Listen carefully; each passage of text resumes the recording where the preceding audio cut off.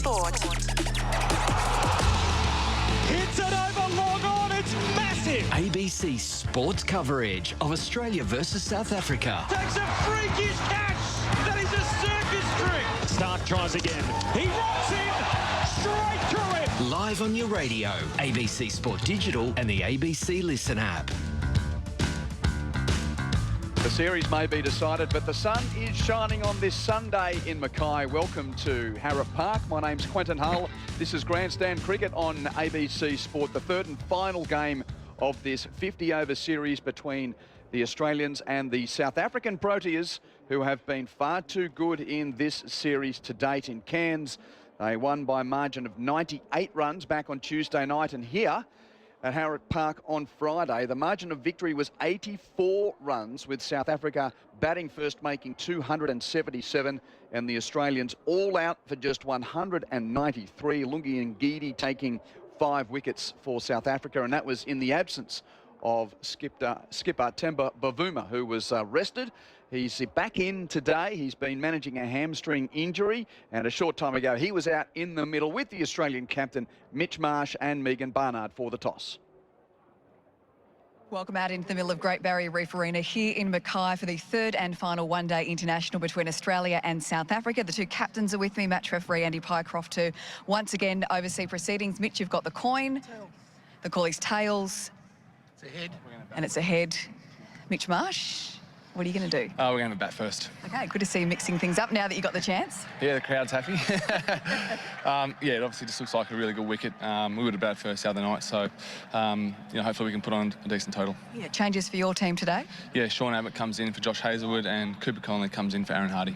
And the series has gone South Africa's way, but how important is it to try and get a victory in this third and final game? Yeah, it's really important to us as a team.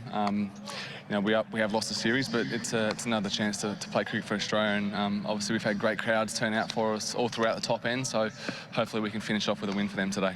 Good luck today. Thank you. Tamba, welcome back. What would you have done? Would have been nice to bat. Wicket does look a little bit on the drier side, not much grass. But with that being said, we obviously have the job now with the ball. Hopefully I can spin a little bit more here during the day, but we'll have to assess and see what our skills say. Tell us about your team for this third game. We got a couple of changes. Nandre and Lungi, they rest more from a workload management point of view. Breska as well. I come in for Breska. He's also being rested more for precautionary. And the series is yours, but how motivated are you to try and get that clean sweep today, something that South Africa hasn't done on Aussie soil in this format before? Yeah, I think there's obviously that to it. I think more within the team in terms of our journey, where we want to be. It's all about, every day making sure that standard is up there, playing close to our best cricket. So today will be another opportunity for us to do that. All the best. Thank you. So the news from the middle is that Australia has won the toss and elected to have a bat first. Thank you, Megan. And you could hear what is a sold-out crowd here in Mackay, really happy to know that the Australians are going to be batting first in what are perfect conditions. It's the same pitch that was used on Friday, expected to perhaps be a little bit more conducive to spin and a little drier, but there's wind coming off the ocean. It's a mid-20s day, a few fluffy clouds in the sky, but generally it feels very much like a cricket day, even though we are still in the officially last week of winter. So the Australians, Sean Abbott and Cooper Connolly coming into the team for Josh Hazlewood and Aaron Hardy. It's Marsh, Head, Labuschagne, Green, Inglis, who will keep again today, Carey, Connolly, Bartlett, Abbott, Ellis and Zampa. While for South Africa, as we mentioned, Temba Bavuma was always slated to return to play this game after he didn't play back on Friday night. So Bavuma, Corbin Bosch, and also Kawena Mapaka coming into the team, the left arm quick, with Breetska, Berger and Ngidi rested from Friday's team. So it's Rickleton, Markram, Bavuma, Dezorzi, Stubbs, Brevis, Mulder, Bosch, Maharaj, Muthusamy and Mapaka.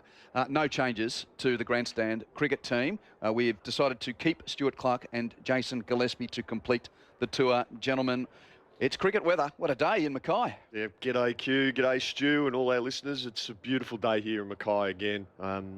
Sellout, as you mentioned. very exciting, and I know the crowd probably be a little bit disappointed that Australia haven't been able to win the series, but as Mitchell Marsh said, it's another opportunity to play for Australia and an opportunity to try and get a consolation win. What can you get out of these games, Stu? How are you? G'day, Q. G'day, everybody. Cracking day up here in Mackay. What can you get out of them? Well, Australia, a bit of pride, I would have thought. Their first two outings have not been where they've wanted them to be, so they'll be desperate. They don't want to get clean swept in a series ever. They don't want to lose a series ever, but that horse has already bolted. So for them, it's about putting a good performance in, giving the fans, as you said, Q, they're flooding in, and the crowd's going to be full very shortly, giving them a spectacle because, they're the shop front window, aren't they? People want to see them. People want to see them do well. And what about the changes to the Australian team? So no Hazelwood, no Hardy. Abbott comes in as the specialist seamer, and Cooper Connolly as the young talent who does a bit of everything, including being a damaging bat and bowling his left arm spin. Yeah, I'm not surprised with those changes. Hazelwood, for me, that's quite an obvious one. Big summer coming up. He's played a number of games. Give Sean Abbott an opportunity, and I'm not surprised at all that Aaron Hardy has made way. He's kind of struggled to have an impact, hasn't he? Looks like the South Africans have been targeting him with the ball.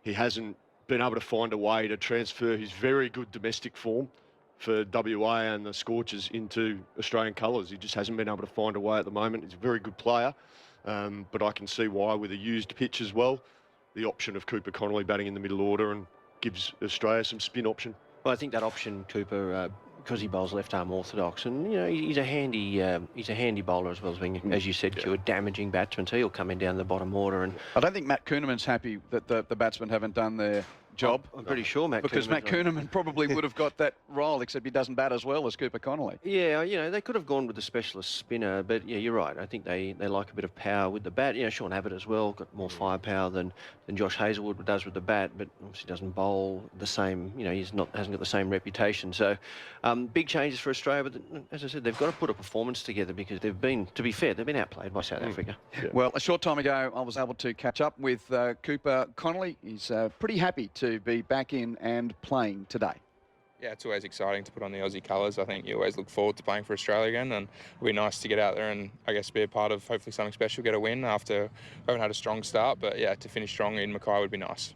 And you've had some interesting experiences in one-day cricket so far. It'd be nice if you can get in there and get some runs. That's probably the one thing that's eluded you in the 50-over format to this point. Yeah, it's always nice. You look back and you reflect, but yeah, I'm just looking forward to getting out there and playing some cricket. It's a new game, it's a new day. Just looking forward to playing some good cricket and hopefully get a win for the boys. So tell us a little of your role for this team. We know that you've got all manner of skills, but in what regard are we going to be seeing you playing your trade more with the spin today or more so with the bat? Hopefully a bit of both. Hopefully if I get the opportunity to bat, I'm showcasing my skills with the bat, and then with the ball, hopefully, I'm playing a role for the team, hopefully getting a wicket or two, or playing another role, just being, I guess, tight with my bowling and, just producing some pressure and creating wickets. The turnaround's pretty quick from Friday night, so how much do you look at what hasn't worked in this series so far to try and get a good result today? Yeah, I think it's obviously everyone has their own reflections. I think the boys would have been through them over the last sort of 24 hours, but I think it's a new day as I've said. But I think the boys are just looking forward to hopefully giving them Mackay fans a win, and I think there won't be too much reflection on the last two games. Obviously, it didn't go our way, but I think we're just looking forward to playing some good cricket today and hopefully put on a show. How are you feeling about your game? Because you're certainly jet-setting around the world and sort of playing matches here and there, a bit of stuff in the West Indies for Australia, and played some Major League cricket over in the US as well. What was that experience like? Yeah, very good. I think whenever you're playing cricket, it's always nice. You're ticking off some things. The American League was really good for my cricket. Had some great coaches around, including Shane Watson, Ben Rohrer, Cam White. So just learning off them, learning off different people, hopefully sort of can add some small things to my game, which will increase sort of my experience and exposure to cricket. But the experience I'm getting around the world at the moment is, it's something you dream of as a kid, to play cricket around the world. But especially in the winter time, it's nice to be out playing cricket. Have you been able to sort of knuckle down on your craft? Because we see that obviously you're a young player that's still developing, but you've got to bounce from format to format, from conditions to conditions. So how are you as a young man still trying to hone his craft? How are you balancing those two parts of being a young cricketer? Yeah, look, it's understanding what works for me best, and I guess taking advice from other people and how they did it. And I'm 22, so still trying to figure it out, but it's just about trying to learn that as fast as possible. I feel like I'm getting a lot better at that, but it's just about, I guess, taking as much information from the experienced guys and seeing what they have and seeing what they've done to be able to be so successful in, I guess, all three formats. But yeah, just making the most of the people around me and the coaching staff. So not only a game today, but you've got some more Australia A stuff coming up as well. The white ball format, well, the 20-over guys go to New Zealand, but you're not going there, you're going to India. Yeah. Oz A in India, which would be nice. Great experience. Spinning conditions, it's always tough over there, so it'll be nice to get that exposure. I've been to India a couple of times with the RMRF, but yeah, looking forward to getting some more exposure there and trying to work out my craft in India. So, I mean, that's part of the balance, isn't it? You'd obviously love to be wherever the Aussie senior team goes, but you're happy enough to be going there and doing a bit of work in conditions which, well, we hope to see you in some bigger cricket in India in years to come. Yeah, it's always nice, especially with a couple of subcontinent tours coming up. It's nice to get that exposure, probably a couple of years out. But yeah, I'm looking forward to getting over there, playing some cricket. It's going to be tricky. I've been there before, I understand it's tricky, but I think it's just about learning my craft, learning what's going to work for me over there, and especially going over there with my bowling. See what bowling gives to me. I'm looking forward to getting that exposure to my bowling and bowling a few more overs. How many nights have you slept in Perth in the last 6 months? 8. Oh, wow. So you were able to work it out. I didn't think it would be many, but it's only a week and a bit. Yeah, a week and a bit. I'm not complaining. Some of the other boys have had longer stints, so I'm actually happy to be on the roads playing some cricket. But yeah, for some of the other boys, it's been a short turnaround for them. Well, it's an exciting opportunity for you today. Good luck, Cooper. Thanks for your time. Thank you. Cooper Connolly, the young man from Western Australia who made his test debut earlier this year as well in Sri Lanka. He's certainly seen as a future part of all Australian cricket teams at the moment. I was speaking to him just before we started on air here. Quentin Hull and the team with you in Mackay. Australia's going to bat first, having won the toss. And just before we go into the South African camp, I've got Stuart Clark and Jason Gillespie here as well. Some breaking news around the Australian team. Lance Morris, the West Australian quick bowler, is out for 12 months. He's going to have surgery on his back. So he's been in and around the Australian squad for quite some time, and all of those hopes that he was going to get his body right and perhaps feature in some red ball cricket, not only in the white ball form of the game, but he's got lower back soreness, which flared again during this white ball series against South Africa. He's gone back to Perth for consultation, and it's now been decided he's going to head to Christchurch for the renowned surgeon Rowan Shooten to have a lumbar bone stress operation, expected to be at least a year out of the game. Stewie and Jason reacting to that news. It's very sad for him because he bowls good wheels, and there's a lot of talk of him playing in the red ball team for Australia and also Western Australia. Interesting, they've gone down the same thing Cameron Green's had, I think, in the last. He's been out of action bowling wise, but it must clear it up. I don't know a lot about the renowned surgeon, but he seems to have done a lot, and that's happened to a lot of bowlers over the years. I know I didn't ever have it done. I don't think you did. No. So, but it seems to be the way they deal with it now, more so than anything else. Yeah, I mean, it's a real blow for Lance and for all his supporters and the Australian public. We want to see the best players, the fast bowlers coming in. The sympathy that you and I, Stu, have got for him is huge. Obviously, being fast bowlers ourselves back in the day, we know how much of a blow that is, spending time out of the game. You just want to play. You want to represent your state. You want to represent your country, and it's a real blow. And hopefully, fingers crossed, we'll all be thinking of Lance, and hopefully he can be back in that 12-month time period and back doing what he loves. Do you know PARS stabilisation surgery? Well, I remember having PARS defect, which is it's kind of a calcification of in your lumbar spine, and that's my understanding of it. Okay. We might have someone text in and give us a bit more specific. Every time you got a scan and you had back issues, you had some sort of PARS issue. I don't know. I couldn't sit here. I've never been to medical. No, I thought I'd ask because you guys are, of course, part of the cartel. We've all had it. We've got them now. I got to a point, Q, where I stopped getting my back scanned because it would just light up like a Christmas tree. So I just thought, nah, I'm not going through that. Just in all seriousness, that's what used to happen. Like your back would be sore and you could play or you couldn't play. And the more scans you had, the more they told you there was something wrong. And it was like, but I just want to play, and it's a different time and a different era. So, well, we're speaking about fast bowling, but spin's been a big part of these 250 over games. 18 of the 38 wickets that have fallen in the 2 games have fallen to spin. I wonder what impact it will have today. We were able to catch up with the South African left armer Senuran Mutasami a short time ago. Yeah, it has, most certainly. I think we managed to realise that quite early on. We probably in the coastal parts of Australia, and I think at the time of the year it's probably a little bit more conducive than usual. And yeah, I mean, credit to the guys. I think when whoever's bowled and whoever's played, they've really put their best foot forward and done the job for the team. And I mean, to be honest, with spin bowling, you got to have the runs on the board as well. So kudos to the batters for getting that job done so far. Well, you're doing a job with your cricket, but also you're just telling me this is your first time in Australia as well, playing cricket for your country. So how's the experience been?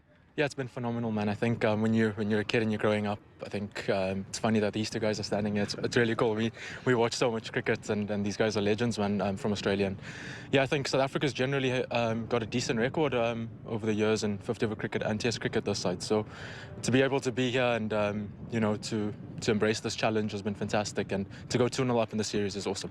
What are we expecting from this surface? Obviously, it's the same surface that was used the other night. So are we expecting a little bit more spin to come into play, you think?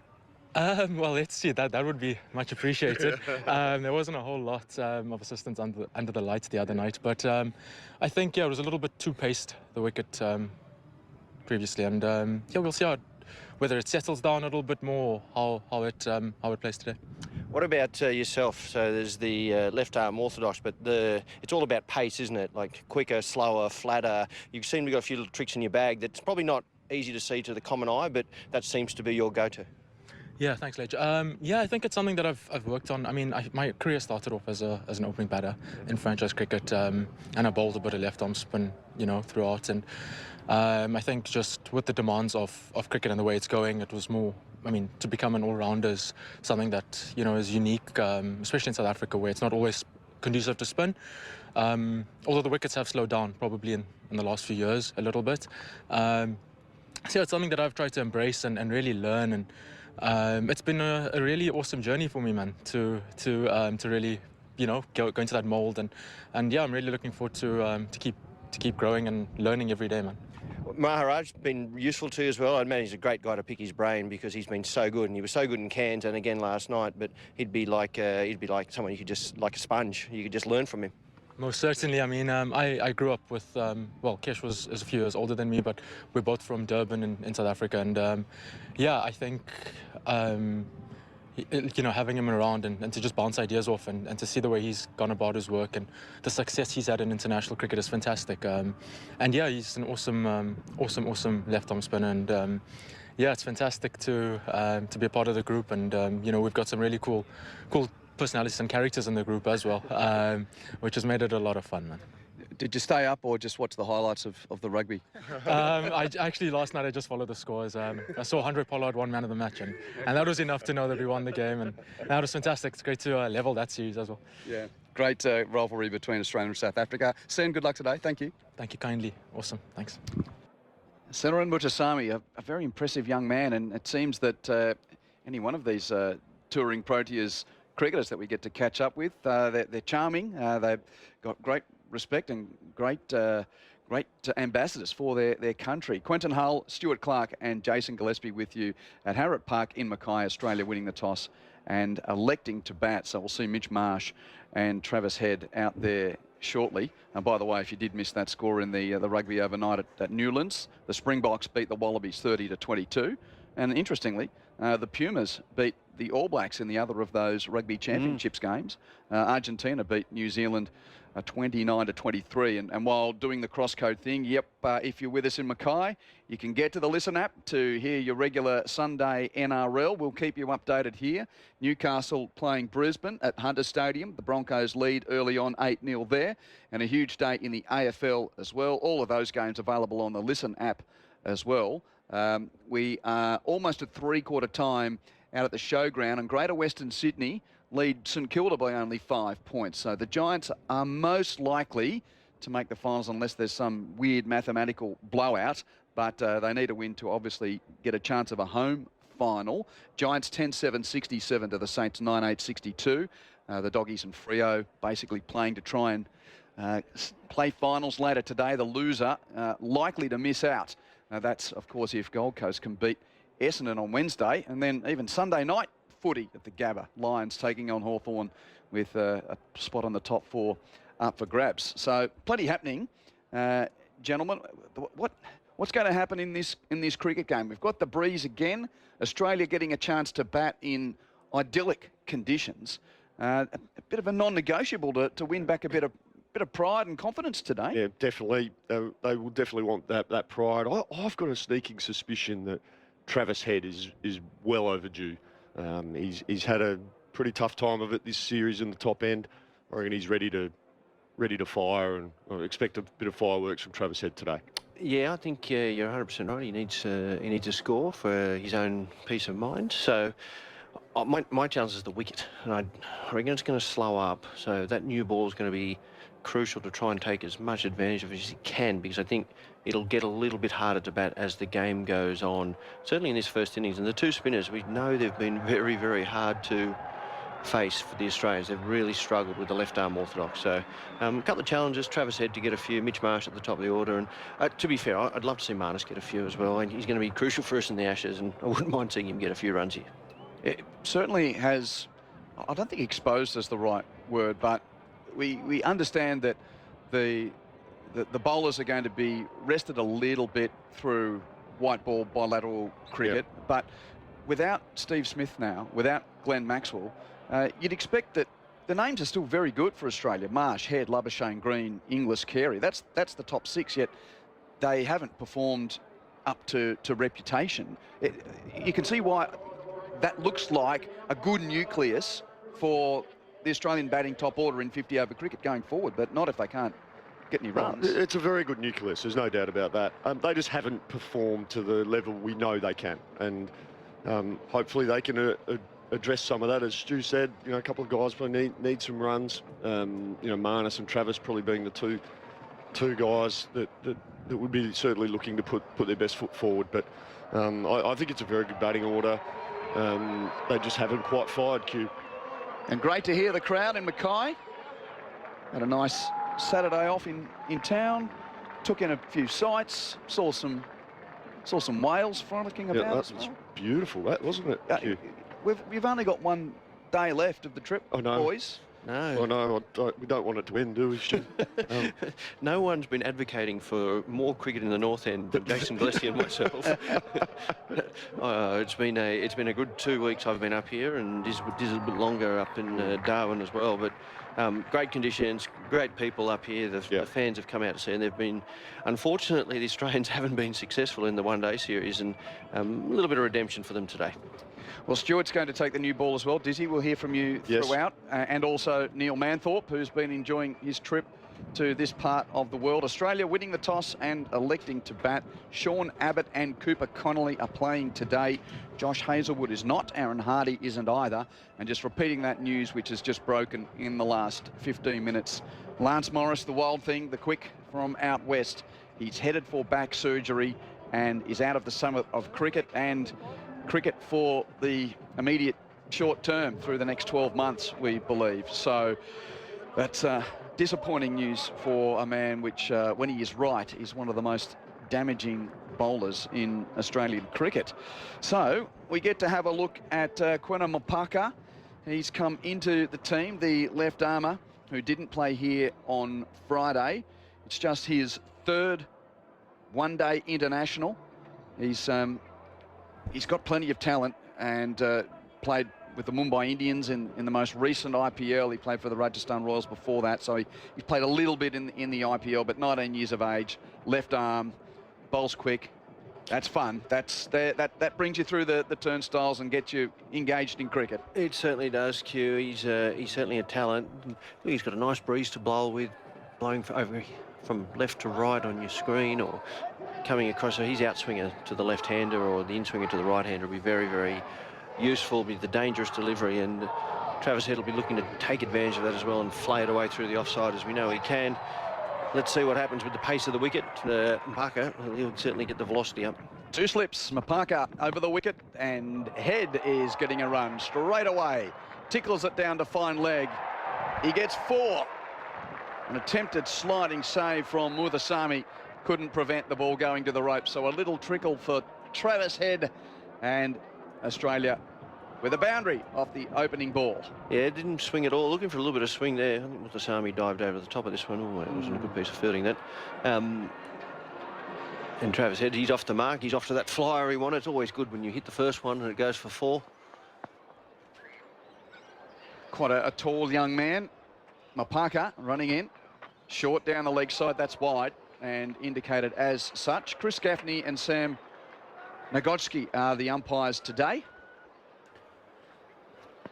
Just looking at that one, didn't really carry through off the surface. A little bit, yes, the same surface we played on the other night, so you'd imagine it's a lot drier than what it was. So Parker needs to find that length. He banged that one in. It was short down the leg side. Haven't seen any real swing yet either. Running in from the northern end, the Reef end, bowling to Head, tries to cut off the back foot and bumps it to Brevis at backward point.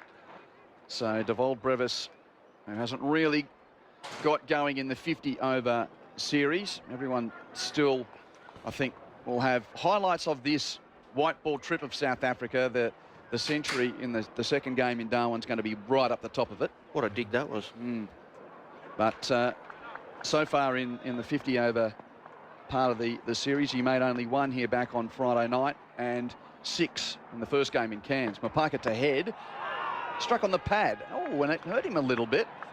He tried to turn it on the onside, Travis Head, and then just limped a little to the leg side. May have struck him amidships. Oh, midships, missed that inner thigh guard, hit him on the inner thigh. He's Mitch Marsh is not really giving him any sort of, he's just standing on his bat down the other end, sort of fend for yourself. I think it hit him on the, just in between the pad and the thigh guard. There's usually a little gap there, and I think it just hit him on that. And he's hobbling about.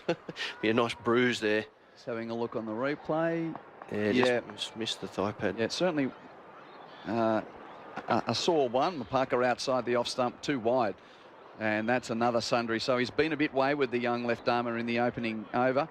Couple of wides, none for 6. Hasn't quite found his line, has he? He's just been a little bit, it's a bit stiff, that one. Like, that's gone over the top of the blue line. Umpires, no leeway.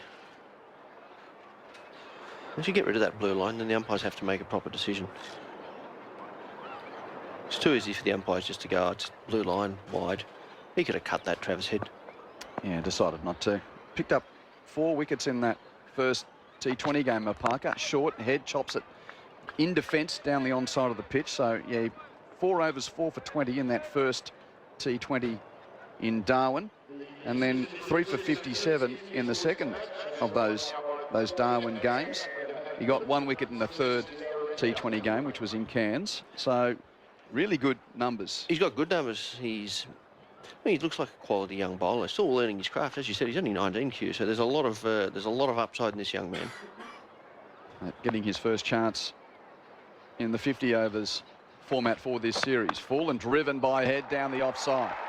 Not with the best timing. He is hobbling, Travis Head. It's gone for 4 to a straight long off, but he didn't really look fluent at all running down the pitch after striking that away. He didn't look like he could run more so than anything else. He looked like he was hobbling down the pitch, but I don't know if he overly timed that one, but the outfield here again, when he walked across it this morning coming to the ground, it is like carpet out there, and as soon as that ball beats the infield, it's going to race away.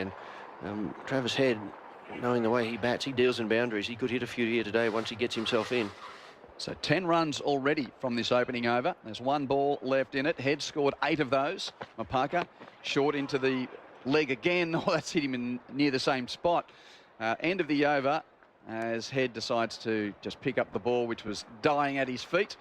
10 runs from it, with Australia winning the toss and electing to bat. Quentin Hull and Stuart Clark with you for Grandstand Cricket on ABC Sport. And that was just the start they wanted, wasn't it? Just 2 boundaries in the first over. The Australians got themselves off to a little bit of a flyer now. Look, Parker's young, and we didn't have Berger. Guinea's not playing, so the Australians could really get on top of a pretty inexperienced bowling line up here. And if they get themselves in, they could post a really big total. The key will be the 2 spinners, won't it? Well, you'd think so. And I've got Vian Mulder sharing the new ball. I dare use that term, of course, that he's got a different ball, but he's going to be opening from the airport end. And just repeating, so these cricket balls are used one from either end up until the 34th over, and under the new regulations they then choose the ball which is going to be used for the 35th over onwards. So Marsh is on strike, 1 slip, he drives off the back foot and beats cover point. Races across that slick outfield to the boundary rope in front of the sports club on the western side of the field. 1 ball faced, 1 boundary for the Bison. Yeah, back of a length. Mitchell Marsh just stood up on it nice and tall, punched it away in front of cover point. Lovely looking stroke. Not express pace, and Mitchell Marsh, good player. You can see there, just he's a big man, can get on top of the bounce. It was a good effort by Stubbs at cover point, but 88 in the first game, but just 18 back on Friday night. Marsh, as he's defending Mulder back down the pitch, doing his best to lead a team which it must be tricky. Even you were having a chat to him after the game the other night. So this is now his 12th one-day international as captain of the team. But really, it's still, when they get to the big tournaments, Pat Cummins comes in and captains the team. It's got to be tricky in that regard. Well, what does he call him, the stand-in captain? He's a captain of the T20 team, so he's got captain's experience, but at the moment he's got to just think of himself as a batter. Order to him, and Marsh pushes to mid-off, no run. Even Ricky Ponting used to talk about this, that yes, I'm captain, but when I go out to bat, I'm just a batsman. Steve Waugh used to say the same thing, that it doesn't matter if you're captain or not, it shouldn't change the way you bat. Yeah, it comes with a little bit more expectation and all the rest of it, but the reality is you're just #1 in the batting order. Aidan Markram is the sole gripper, just to the right of keeper Ryan Rickleton. 4 on the offside, 2 on the on in the infield. Deep third and deep square are the 2 boundary riders. Mulder to Marsh again, just pushing into the offside where Tony DeZorzi comes in and does the fielding. Score at none for 14. Australia will take a little bit more dynamic attacking batting second, trying to chase down the runs. Now that they're setting a target, and you've got to remember, they haven't set a target, and they haven't batted first in a long time, and certainly under Mitchell Marsh's leadership. Will they just take a step back a fraction just to try and build a little partnership, or do they go out as hard as they've been going out? Mulder, straight approach, right arm over the wicket. Marsh walks at him, drives off an inside edge to mid-on. Maharaj does the fielding. No run. Yeah, well, on a day like today, just walking in, I was thinking, boy, it's a good day to bat first. Beautiful conditions. Bat first, eh? Oh, yeah. Good day to bat first.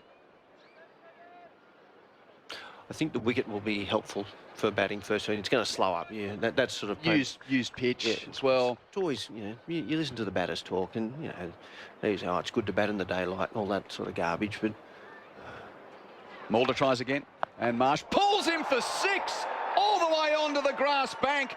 Oh, and a patron in a green t-shirt and a big hat came racing forward and has dropped the chance about 10 metres beyond the fence. That flew off the bat from Mitchell Marsh. Australia none for 20. That's the end of the second over. Tell you what, that gentleman sitting down in the crowd, he leapt up really quickly, moved sharply to his left, got there in plenty of time, spilt it. He disappointed with himself down there, but what Mitchell Marsh, just back of a length, he's a good player of the short ball, typical Western Australian, bang it in, and he just hit it with all his might, clean as a whistle, and Which is a bit different too for the Australians to have a guy like Viam Mulder, with no disrespect to him, but you've Rabada injured, not playing in the 50-over series, and Geedy rested for today. It's not the top pace attack for South Africa. Mapaka starts the third over outside the off stump. Head cuts without timing to Dezorzi at cover. Yeah, you're right. It's not their premier fast bowling lineup, so the Australians will feel as though they can get on top. They started very, very well. 20 in the first 2 overs. So the Terry Hayes grandstand, which is down at the airport end, it's one of the older grandstands, absolutely full there. The new facility at the northern end, it's chockers. Mapaka over the wicket, head drives and gets it through cover. Just a push which races across the grass for 4. That was nothing but a defensive prod into the offside. It almost accelerated on its way to the boundary rope in front of the sports club. None for 24. I was going to say, I think the outfield's actually got quicker, which is amazing in itself, but there's no moisture and there's no water in the surface at all, and the Australians getting an opportunity to bat first. But you're right, it was just he just almost just defended it into the gap, and it was 4 from the moment it hit the bat. So none for 24 midway through the third over. Headways from Mapaka, short, he punches off the back foot, this time doesn't beat the infield. Markram makes a tumbling save going to his left at point. He's keeping the slip in, is Bavuma. He's thinking he needs to take a wicket. I don't disagree with him there. He needs that catching man, so if he can pick up a wicket, little outside edge from Travis Head, fly away, good catch, that'll put the South Africans on the back foot. Sorry, the Australians on the back foot, but there will come a point in the not too distant future he may need to clog up that offside a bit more. None for 24, heads on 12, short, and he almost hits Mitch Marsh, clubbing the ball down the onside of the pitch to long on for 4. Marsh at the non-striker's end had to take evasive action. I don't think that's where it was intended to go, but it was just a mauled swat from Travis Head. Another boundary. I don't think he meant to hit it there, to be fair. He actually tried to hit it through the offside and it got stuck in the surface. And it was an odd looking shot because it was cuttable for more than anything else, and it ended up going through mid-on. And yeah, Mitchell Marsh had to sort of put his arm and bat carrying arm out and let the ball go in between his arm and his body. None for 28. Short from Mapaka, hit for 4 through backward point. A bit more traditional cricket stroke, that one. Head on his toes, playing with the open blade through the offside. This is a rocketing start from the Australians. 32 without loss.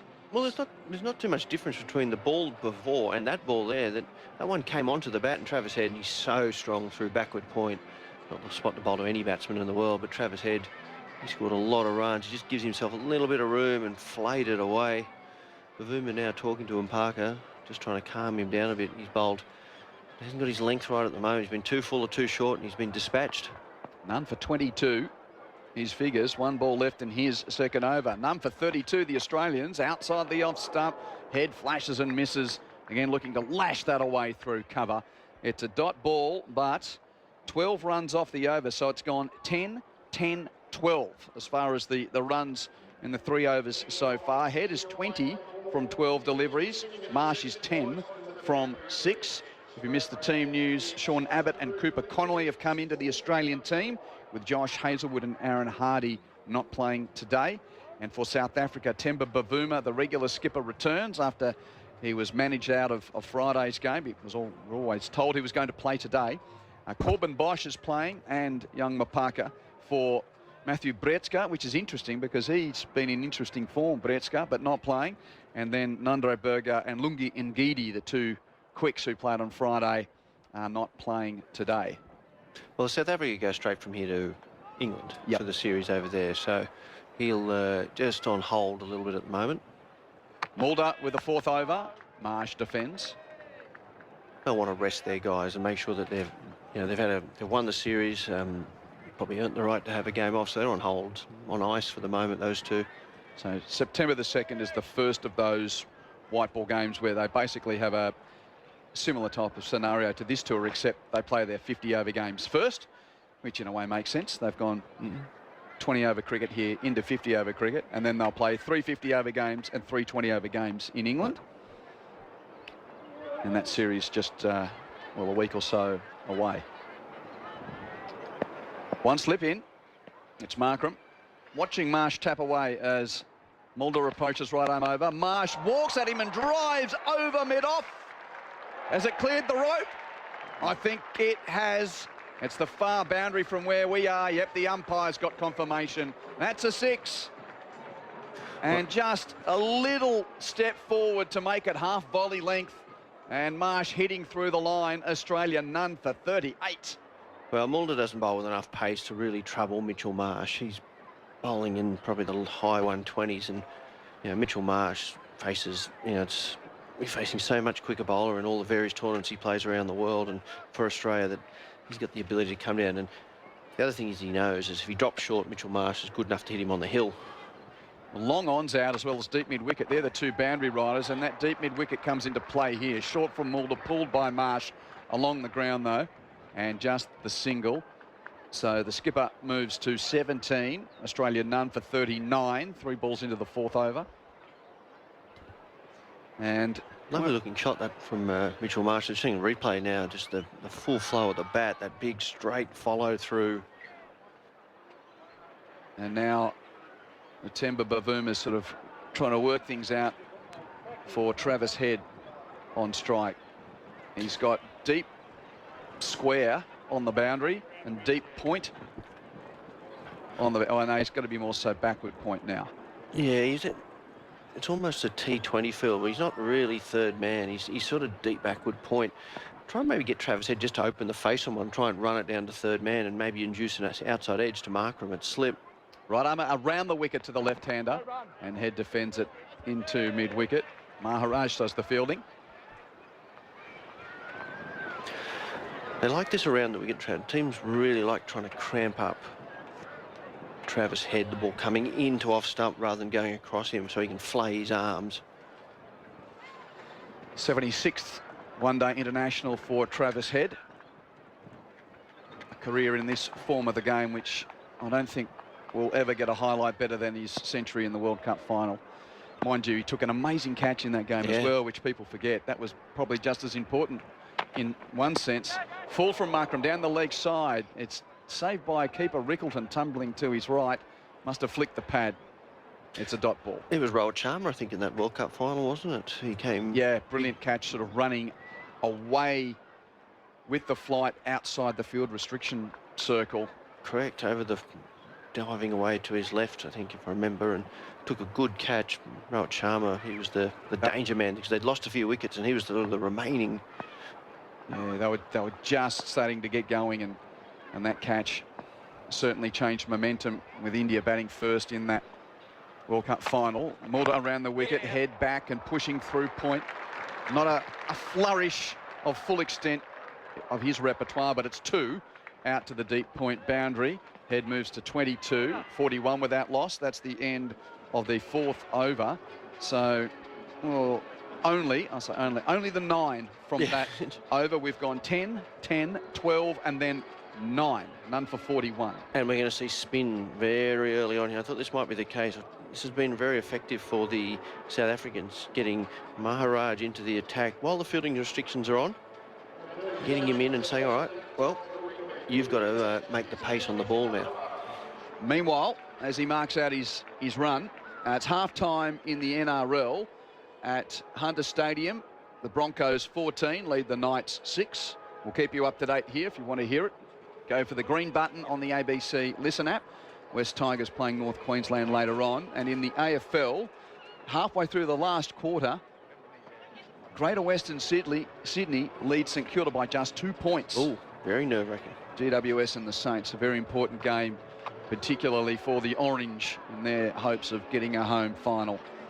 So Maharaj from the northern end.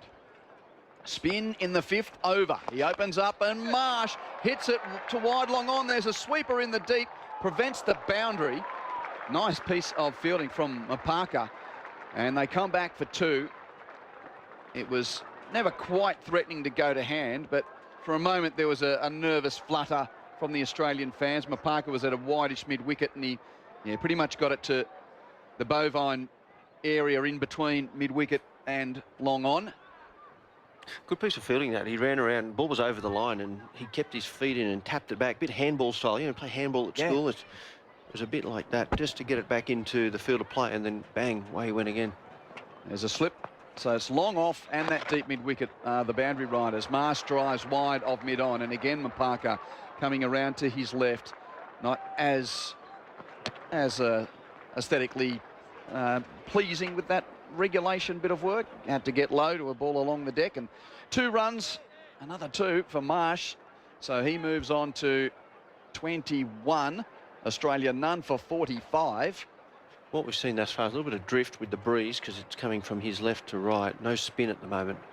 Lefty around the wicket. Marsh is hit on the pad playing back, but it was well outside leg stump. Bowler didn't even go up in appeal.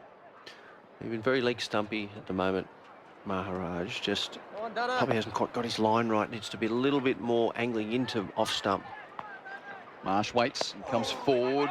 Defends off a leading edge to short third. So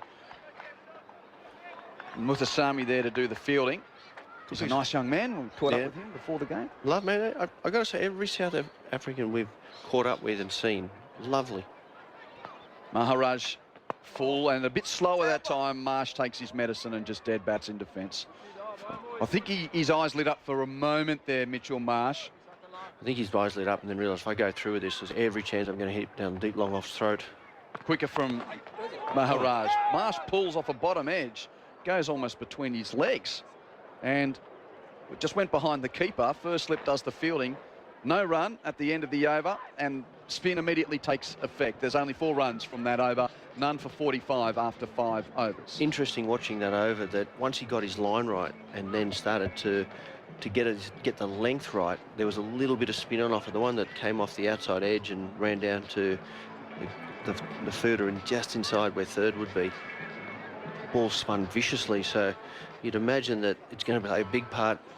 Muthusamy, Maharaj, Markram, I think you'll find they'll bowl 30 overs between them.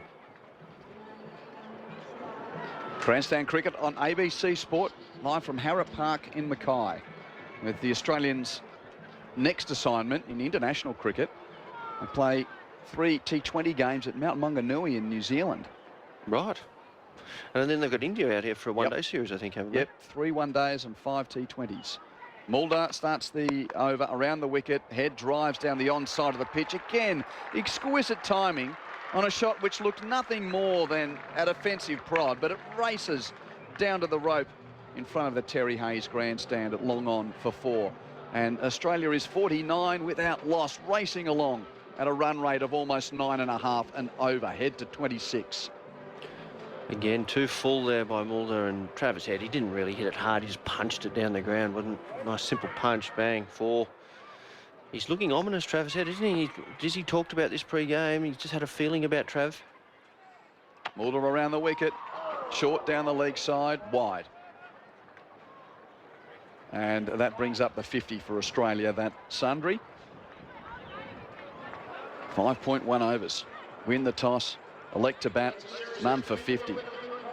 Exactly what the Aussies were hoping for. And I'm pretty sure the fans will be enjoying this as well. Getting to enjoy their Sunday afternoon with the Australian cricket team in town. So Mulder tries again. Head with bat raised. Lofts him over deep backward square for 6. 10 rows back into the new grandstand. Just picked it up and plonked it over the rope, over the fence.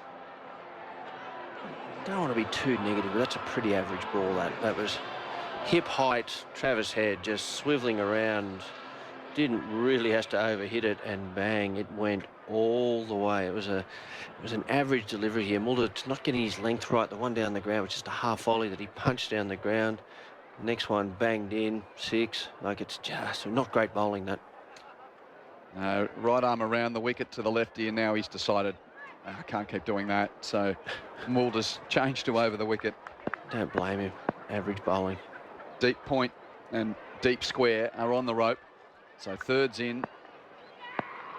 point, extra cover, mid-off, mid-on and mid-wicket. Mulder to Head, who clubs him off the inside bottom portion of the bat down to long on for a single. Again, looking for the heave, but mistimed. That still gets a single on the miscue to mid-on and will keep the strike. Australia through 6 overs, none for 50. Oh, not through 6 overs, in the 6th over, none for 57. Head moves to 33. He's faced only 18 balls and now Marsh on strike. I think the only downside for Travis, he looks a bit sore with that leg. Yeah. The ball hit him on the leg and he's not moving very well at all. In the first over, sort of, you're right, it was above the flap of the pad, but beneath the padding of the thigh pad in that fleshy exposed zone. Marsh faces Mulder and defends on the onside. Yep, is the call for a quick single as it trickles just to the left of mid-wicket. Mulder's going to have to find something different here. He's going to have to use some variation in pace or slower balls or just change things up because he's very one pace at the moment and wicket's very flat. If anything, it's gripping in the surface with spin, so some cutters or something like that might be useful to him to try and just induce a false stroke. Travis Head's looking very, very ominous at the moment. He's picked up the pace and the length very nicely. I'll tell you what, how many cricketers do you know that have scored a 300 in a test match but also opened the bowling in international cricket? Vian Mulder bowling to Head, nicks him through the vacant slips cordon. Third man's up, so it races to the rope for another boundary. Travis Head putting on a show in Mackay, 37 from 19 deliveries, none for 62.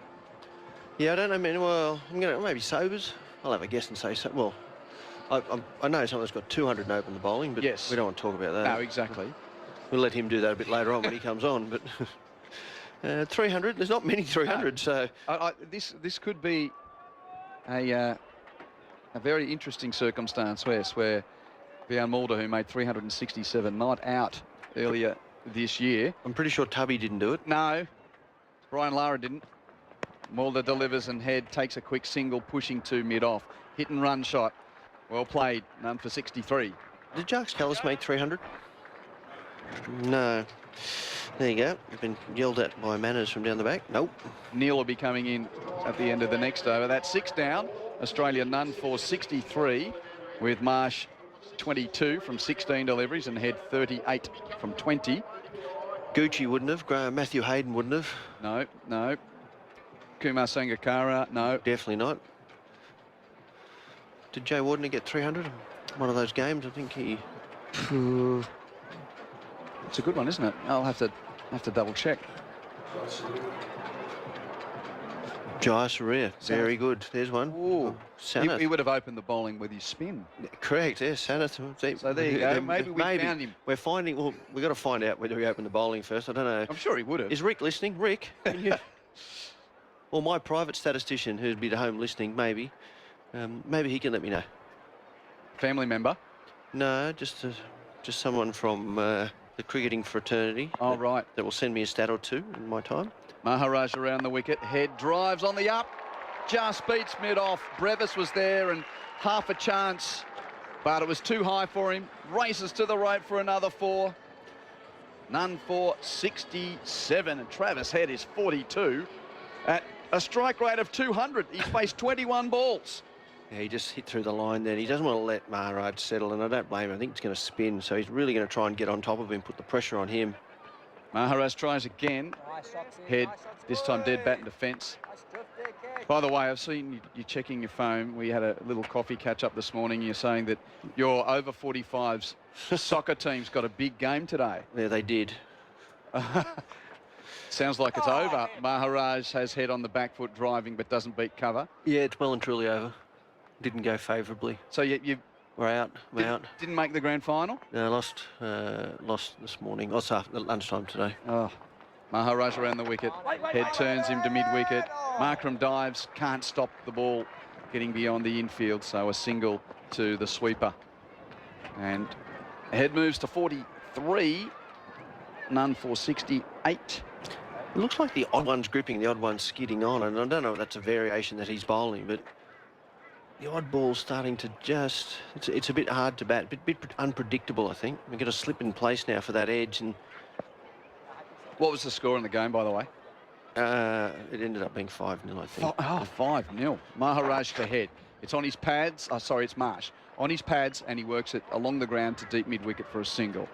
I think it was 1 or 2-0 with 20 minutes to go, and we may have sort of flooded the forwardy type area just reading the messages that are coming through. Gone for glory. Well, it's no point coming second in a final, is there? No. Oh, well, what might have been, Stuart, at least you're here with us in Mackay watching the cricket. And a pretty good show from the Australians with the bat. End of the over, Maharaj full head, drives along the ground to long on. And another single, 10 and over. Here's the run rate.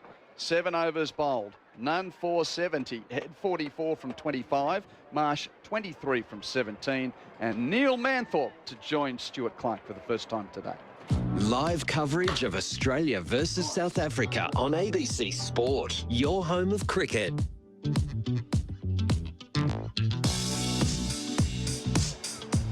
Thank you very much indeed to Quentin Hull. Well, it's interesting that South Africa's coach Shukri Conrad said before the start of the ODI series that he wanted his team to play with the same intensity with which they played T20 cricket.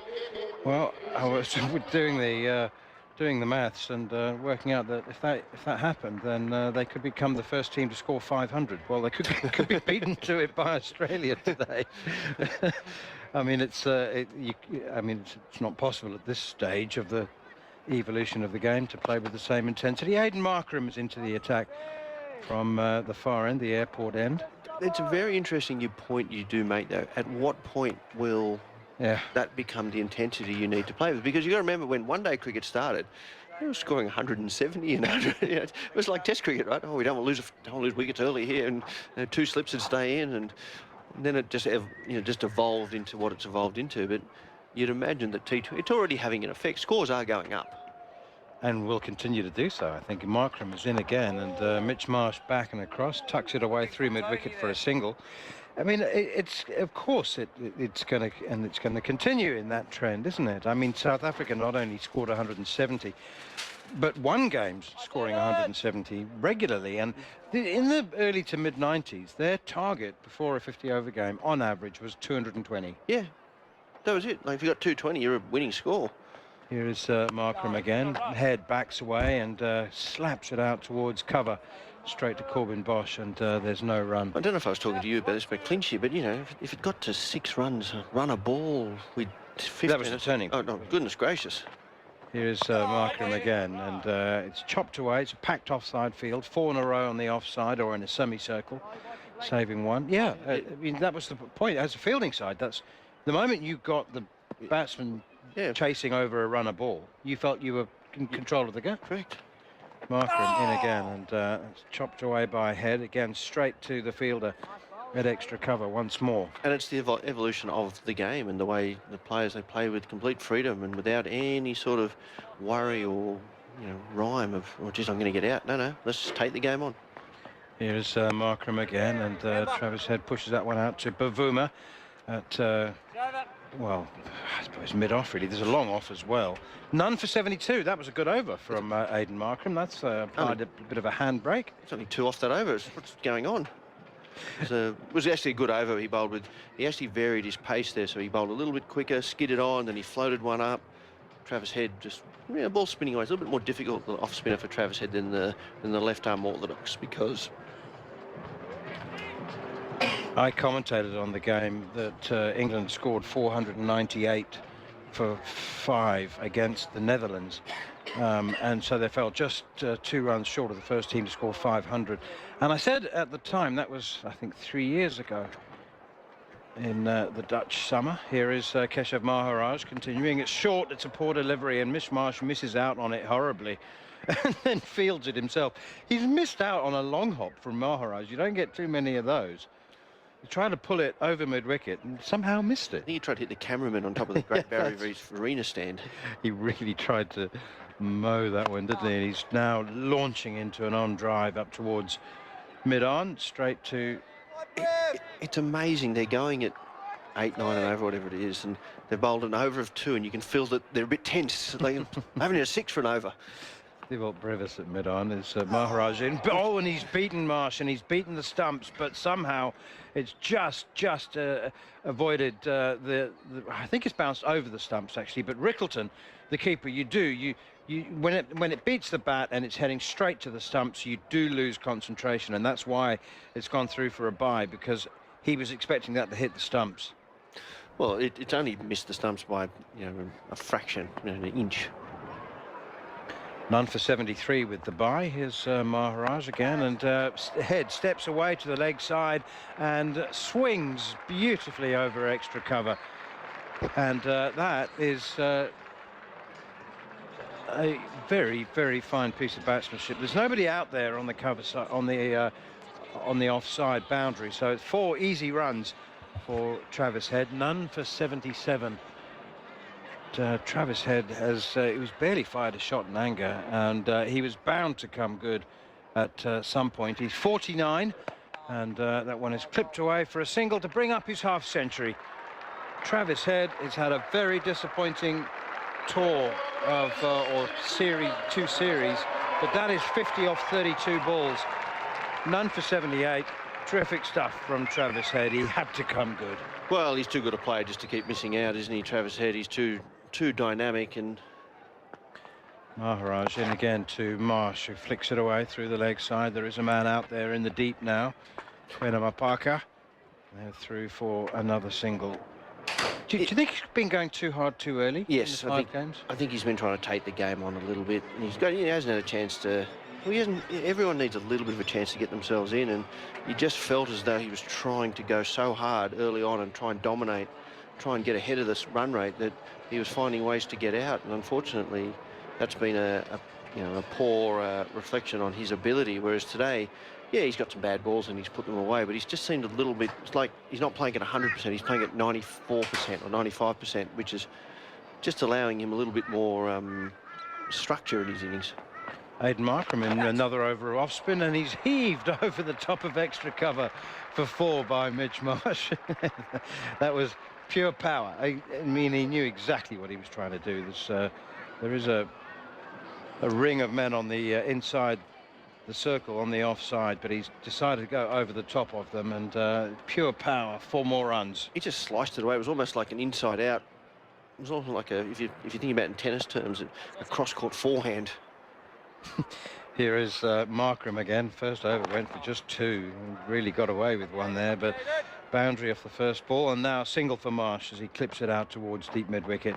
Australia made an absolutely sensational start, flying start, and there's you sense, none for 84, that there might just be a little bit of anger and frustration in the way that they've started. They've been really cross with themselves after 2 modest batting performances in the first 2 ODIs, as Markram's in again, and Travis Head pushes it down the ground towards long off. And yeah, they just I think they went to, well, I mean, they got Maharajed in the first game, yeah, in dramatic fashion, but they didn't do themselves any favours, I don't think, either. Yeah, they've batted second a few times. This time they've got the best of the conditions, I believe. Here's Markram again, and that's a quick one, and it's a good delivery. It might just have turned as well. Marsh was backing away to give himself some room to hit through the offside, and it spun back in towards him. And gripped at the surface, didn't it? Yeah, it got stuck. Well, the groundsman did tell Quinton that it would turn. He thought it would turn in the second game. Coming towards the end of the 10th over, as Markram is in once again, and Marsh back and across, single out towards deep mid-wicket. And they trot through. None for 85, Australia. He's bowled, he's gone for 7 or 8 off this over. I'm not sure if that's a good or a bad over these days. It's better than 12. Yeah, exactly. But he bowled 2 in the. It's a 50-50 over the way this game's going. Here is Markram again, bowls quicker one, flatter, and certainly it was angled in towards Travis Head and tucked him up for room a little bit. And there's no run. The over comes to an end, as does the first power play. Australia winning the toss. Temba Bavuma said that South Africa would have chosen to bat first as well. He said it would have been nice to have a bat. Travis Head is 51 off 33 balls. Mitchell Marsh has 31 off 26. And, well, it's been a really outstanding start from Australia. And yeah, I suppose we need to be wary of predicting it is a little bit too early. And I mean, nothing wrong with mentioning 400. it's a perfectly reasonable thing to do, I think, with batting lineup that's been strengthened. I think here is Keshav Maharaj again, and that's driven down the ground down towards long off. It's fielded by Corbin Bosch, and they go through for a single. A couple of changes in the Australian lineup. Aaron Hardy and Josh Hazlewood left out, replaced by Cooper Connolly and Sean Abbott. So I think that does mean it's a slightly stronger batting lineup, a bit more depth there. And if the middle order have a good platform, they've already got a good platform to build on, then they certainly, you can say at this stage, that one is driven by Travis Head out towards extra cover, straight to the fielder, and there's no run. Vian Mulder does the tidying up there. Mulder's 2 overs, pretty expensive, as were Quenema Parker's first 2 overs costing 22. Mulder's first 3 overs cost 33.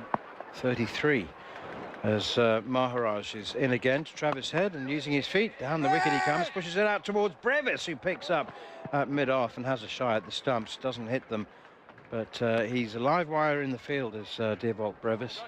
It's another single, none for 87. Jason Gillespie. G'day Manners, g'day to all our listeners. Solid start here from the Australians. They haven't taken too many risks either. They've just played good cricket shots, haven't they? Well, exactly. They've played good power play cricket shots. They've gone over the top of the infield and know where the unguarded boundary areas are. That one is defended by Marsh, however, out towards mid-wicket. So they're just playing with some sense and caution now that there are a couple more men on the boundary as Marsh comes forward and blocks this one up towards mid-off, and Markram fields the end of the over. I think, Dizzy, I feel compelled to give a shout out to Bailey and Siobhan. I don't know whether we're allowed to mention the hotel that we're staying in, but there's a beautiful garden area with palm trees. Yes. And the wedding reception and that beautiful ceremony. It was a lovely ceremony, which our rooms were overlooking. And I don't know whether you heard Bailey and Siobhan's vows to each other, but it was a lovely, lovely ceremony. It was lovely. So, you know, best of luck to them. Yeah, absolutely. I was I could see through the curtains, and I kind of almost felt like an uninvited guest. So I felt a little bit guilty, but look, they had a wonderful ceremony. There was a lot of lovely people there paying their respects and celebrating. The rest of their lives is as good as the start. They'll have a great marriage. They will certainly, yeah. It was a wonderful occasion, and congratulations, guys. Here's Aidan Markram beginning a 3rd over, short and wide and cut out to the sweeper on the cover boundary. It was a lovely, lovely venue. I mean, beautiful setting, wasn't it? Just superb, and the reception area was. I must say that we were expecting it to be a little louder and longer than the reception. Yeah, that is true. Well, we thought it was going to get a bit raucous last night, didn't we? It didn't happen, though, did it? No, very well behaved. Violins were playing, the ladies playing the violins. Oh, superb. It was lovely, wasn't it? Cello and a violin, beautiful. Really, really tastefully done. Markram in again, defended by Mitch Marsh, behind square on the offside.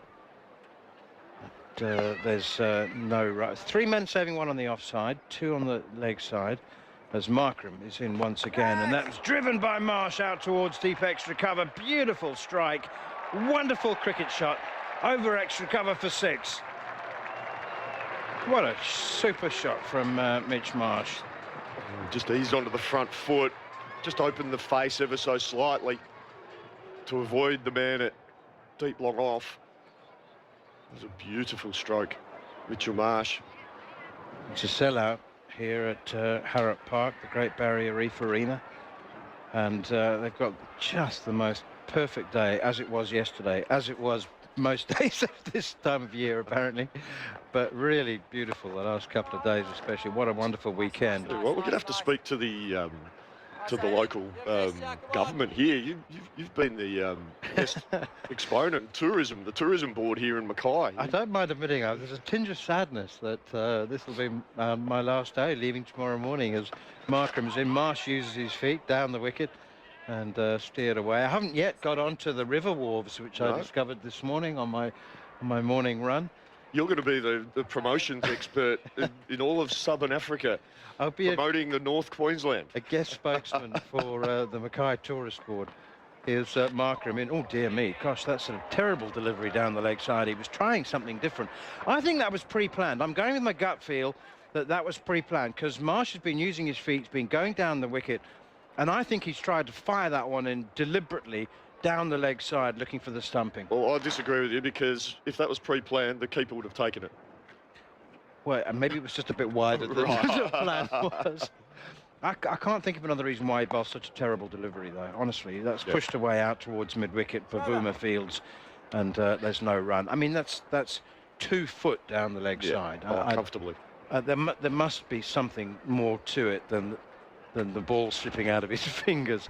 12 overs gone. Australia none for 98. What an outstanding start this is, and what a difference it makes to the likes of Marnus Labuschagne, Cameron Green, Josh Inglis and Alex Carey. You got 100 on the board, and that kind of changes things a little bit, doesn't it? There's an impromptu break here for the batsman, and I'm not surprised. Travis Head's got his helmet off. He's giving himself a bit of a toweling down, and there's a drink as well. Is that Ben Dorsch? I'm not sure why, because they've just been hitting boundaries. They haven't had to do too much running, Manners. It's a warm afternoon, in fairness. It is, yeah. But that's really crept into the game in the last few years. Has been just the number of stoppages in play, breaks. Down the wicket comes Head, completely miscues this, and because he's miscued it so badly, it's going to be no danger. He's looking to go over the top and mid-off. He's got rid of the helmet, by the way. He's got his cap on now with spin at both ends, and he's just chipped it, not deliberately. He's trying to hit it a lot sweeter than that over the top of mid-off. But there's the 100 on the board for Australia, an opening partnership of 100 between Mitch Marsh, who's been happy to play second fiddle to Travis Head, and 2 runs there, the miscue over the top of mid-off. 55 to Travis Head, 38 to Mitch Marsh. Man, as you were saying the other day, that in South Africa you can't bat without a helmet on, is that right? And in England. Yeah, yeah, you have to wear a helmet in any game. But what about international cricket? Well, evidently you can. I think that my understanding, and I'd love someone could text in on the text line, but my understanding is international cricket you can still bat without a helmet on. Well, yeah. But domestically around the world, everyone must wear I don't think it applies to every country. I think it's up to the international board. Okay. That one is driven by Mitch Marsh out towards the sweeper on the cover boundary, Semniran Mutasamy, and they go through for an easy single. I mean, it's, you know, there is an inherent danger if you're a sweeper, particularly if you're a prolific sweeper, that your little top edge onto the nose, that's going to hurt. So the helmet is compulsory. It's clipped away by Travis Head behind square on the leg side. To Zorsey Field, another single. It is interesting you say that, because it tends to be the players, the power players, who don't tend to play the sweep shots and the reverse sweeps. Probably with the exception of Glenn Maxwell. I think Glenn Maxwell's the only batsman who plays a lot of those shots that bats without a helmet on. Maharaj again, and driven sweetly through the offside by Marsh. None for 103. Have you ever seen that footage from the 70s when Michael Holding was bowling to Brian Close at the Oval? And hitting him with every second or third ball. And he wasn't wearing a helmet or any sort of protection. Didn't have a chest guard. Anything. It is some of the most unbelievable footage. It's some of the most fastest, nastiest bowler you'd ever see. And Brian Close had come back in the side. He was like 42 years old. And you saw the photographs of him in the change room after all those bruises on his rib cage. Yeah. It was. I mean, he was a hard man, the late Brian Close. I remember he, when I was coaching Yorkshire in number about 10 years ago, Closey every Wednesday would come in the mornings and sit in the office and just have a cup of tea or coffee with the office staff. And was he intimidating? He was a bit intimidating then. Yeah, he was in his 80s, and he was hello, Mr. Close, how are you? And you know, in his thick Yorkie accent. Yeah, he was. fantastic guy. Just tell stories about back in the day, and because he obviously played at Yorkshire, played at Somerset. I think he led Somerset. I think both of them, Viv Richards, played under him, and they highly respected him as a captain, as a leader. There's a posthumous biography that's been released of him, but the author started writing it while he was still alive. Change of bowling now. Corbin Bosch into the attack for some right arm fast from the airport end, and he was notorious. And he not only did he face fast bowling without any kind of protection, but he even when he was captain, he would always be the first choice as short leg. Yeah. And he, without helmet, without any protection, I think a box, you know, that was the one thing, his concession to the safety of his well-being was a box.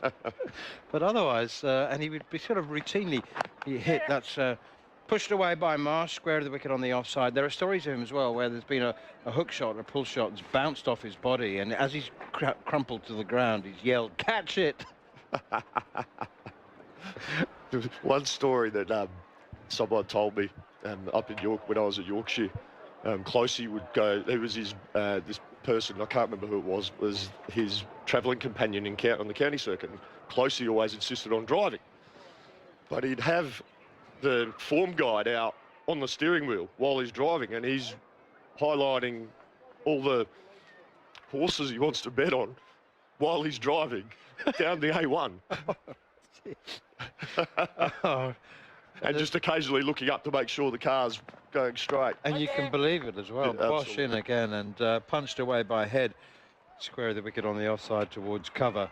And it's fielded by De Zorzi. I mean, you really can. He was such an intimidating and an eccentric character, but also a very, very fine cricketer and a brilliant captain. And as you said, he came back into the England team when he was 42. He made his debut when he was 18, and he holds the record for the longest span between debut and last game. Yeah, right. Wow. It's incredible. Like, 25 years.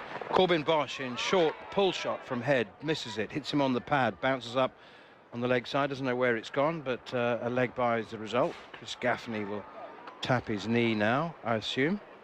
Or maybe there was some glove. There was obviously a little bit of a scratch of the bottom edge onto his pad, so he gets a run. It was nice to meet a number of the South Africans last night when we popped out for a bite to eat. Humble bunch, aren't they? They are a humble bunch.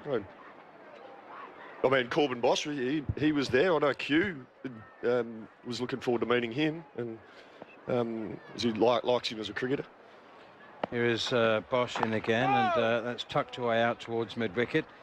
His girlfriend's been on tour with him, and she's a Queenslander, isn't she? I'm not sure. Is she South African who lives here, or is she an Australian girl? She's an Australian girl. She's a Queenslander. Yeah, she's so she was at the heart of organising some trips out to the Reef when we were all in Cairns. Right. The boys were all a bit intimidated, and it is quite intimidating. There's like 40 different cruise options. Oh, is there? Scuba diving, snorkeling, pontoon, helicopter, and that's pushed away by Mitchell Marsh, straight back to Bosch, who does his own fielding, and there's no run. That's nicely done. And she, you know, in the moments of indecision, what a group of men need is a woman. And yes, so she right. stepped forward and said, "This is what we're doing. This is the option. This is the best." And they went out, most of them, for 4 hours to Green Island. Yep. And had an absolutely sensational time. Yeah. 14 overs gone. Australia winning the toss, batting first, none for 106. It's been an outstanding start. I must say the pitch has played rather well. Oh, hello. Gosh, that went quickly. Quentin Hull's in for the next few overs. ABC Sports coverage of Australia versus South Africa, live on your radio, ABC Sport Digital and the ABC Listen app. Maharaj continuing, and fields off his own bowling to start the new over. Manners is just so relaxed with this Queensland lifestyle and his stories. As head charges at Maharaj, it's just right of Brevis at mid-off. It'll go to the road for 4, not a controlled shot from Travis Head, but he got enough of it to get it to the rope. Yes, you can just tell that that Neil's going to be the most disappointed man at the Mackay airport tomorrow. He will be bleak. I think he was looking at, Stuart Clark was saying he was looking at property prices in Mackay this morning. None for 110, head on to 60. Full from Maharaj, jammed out by head into the covers, but it doesn't beat Mulder doing the fielding. So if you are late to the coverage, Australia winning the toss and electing to bat, and exploded out of the blocks. Head uses his feet, drives over long on. It's 6, I think. It's hit the boundary sponge on the full, I'd fancy. I'll check it out. But I think that's another 6 for Travis Head. Just waiting for confirmation. In cricket circles, Q, we refer to the boundary rope. You know, with the rope, they have the sponsors' logos over the top, and it's the shape. We call it the Toblerone. Toblerone? It's shaped like the chocolate. And yeah, so it's hit the Toblerone on the full. So we expect that to be called a 6, and confirmation from the umpire there now. So Head moves to 66 with that 6. None for 116, and they're just trying to work out where to put these boundary riders. Long off goes out now. Maharaj tries again around the wicket. Head back in the crease defending to mid-wicket. Long on, long off, deep mid-wicket, and just trying to find the other one on the rope. Head back in his crease and strokes it down to long off and literally walks the first half of a single, and then sort of trots the last half of that run down to long off. He'll keep the strike, moves to 67, none for 117. It was great to, obviously, you know, I was touching on with Manners. We met some of the South Africans last night, and what's really stood out is just how much they've enjoyed the Northern Territory and far north Queensland. And you did some excellent production work. So yes, well, yeah. I know what it's like when you're a listener and you hear about the stories of the commentators when they're on tour, and you might think, oh, gee, wouldn't it have been nice to sort of be a fly on the wall? Well, we're going to give you the fly on the wall experience of our evening last night during the dinner break here, as Bosch starts a new over from the airport end and Head drives but straight to mid-off. Oh, there's a misfield from Markram. They don't go for the run. So the South African group and Kagiso Rabada, who's just nursing a bit of a hamstring, he wanted to come and have a chat to guys like Jason Gillespie and Stuart Clark, who he grew up watching. So it was lovely. We were able to just spend an hour or so, and then he was talking about how, you know, he didn't mind the commentary, and, you know, Dizzy invited him up in the dinner break. So as Bosch runs in, Head struck on the pad, but takes a leg by, and again he's limping. But he gets a run, or is it a leg by? I think it's a leg by. It's a bit of a process though to secure a player. Yeah. So yeah, KG was like, yeah, I'll come and have a chat to you, but then we had to do the right thing and just ask the media manager and the team management, and also because of the different zones where, even though he's not playing, he's in the squad, so whether he can be somewhere with mobile phones because of all the anti-tampering and all that type of stuff. But he's coming up. You've done well. Bosch to Marsh, forward and defends. The skipper's playing the anchor role here. Marsh is 41 from 41 deliveries. And it is an exclusive for ABC radio. Yeah. Which is fantastic. But just an impressive young man. And, just being a part of that discussion, asking you guys about your fast bowling meetings in the old days, and, you know, what made, you know, the team unity of that great Australian good, all these types of things. Just, you know, a young man probing those that have done the craft over the years. Bosch to Marsh, turned on the onside. Dazorzi at mid-wicket prevents a run. I think he really enjoyed Stuart Clarkson, my description of Glenn McGrath's contributions to team meetings. We'd sit in there, we'd bouncing out all these plans for how do we bowl this, how do we bowl that, and at the end, so what do you think, Pidge? And Glenn just sits back, and every single meeting goes, right, well, guys, I think we just hit the top of off stump with the occasional bouncer. And that was it. And that's every team meeting we ever had. That's all Glenn said. Marsh facing the right arm of Bosch, walks at him, cuts hard. One bounce to the sweeper on the deep cover boundary, right in front of the sports club. Gee, that flew off the bat. Marsh moves to 42.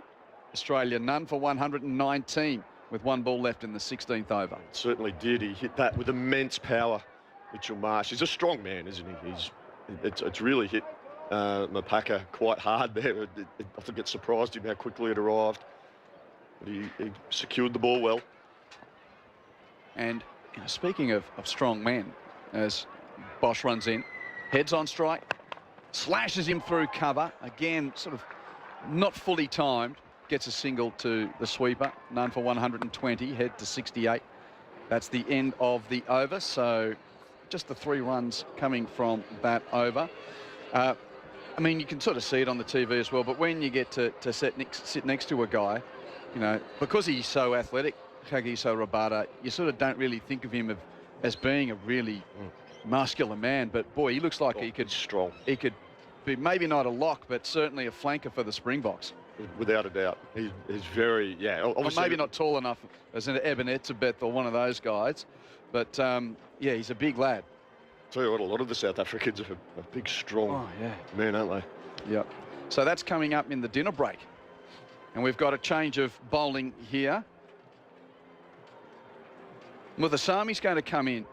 Sanaran Muthusami, another of the South Africans who we've been able to meet, had a chat with him pre-game. Again, he called you guys Ledge. Yeah, thanks, Ledge. I know, that sort of took me back a little, took me aback. So he's a left-arm spinner. Sanaran Muthusami bowling around the wicket. Travis Head slaps him through cover for 4. Oh, there was extra cover and cover point. He just beautifully found the gap, out to the rope, another boundary, head to 72. This is a buffet for the Australians at the moment, none for 124. With only the 4 fielders out, Q, and 3 of them are out on the leg side, long on, mid-wicket, deep backward square, and long off. It has to be very straight, because any width on the offside, all he has to do is beat a couple of those fielders that are inside the ring on the offside, and it's a boundary. The laws that have been in place for a number of years now, only 4 out between overs 10 and 40, makes it tough for the fielding side.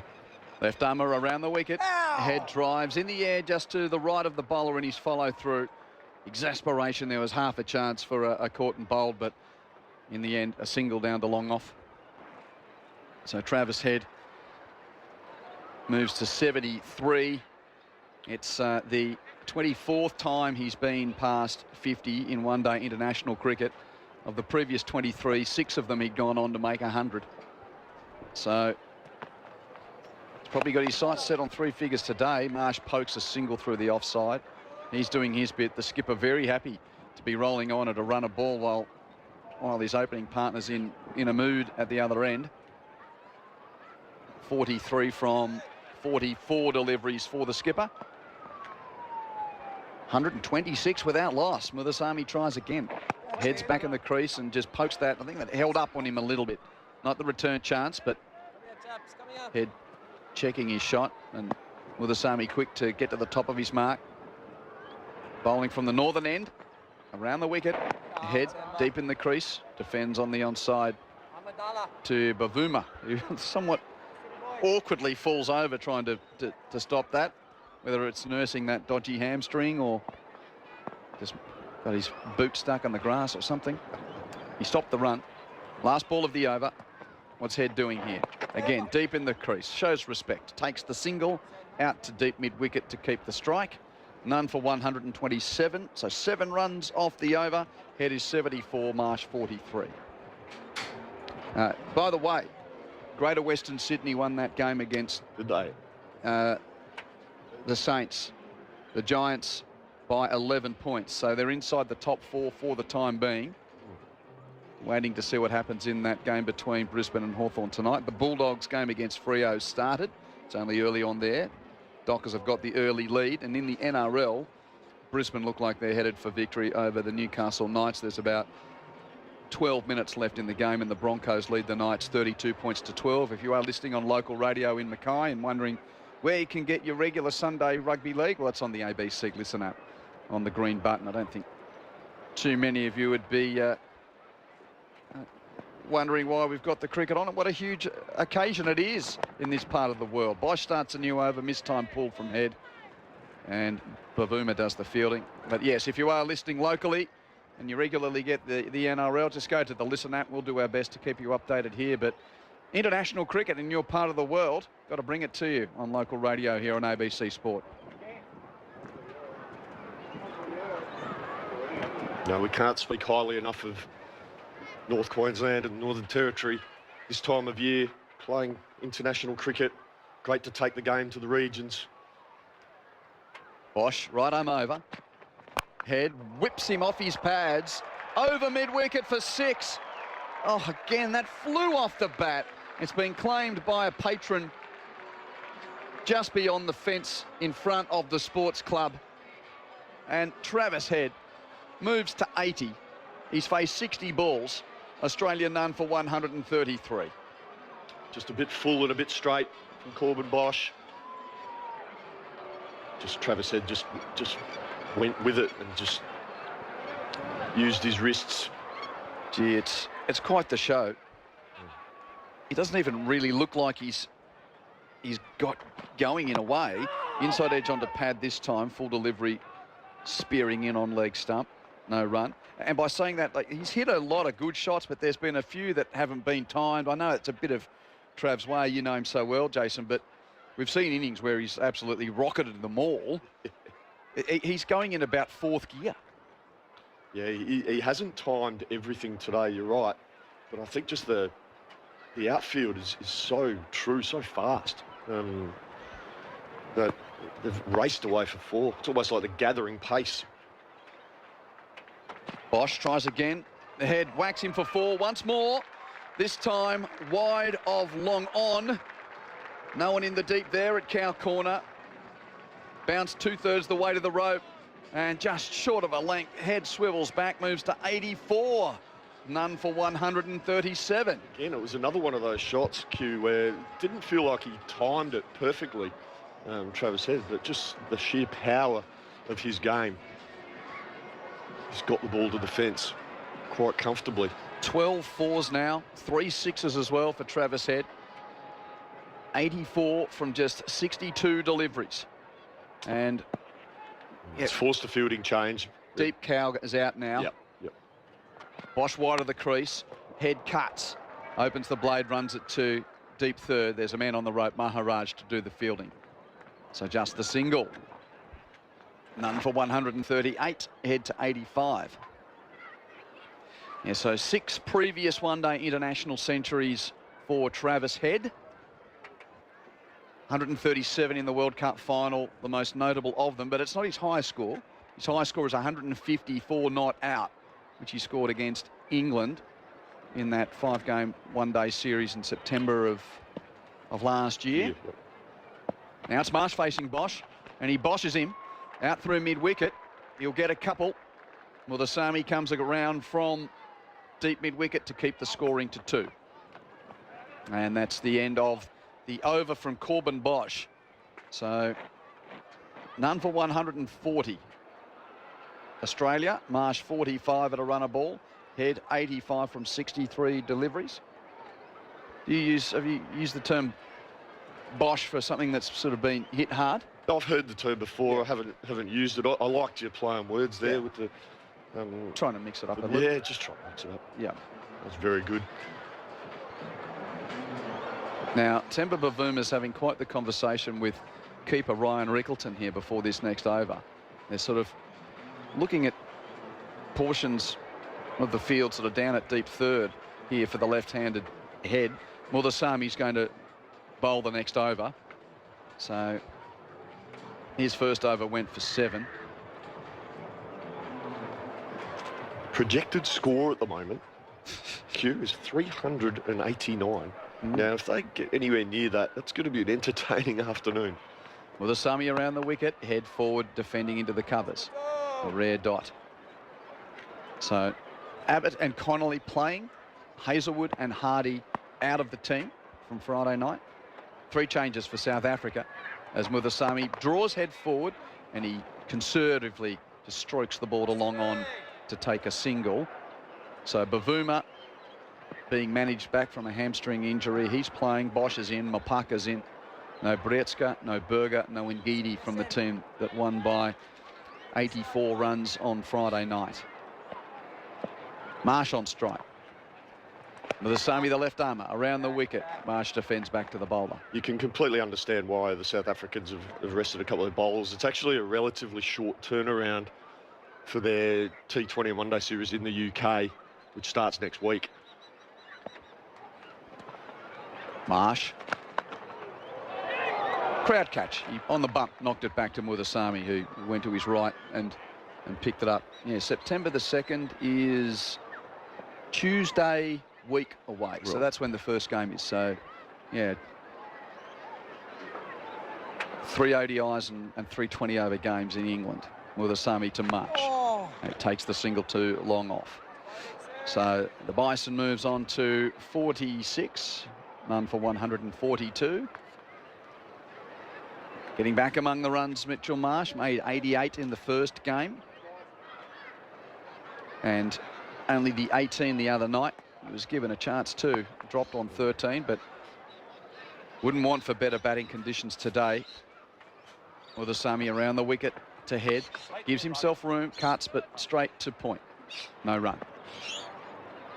And that's the end of the over. So he's doing his bit. That's only 2 runs off the over there from Senaran Muthusami. We're going to take a drinks break on that. None for 142 after 19 overs. Head 86 from 66 deliveries. Marsh 46 from 48. Quentin Hull and Jason Gillespie with you for Grandstand Cricket on ABC Sport. Yeah, the wedding at the hotel was lovely yesterday, wasn't it? We're staying not far from the beach. Yes. And a couple of young girls played it was just a 2-piece string, and I saw them downstairs and said, oh, like that was lovely. I was like you, sort of felt like I had a corporate box view of the wedding, and just had the blinds open enough to be able to see the bride walk down the aisle. And she was, of course, in white with Dad, and the bridesmaids were in black. Although I will say this, you know, I'm not being a grumpy old man, but after we worked on Friday night and, you know, thought, oh, this would be good. Just a little bit of a sleep in on Saturday morning. Guess where all the girls did their makeup and got ready on Saturday morning? Oh, next to your room. Right now. So I heard joyous cackling and giggling and conversation from about 7 o'clock onwards. Oh, wow. And I thought to myself, I'm not going to be grumpy at all about that. They're having a big day.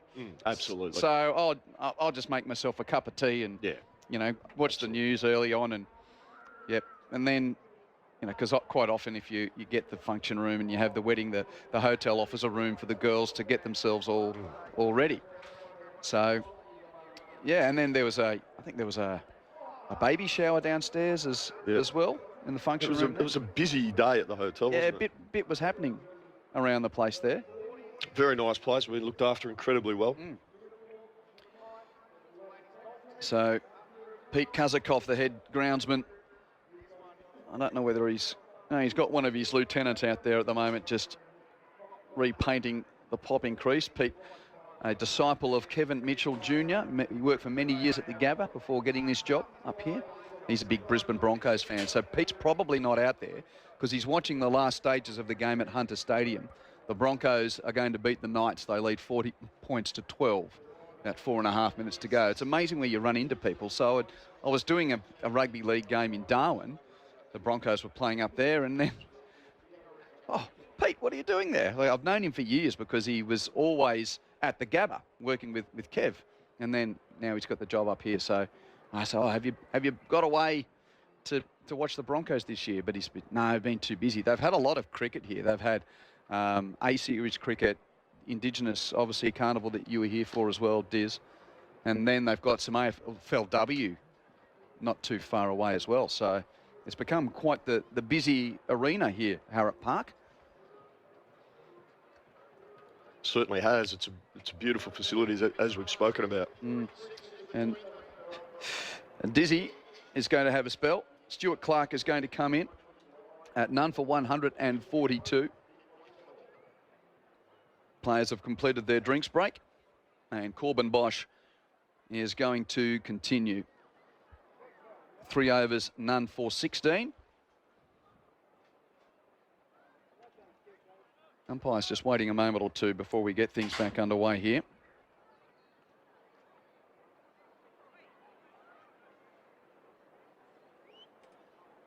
I think they're just trying to work out where the fourth of the outfielders is going to be. Yeah, they've sort of moved deep third in and then deep point out, and now vice versa. A deep third does stay out and comes in. There's 3 boundary riders on the onside. After the drinks break, Bosch with the bouncer outside the off stump. Marsh doesn't swing. Stewie's back. G'day, Q. G'day, everybody. The Australians just powering on, aren't they? It's like they're taking out all their frustrations in one big go here. Did you, were you at the hotel when the wedding ceremony was on yesterday? I was listening to you guys talk, and I'm on a different level to you guys. I'm more penthousey style. You're a bit higher? I'm way up the top, so I'm not. I didn't get it. I saw it happen. I couldn't hear what was going on. And oh right. Look, congratulations to them both. But to be brutally honest, I was genuinely not interested. So. Bosch bowling to Marsh, gives himself room, cuts. It goes in between gully and point, and another boundary for the Australian captain. Nice shot, a deliberate step beyond the leg stump, and that's a half century and a runner ball for Mitchell Marsh. 50 from 50. None for 146. Australia dining out on this Sunday in Mackay, having won the toss. Yeah, dining out, absolutely perfect description. The bowling's been inept, to say the least, and the Australian batsmen will have feasted. It's like a big banquet served up of short balls and wide balls and full balls and balls you can hit to the boundary or over the boundary. Bosch right arm around the wicket now to Marsh. Stands tall and dabs in defence to Brevis at backward point. So you weren't wrapped up on a gorgeous Saturday and sort of having a front row seat to someone else's special day? I actually went, to be fair. The Mackay Cutters, for those that follow the NRL, stadium's not far up the road. I actually went up there and watched a local game of footy and had a sausage sandwich and a drink and enjoyed a bit of local sport, like a weird old person that I am. Went and watched that, something else. Bosch, short, Marsh lets it go. He gave himself room and decided not to flash at that, perhaps a bit too close to his body, through to keeper Rickleton. Then I came back and I had to do some work stuff. So I was working out some bass stuff for tax time, and then thinking about ways we can promote softball. So I spent the afternoon conjuring up ideas. Okay. None of them are going to be any good, but I came up with some good ideas. Well, we can see the rugby league stadium from here. That's where I was. Yep. Not, we're looking south. We're in the northern stand. This area, as Bosch delivers a bouncer down the leg side, which is a wide. So that'll be re-bowled, none for 147. So it's an amazing. I don't have the acreage, but I reckon it's almost like 4 suburban blocks worth of sporting fields. It is. That's correct. It's massive. Tennis and the different codes of footy. You know what it is? You go to the MCG and then you have the tennis centre, and then you have it's a bit like that, except they've all got massive big structures on them. It's that land size without the structures. Yeah, like as big as Yarra Park. Yeah, that type of thing. Bosch around the wicket, short. Marsh lets that go. A better directed bouncer, which fizzed across the front of his grill. So Bosch has had enough of this sort of bowling up on the block hole. He's going right arm around the wicket. And this is the same tactic that we saw the Australians back on Friday. They've got 3 men out on the onside for the pull/hook. So they'll bowl right arm around the wicket bounces. Well, they have to bowl short because both mid-on and mid-off are up inside the circle, and it's whether Mitchell Marsh wants to take it on. It's risky. Could take it on, though. Bosch again, that's shortish, and it's played off his chest. Doesn't give it the full flourish. Almost just nursed down to deep third for a single. But again, dug in. A single for Marsh at the end of the over. He moves to 51. He'll keep the strike. Australian none for 148. But you need, that's where if you want to be effective, you need the over the wicket keeper shot. You open up the hands and the ramp over the top. So Australian haven't been able to, or Mitchell Marsh certainly couldn't get it away at that time. But it's an effective tactic. It's working. anything to stem the run rate's a good idea. And they're going at 7.5 and over. And the left armour, Senaran Muthusamy, is going to continue. Young man, well, not so young, but 31 years of age, but getting a chance to play one-day international cricket. Just his 4th game. Marsh waiting for him. Muthusamy around the wicket. Marsh defends. Yeah, well, outside of sort of seeing the wedding, Super Tech, Aussie Bob and I went for a drive up to North Mackay and near the harbour and the lookout up there. Very nice. I saw some of the photos you sent through. Muthusamy gives Marsh width and he crashes the ball through cover for 4. Bavuma was in the infield. It wasn't too far away from the skipper, but just hit too hard. And Marsh with another boundary, none for 152, as Marsh moves to 55. It was full, it was wide, it was floaty, and it got dealt with as only Mitchell Marsh can. Smashed it away through cover. Muthusamy's response, given air, and Marsh, well, pokes it down the offside of the pitch, misfielded by the bowler, but they won't go for a run. Bavuma there to field. Yeah, got over there and big dive. Muthusamy just knocked it down, so I think that's their best chance of a wicket at the moment. It's a run out, the way they're going. 152 without loss. Forward comes Marsh, hits that straight to Bavuma, no run there. Yeah, and it was fantastic that, you know, there were people out sort of at the lookouts and enjoying the day and, you know, fishing and so forth. All the islands are not far off the coast here as Marsh takes a single to long off. And then it was around lunchtime, so I said, come on, I love sort of trying to support those local not-for-profits. So we went to the Mackay Surf Club for lunch. I saw the photo. You told me about the sandwich. The steak sandwich was excellent. Good old-fashioned steak sandwich. Yeah. Lovely.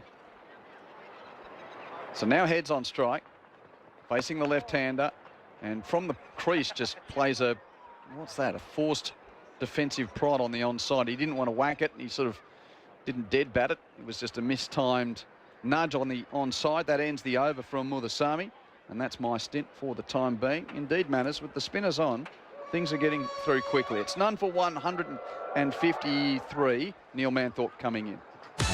Australia versus South Africa on ABC Sport, your home of cricket.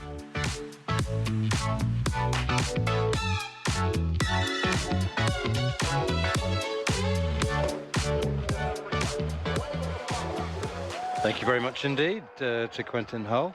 So Quena Mapaka, after a rather costly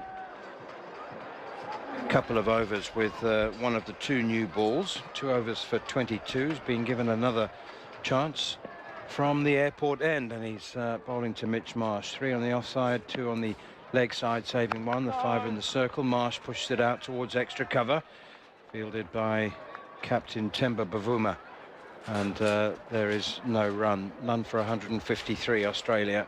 Do you know, when the first power play was completed, 10 overs, none for 86, you then effectively have got 2 T20 innings to come. And you ask yourself whether with 10 wickets in hand you can score 150 in 20 overs. Well, that'd be disappointing, actually. so there's 300. So I mean, that's driven down the ground. Beautiful shot from Mitch Marsh. That's a glorious straight drive. Absolutely glorious. So, you know, can you make 150 in 20 overs twice back to back? You've got all 10 wickets in hand. Yes, of course you can. And you've already got 86. So there's 386. They're getting 400 today. I'm calling 400 here because... I called it after 10 overs. Did you? Sorry, I'm late. 450, I'm saying. And in all the cricket you've watched, have you ever seen a better opportunity for 2 batsmen to get 100 in a one-day international than this?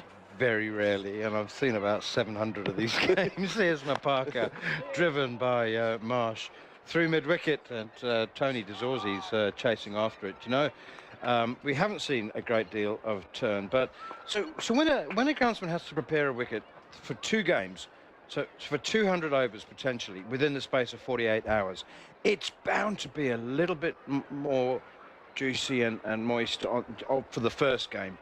And this one looks absolutely perfect. It might get a little bit up and down, actually, I suppose. Under lights, it might get a bit skiddy. It might not be quite as good for batting in the second innings, but it was a good toss to win, and I think Bavuma almost acknowledged that by admitting that he would have liked to have had a bat first as well. But Mackay, none for 158.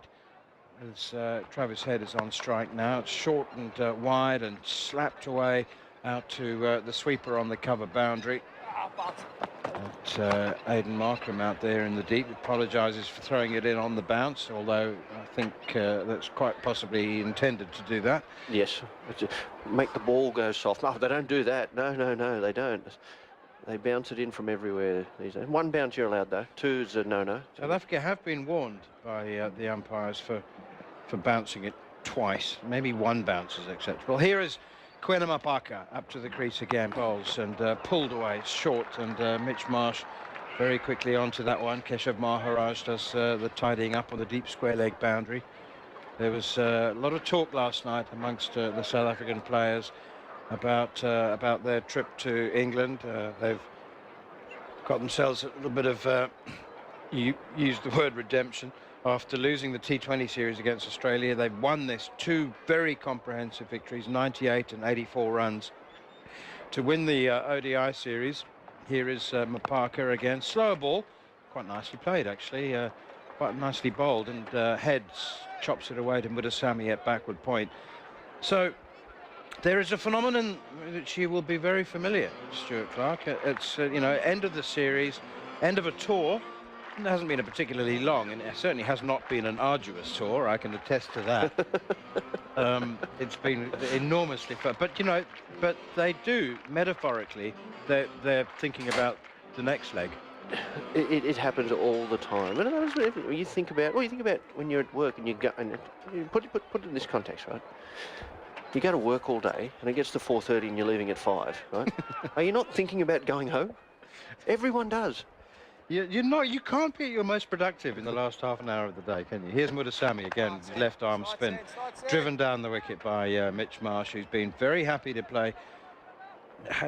Second fiddle is overstating it, but he's been very happy to let Travis Head do the majority of the running, make the majority of the running. They haven't done a lot of running, if you notice. They're jogging up and down the wicket. There's not a lot of effort being expended. Mudasamy in, and that's driven down the ground by Travis Head. Another single to Markram. What happened to the days where you had to run the first one half just in case they misfielded it? What happened to that? Where's that gone? Well, I think they do that in T20 cricket. Right. That's the prerogative of T20. Yeah, okay, so it's not one day as you just... Not in the middle overs, no. Mudasamy in again. Marsh opens the face of the bat, pushes it past Bavuma. It's really just a defensive nudge, and yet it's whizzed away past Bavuma at cover. Have we been able... I haven't had a chance again, Mike. Have we found a house for you yet? Because I know you were feverishly looking at the websites for a house in Mackay or Cairns or something like that to move to. Well, I am. I can't help noticing how much more affordable property is in Mackay than elsewhere. That's driven down the wicket through extra cover, actually, by Travis Head. Beautiful piece of footwork. It was the footwork there. The hands are great. Beautiful strike, but he got to the pitch of it and drove it over extra cover for 4 more. Lovely shot that, wasn't it? To the pitch, opened the face, over the top of cover. The fielders at deep long off. No one sweeping on the boundary out there. And Travis Head, he's basically just picking the shot spot. He wants to hit the ball now and hitting it there. None for 167 as Head now pushes one out towards mid-wicket, and he's not going to take a run. He's going to take a walk. He'll get 1 more to his total, but he walked that entire run. Temba Bavuma dived over it at mid-wicket. Travis Head is into the 90s. 93 from 72 balls. It's been outstanding. Marsh on 64, and this one is driven out towards extra cover. Bavuma dives to his right, and there's no runs. Good piece of fielding. I need to correct the perception that I may have created that South Africa have performed poorly or that their heart's not in it. They're trying as hard as they can, absolutely, and they haven't bowled poorly, but there's just an absolutely undeniable lack of energy and intensity. That's all I mean. No, they're not. It's not. No one ever goes into a game and doesn't try. I don't believe in that. But that energy, that intensity that you are sort of referring to, you're right. It's I don't want to say going through the motions, because there's pride in your own personal they're performance. doing more than that. There's pride in your own personal performance, because Parker's trying to break his way into this team. He's only played 3 or 4 games. He's a young up-and-coming star. And Corbin Bosch, Mulder, I know he got some runs in 367, but all guys want to be in this team all the time. Here is Quentin Mapaka from the airport end, and it's short and wide and cut powerfully by Travis Head. He has, however, found the sweeper on the cover boundary. That's Aidan Markram out there in the deep. Let's get back. So are we moving? Are you coming or what? Are you going to move to the Oz? Do you know, well, we're looking at about $750,000. Well, that's what we had a quick look at before. That's for sort of 3-4 bedroom house. Yeah. Here's Mapaka again, and pushed away by Mitch Marsh out towards extra cover. I know your eyes lit up when I said the 7-bedroom house for 2.9. You were all over that. You were much more keener for that one. But yeah, then I thought, what would I do with the other 5 bedrooms? 7's probably too many. I could leave with 6. That's enough. How's the Airbnb market in Mackay, do you think? Good, strong. Is that right? Strong, it would be strong. I'd come up and visit. Dizzy would come up and visit. I'd have to apply for, I don't know, not residency. How is the situation for non-residents buying property? Bouncer from Mapaka, and Mitch Marsh leaves it alone. I don't actually know the answer to that question. We're probably getting into a very dangerous political space there, commentary. But look, I think we'll make an exception for you. I'll to get my people to talk to the government, and Manners wants to live in Mackay. Manners for Mackay. Quite close to the river, if possible. Manners for Mackay. There you go. It's even got a slogan. And I'll do voluntary work for the tourist board. I've already started. You're already voluntary work. You're the chief in charge. Here's Mapaka again. Oh, Marsh drives gloriously. Mid-off is inside the circle. It doesn't matter if he's on the edge of the circle. That's gone all the way. That's a terrific shot. Mapaka's just a little bit all over the place at the moment. He is that kind of bowler. I mean, he'll hope that he doesn't have... It's all or nothing with him at the moment, as we saw in the T20, 4 for 20, and then 3 for 57. And tonight he could go none for 80. He could. The challenge for him. Go none for 100. He could 100. I was going to say 80 might be generous the way he's going. He's probably not going to bowl 10 overs, though. I wouldn't have thought. Here's Mapaka in once again. It was a glorious shot from Mitch Marsh, though. It really was. He's up to 6. He's got more than 60. The big screen is ahead of us. He's got 70. The challenge for Parker at the moment is as soon as he gets anywhere full, it just goes, because the wicket's so true and he's bowling at the right pace so they can just get underneath it. I think he's probably best off going to variations, and I don't know how many variations he'd have with his bowling at this stage, but I'm sure he's got a slower ball. Yeah, we saw the slow ball in his previous over. But it's just the one variety of it. That's short and cut by Marsh over backward point for 6 into the clubhouse. Oh, what a piece of power hitting from Mitch Marsh. Quentin Mapaka, short and wide outside the off stump. And Marsh knew he couldn't get on top of it, so get underneath it, which is exactly what he did. He's uppercut it over backward point for 6.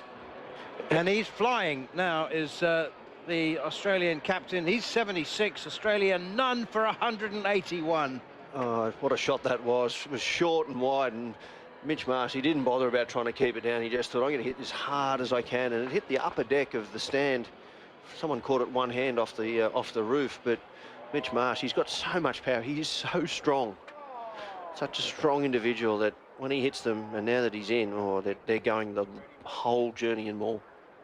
Senor in Mutasami, 4 overs for 23, has been quite tidy compared to some of the other bowlers, and the next delivery is pushed away by Travis Head out square of the wicket on the offside. How do you think Marnus is going? He's been out of form. He hasn't got runs for a while. He's watching them just carve them all over the park. Here is Mutasami in again, and it's clipped away by Travis Head down towards long on. Aidan Markram does the fielding. Highest partnerships for Australia in ODI cricket, 284 at the top of the list. David Warner and Travis Head. This one none for 181. It's not yet in the top 10, but could get there. Oh, swing and a miss from Marsh as Mutasami goes past the outside edge. I think he's just spun that one enough. Marsh looking to slog sweep to the unguarded deep mid-wicket boundary. Yeah, I think Mitchell Marsh trying to heave it away. It was full. Good piece of keeping in the end. Just grabbed the ball in the stumps. His foot didn't leave the crease, but I think Mitchell Marsh, you're not going to deal in singles anymore. Here is Mutasamy in again, and that's driven by Mitch Marsh past the diving Temba Bavuma down towards long off, fielded by Aidan Markram. Is this isn't just openers, is it? Is that first wicket partnerships?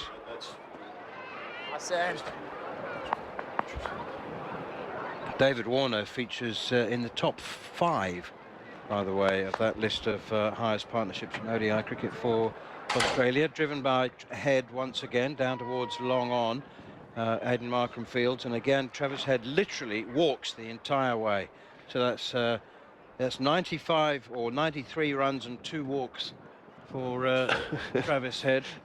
I'm sure Gilchrist and Hayden feature in that. I'm sure I played a game in St Kitts in the World Cup where they opened the batting and got $1 million each. That might have been against South Africa, wasn't it? It was in South Africa. Ground, yeah. Tiny ground. Actually, it was against. I do. I might have been. It's like a youth boundary. Mutasamy in once again, and forward comes Mitch Marsh, pushing it out towards extra cover. It was hopeless trying to. I was commentating on that game, and you were calling the 4s and 6s as the ball came out of the bowler's hand. The ground was tiny, and Matthew Hayden was walking down the wicket, just flat batting them into the crowd. South Africa, Herschel Gibbs scored 6 sixes in the innings against Dan van Bunga. Yes, that's the one. That was a week before. St Kitts and Nevis. We were based in St Kitts during that World Cup. I wasn't playing. My handicap went from 10 to 2 in that week. It was beautiful. Were you staying in an all-inclusive resort? Yeah, that resort right across the road, you know. Right, yeah. We were all staying. Everyone was there. It was like a party. That was my first ever taste of banana daiquiri. There was a big slushy machine with that was the one. Banana daiquiri in it. Yeah, that's the one. Right, Travis Head is on strike, and he's within 4 runs of a 7th ODI century. 96 from 76 balls. Mitch Marsh 77 from 74 now, and it's Aidan Markram is back into the attack to Travis Head, and he steps to the leg side and punches it straight back to the bowler. Well, you get the feeling that it's just a matter of when for Travis Head here. If he gets the ball he wants, he'll go over the top of cover, he'll back cut it, might go over mid-wicket. Straight down the ground is mid-on and mid-off, and that one is slapped away by Travis Head. Tiny bit short from Markram, a little bit of width as well outside the off stump, and it's the man at long off who does the fielding. It's a harder angle for Travis Head, because if it does spin, he can miss-hit it, because Markram's bowling around the wicket and turning it away from Travis Head. So to go on the onside is a little bit more difficult, whereas the spinner of Maharaj or Mutasamy is coming into him, so he can go with the spin. Markram 3 paces into his run up there, but I'm going to go Babe Ruth style. I think Mitchell Marsh is going to hit it over deep mid-wicket. Slog sweep. Yep. Here's Markram bowls, and not this time, the wrong length, a bit too full, I think, and it's punched away to Bavuma at mid-wicket, and there's no run. Temba Bavuma's style of captaincy in moments like this, actually in most moments, that one is just slow ball. Markram, I think he's given that one a bit of air. Mitchell Marsh pushes it out towards Bavuma, but he is very much of the belief that we're all professionals. It's your job to bowl. We got a problem, it's yours to solve, not mine. He's fielding at mid-wicket. That's pushed straight back to the bowler, and there's no run. But surely he goes up and says, look, what are you thinking? He doesn't just leave it completely up to the bowler. He has some sort of say that, I know he's a quiet sort of diminutive sort of fellow standing mid-wicket, but... Here's Markram again, another one down the leg side, and a pull shot from Mitch Marsh, called wide as an appeal for a catch by Ryan Rickleton, the wicket-keeper. Chris Gaffney, the umpire, still got his arms out, calling wide. There was a noise then. They've gone upstairs. There was a noise. I don't know. Did you hear? I didn't. I heard a noise. I don't know what the noise was, but no, they didn't call it. They were going to call it. I'm sure they did call it, and then they've stopped calling it. I think Ryan Rickleton wanted to go upstairs, and it's Temba Bavuma who's just turned his back on him and just walked away. No. No, we're not wasting it. No, we're not doing that. None for 186. Gee, what What a partnership this is. Still a long way away from sort of the record books, but oh, that's driven down the ground and it's going to fall short and wide of Corbin Bosch at long on. They're scampering back for the second. Travis Head ran then, and he's been hit on the leg and he's been limping wherever possible, but just that's proof that he can sprint if he needs to, and he did need to. They've come back for 2. He's had the feeling Mitchell Marsh was going to try and take him on over deep mid-wicket, and he did that time. He mishit it completely. But he hasn't hit he didn't hit a 4 for an over, and he was getting frustrated. Must be great to be in that sort of form that you haven't hit a 4 and you're disappointed. Need to hit a 4. None for 188 after 26 overs. Marsh 79, Travis Head 97. And you know that you were mentioning Marnus, who's been sitting in the players' dugout underneath the canopy now for 26 overs. The worst thing is that whoever gets out, he's going to come in and the crowd are going to be really deflated. He's going to be, you know, 5 off 12 balls. But what happens? Here's Mutasami, left arm spin. Head flips it away for a sing through the leg side. They might come back for the second. They will come back for the second, which will take Travis Head up to 99. What happens if they put him on the slippery pole and they go, look, you're not really the right guy to come in now, and he goes to fight, and then they go, Josh Inglis, you're in.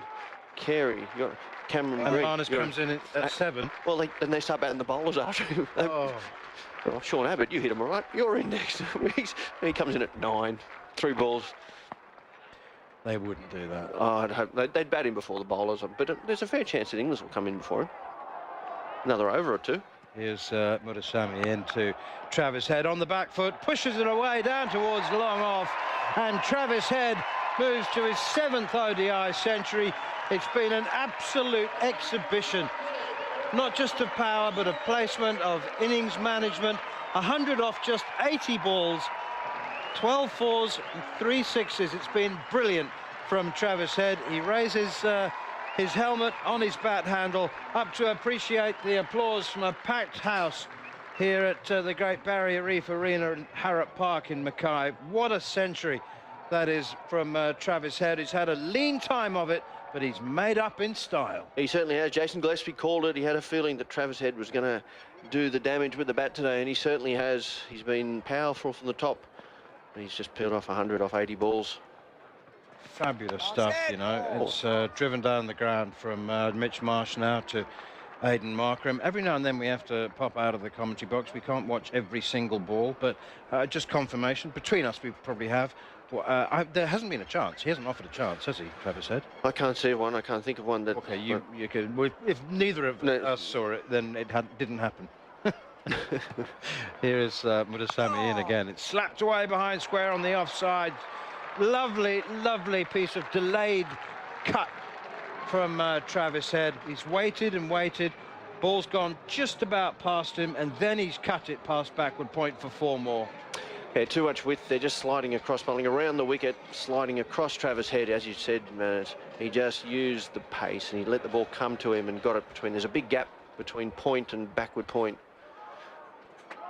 Glorious batting from Travis Head, you know. It's pushed away down towards long off. It'll be intercepted at extra cover by Vian Mulder. Just a question of appetite now for Travis Head. How many more does he want? You know, batters always talk about being hungry for runs, because I did mention 400 after the first power play.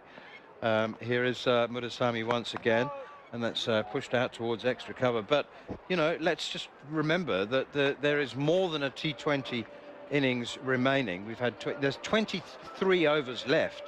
Travis Head's 105. Double 100? It's possible, isn't it? If you ever wanted to get a double 100 in one international cricket, I dare say the Mackay Stadium. With South Africa on their knees at the moment, none for 197 after 27 overs. It's probably not going to get a better chance ever. And he's just he's grabbing the cap at the moment. There's a slight little break, drinks break. The umpires are standing over him, hovering about.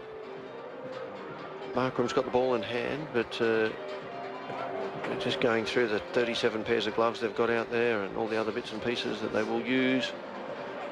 Travis now batting in the Australian cap. good to see Australia in a proper kit. Yeah, it's much better in the gold, canary yellow, depends on which way you want to call it. I didn't like their T20 strip at all. Didn't look like Australia. They do now. That's pushed away as Markram begins another over, and it's Bavuma who fields at extra cover. You might have been covering the first T20 World Cup, but do you remember we had mustard and we had sleeveless shirts with this grey thing underneath? We look like idiots. Here is Markram again, and that's pushed away down the ground. It beats Bavuma to long off. Bosch fields. There's people, you know, every single tournament there's a committee set up, isn't there? And there's very often a different kit supplier. Yeah. And they've got their own committees, and they go, right, we've got to come up with something really different and eye-catching now. And there's only so much you can do. Well, one of the challenges... Markram in again. Marsh blocks it for a single. With the sleeveless type numbers was, they go, all the other sports, we're a bunch of cricketers. We don't lift weights like football players, right? So we didn't have the muscles. We just looked at these blokes with really skinny arms and a singlet on, this tight-fitting looking... Anyway, it was... but we're going to sell lots. Well, no, you're not. No one's going to buy them. Here is Markram, and slapped away out towards extra cover. I think, you know, if they want to sell lots of replica kits, they need to start making baggy shirts, because people will buy them. Baggy shirts in what sense? Like baggy green shirts? No, just you know, loose fitting. Oh, not. You know, we don't. None of us have, or most people don't have the bodies of that. But sorry, the 200 up that single, a 200 opening run first wicket partnership. As Markram is in, forget the shirts momentarily. Markram is in again, pushed away by Marsh, half a step down the pitch. He got down there. He's saying people are more rotund. Yes. The fans are. Yeah. A little more chubby than the. Exactly. You need something players. that's fan friendly. Here's Markram once again from the airport end. It's short. It's pulled by Marsh. He's taking a leaf out of the Travis Head walk book here. Well, he is actually just trotting the second half, having walked the first half of that run. And the over comes to an end. Australia winning the toss and batting first. None for 201. And I'm once again... Well, you said 450 a little earlier, but you were being slightly sarcastic. I'm not But not anymore. I think if these two stay in, they'll get 500. They Quentin Hull will take over from me. ABC sports coverage of Australia versus South Africa, live on your radio, ABC Sport Digital and the ABC Listen app.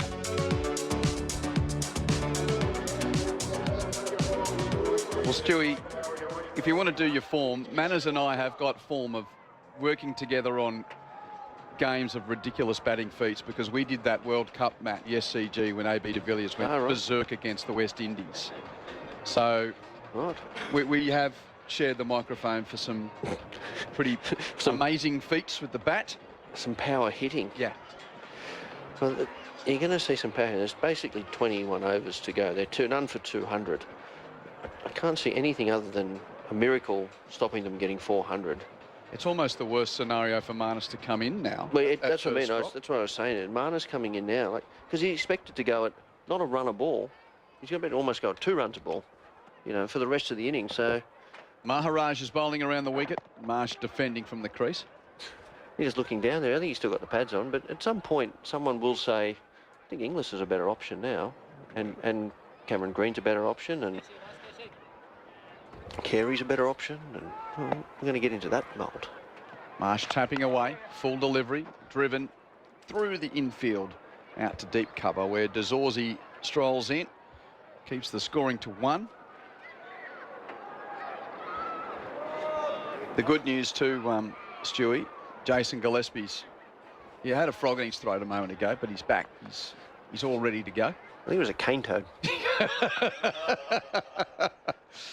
Head on strike. Drives, just beats extra cover in the infield, down to long off. Brevis does the fielding, another one for Travis Head. So the 2 markers we're looking at in a way for Travis Head. The top line, the high water mark is 154 not out. That was against England. And he made 137 in that World Cup final. Marsh forward. And Rickleton liked it, but it was bat before pad and pushed out into the covers. I'm going, what's the highest one-day score for an Australian? That's where he's aiming. For an Australian. Yes. Ooh. Maharaj around the wicket, driven down the onside of the pitch, and he'll take one. I can look it up. Well, I'll get my phone out. Won't take too long. But I think that Travis Head's, he's in that. That's what we're thinking here now. Yeah, let's work it out. Head's on strike. Manners is going to do that. I better just describe the cricket.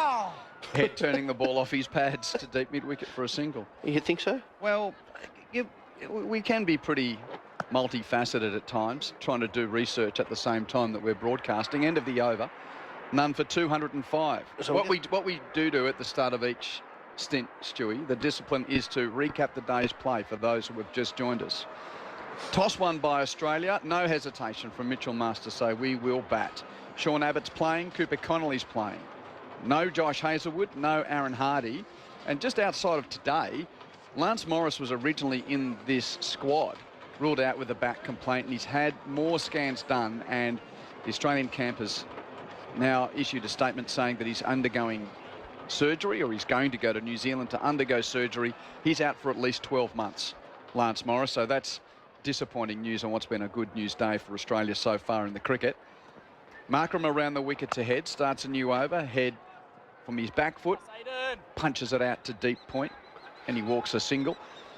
And for South Africa, Bavuma back in the team, Bosch playing, Mapaka playing. No Bretska, no Berger, no Ngidi.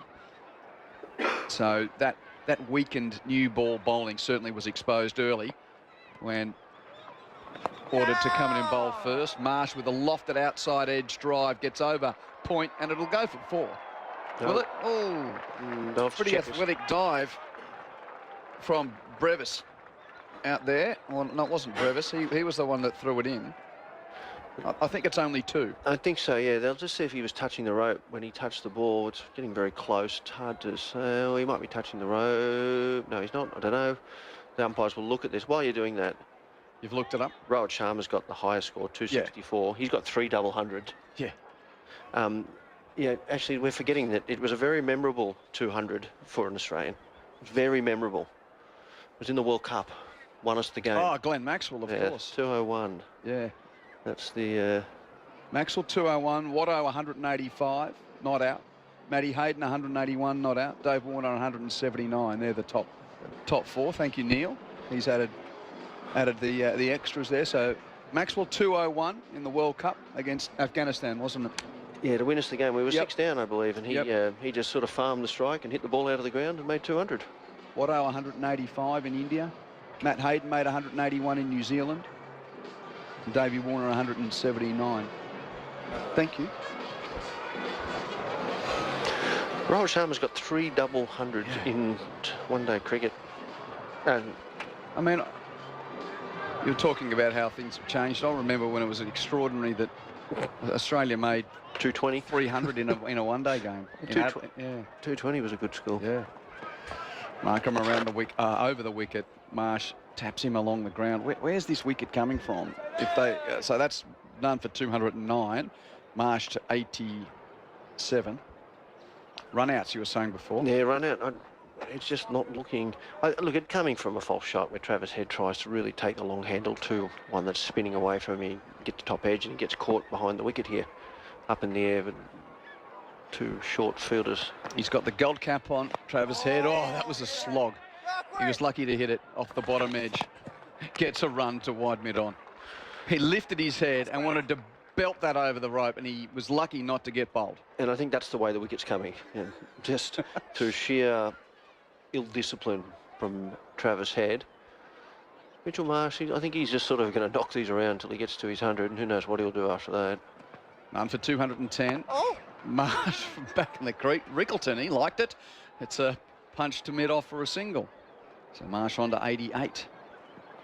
And I'm with you when you were talking about playing strips before. It's one of my bugbears, having worked across a lot of sports. You know, people try and get too funky these days. Markram around the wicket. Head slogs him down the ground. Very straight. Long off is out, but too wide for that shot.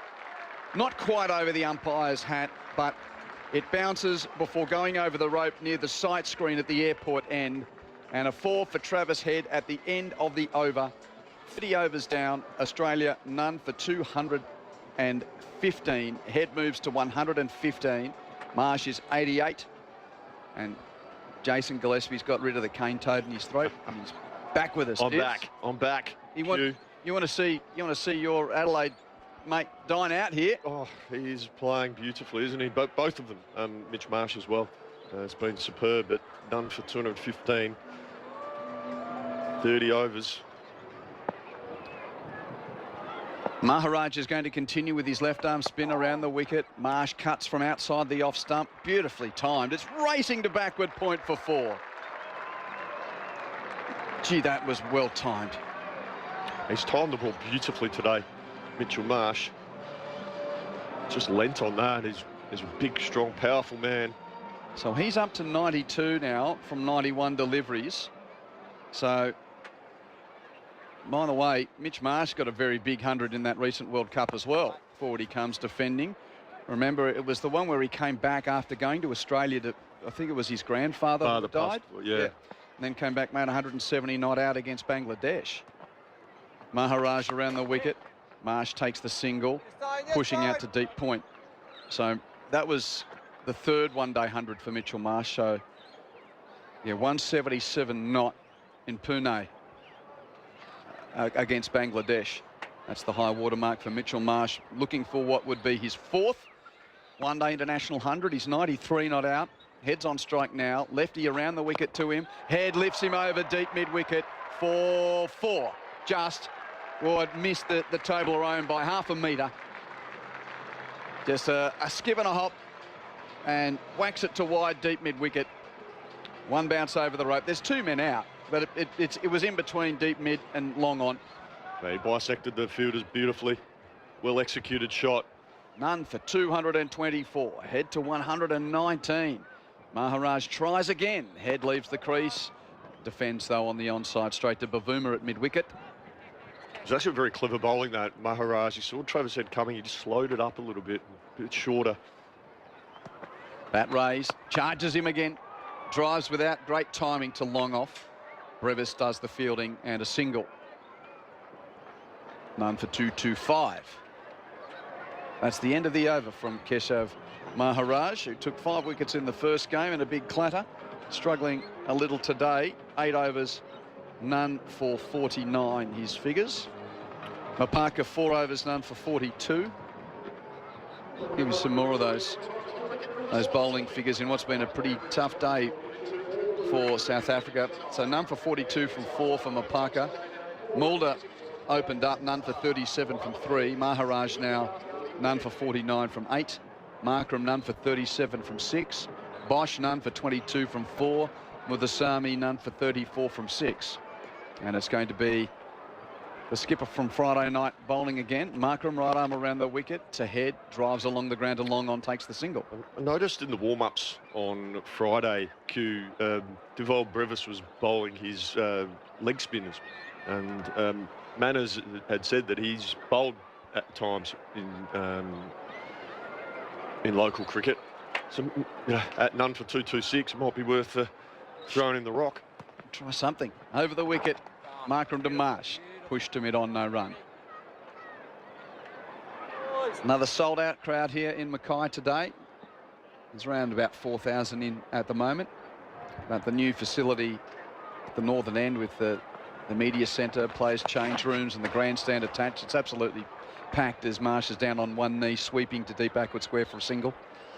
Yeah, just to our right, it's sort of beautiful design. It sort of cascades away towards the club, and gee, it's a good spot just to even stand at the back and watch the cricket. You feel like you're really close too.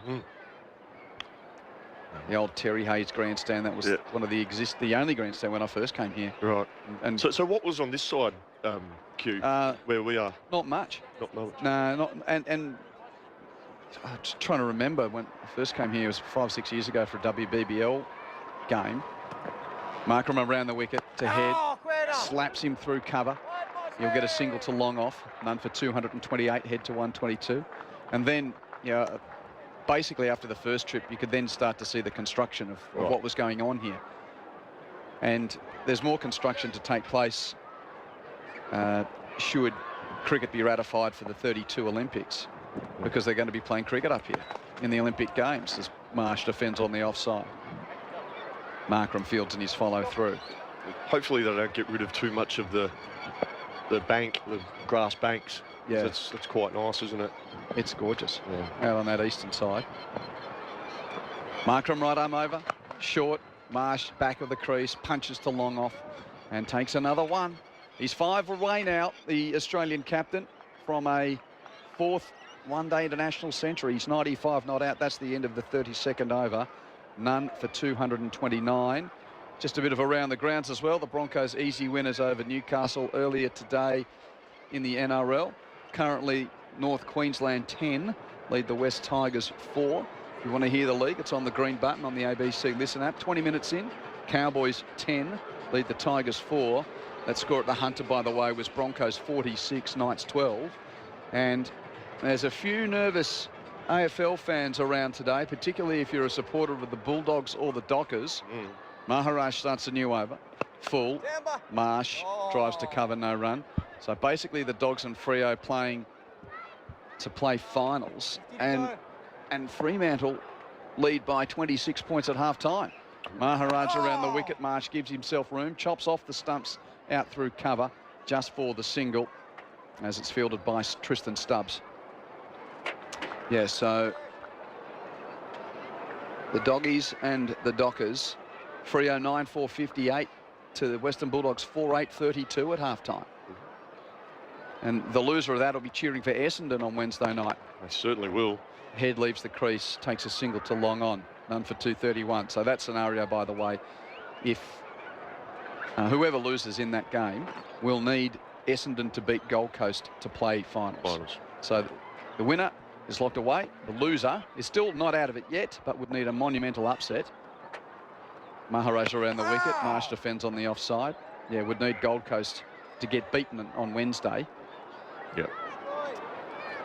And of course Brisbane and Hawthorn playing for top 4 tonight after the Giants had a win over St Kilda earlier today. Maharaj to Marsh, and again poked into the offside field. A few more dots, that'll help. Proteas trying to squeeze a wicket. 231 without loss. Marsh works the ball off his pads, but can't get through. Mulder at mid-wicket in the inner ring. So that's a good over, only a couple of runs from it for Keshav Maharaj. Australia none for 231. Head 1-2-3. Marsh 96. Quentin Hull and Jason Gillespie with you for Grandstand Cricket on ABC Sport. Shout out to our listeners tuning in through the Beeb as well. Yeah. Always got keen cricket fans in that part of the world.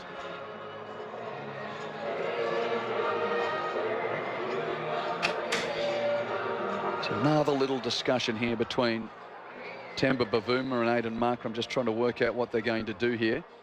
Markram's going to continue. 7 overs, none for 41. I think the crowd's now just anticipating the next of the centuries. They've already seen Travis Head reach 3 figures. He's on strike at the moment. Start of the 34th over. Markram continuing his spin. Right arm around the wicket. Head smacks him over his head. Down towards long on. It goes for 4. Sweeper came across but couldn't prevent the boundary. And Travis Head picks up another 4. He's up to 127. I think Travis Head's decided it's go time now. I know they've been scoring at over 7 and over, but it's really an opportunity. At none down, it's a good opportunity for the Australians to really take the long handle. 17 4s and 3 6s for Travis Head. Markram tries again. Head slogs him to cow corner. Over the rope for 6. He's calling for a drink as well, Travis Head. I think he might be getting maybe a little fatigued, but he's not going to stop the feasting. So what's that? A 4th 6 for Travis Head. Up to 133 from 98 deliveries. None for 241. Australia building a huge pile here. Markram tries again. Head chops him off his stumps to backward point. No run. Flags of Australia and South Africa above the sight screen at the airport end, still being tugged by quite the breeze off the ocean. Cooling breeze on this warm Sunday in Mackay. Markram now has his next delivery, whacked back over his head, was full. Nice piece of work though in the deep, keeps the scoring to 2. That was well tracked, just trying to pick up who it was down there. I think it's Corbin Bosch in the deep, who had to move quickly to his left at mid off or long off and keep the scoring to 2. Head 135. Markram around the wicket to him. Head goes again to Cow corner. That's deeper. That's longer. That's a maximum. Over the rope, over the fence, into the crowd. Another 6 for Travis Head. It's a Mackay mauling. He's 141 not out.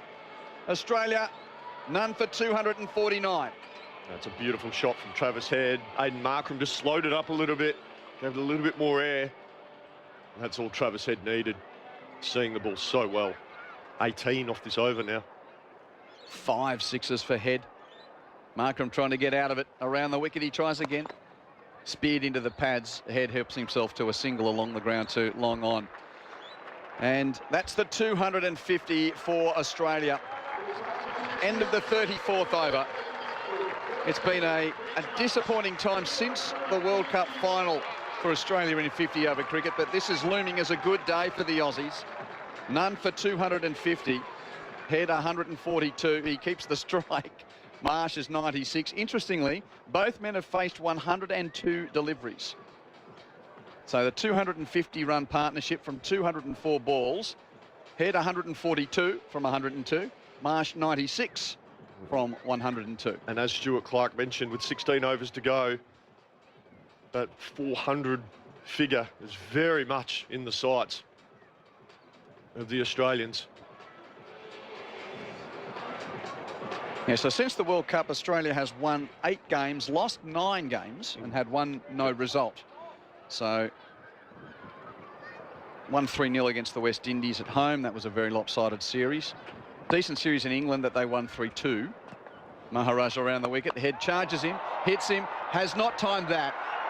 Long off, gets underneath and completes the catch. Brevis with true hands, and Travis Head's entertaining innings comes to an end. He's holed out at long off for 142. Maharaj gets the wicket, and the fans in Mackay will show their appreciation for another terrific one-day innings from Travis Head. Yeah, superb work from Travis Head. Hit the ball to all parts of the ground. It's like the South Africans didn't really have any answers for him. He just managed to keep, when he wasn't hitting boundaries, he was rotating the strike. He's just facing just over 100 deliveries. Absolutely superb, and you can hear the crowd. They are very appreciative. They've seen a pretty special knock here at Harrop Park in Mackay.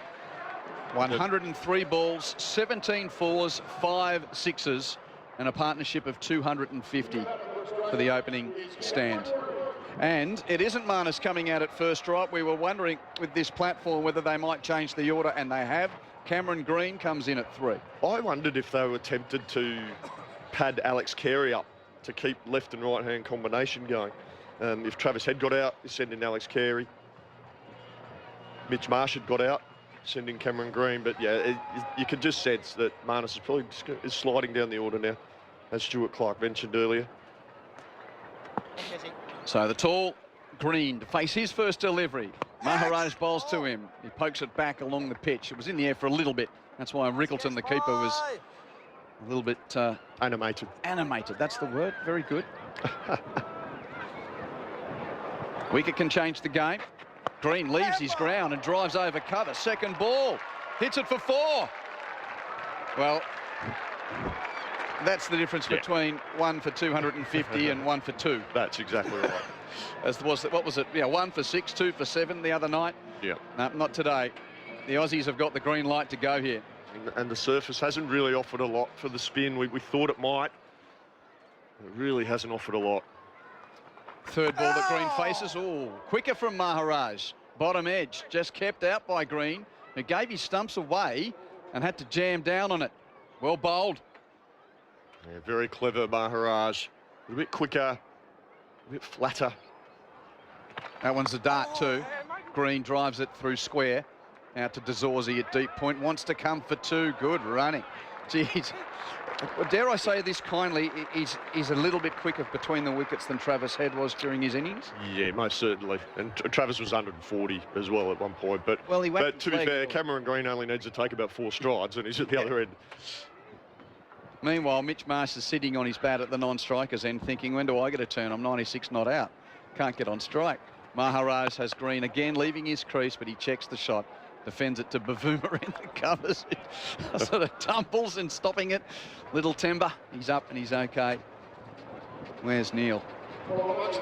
He's at the back of the box. Manners, it seems that you're the man on duty for calling Australian hundreds today. It's your turn. Green is 6. Marsh is 96, 1 for 256. Live coverage of the cricket. Australia versus South Africa on ABC Sport, your home of cricket.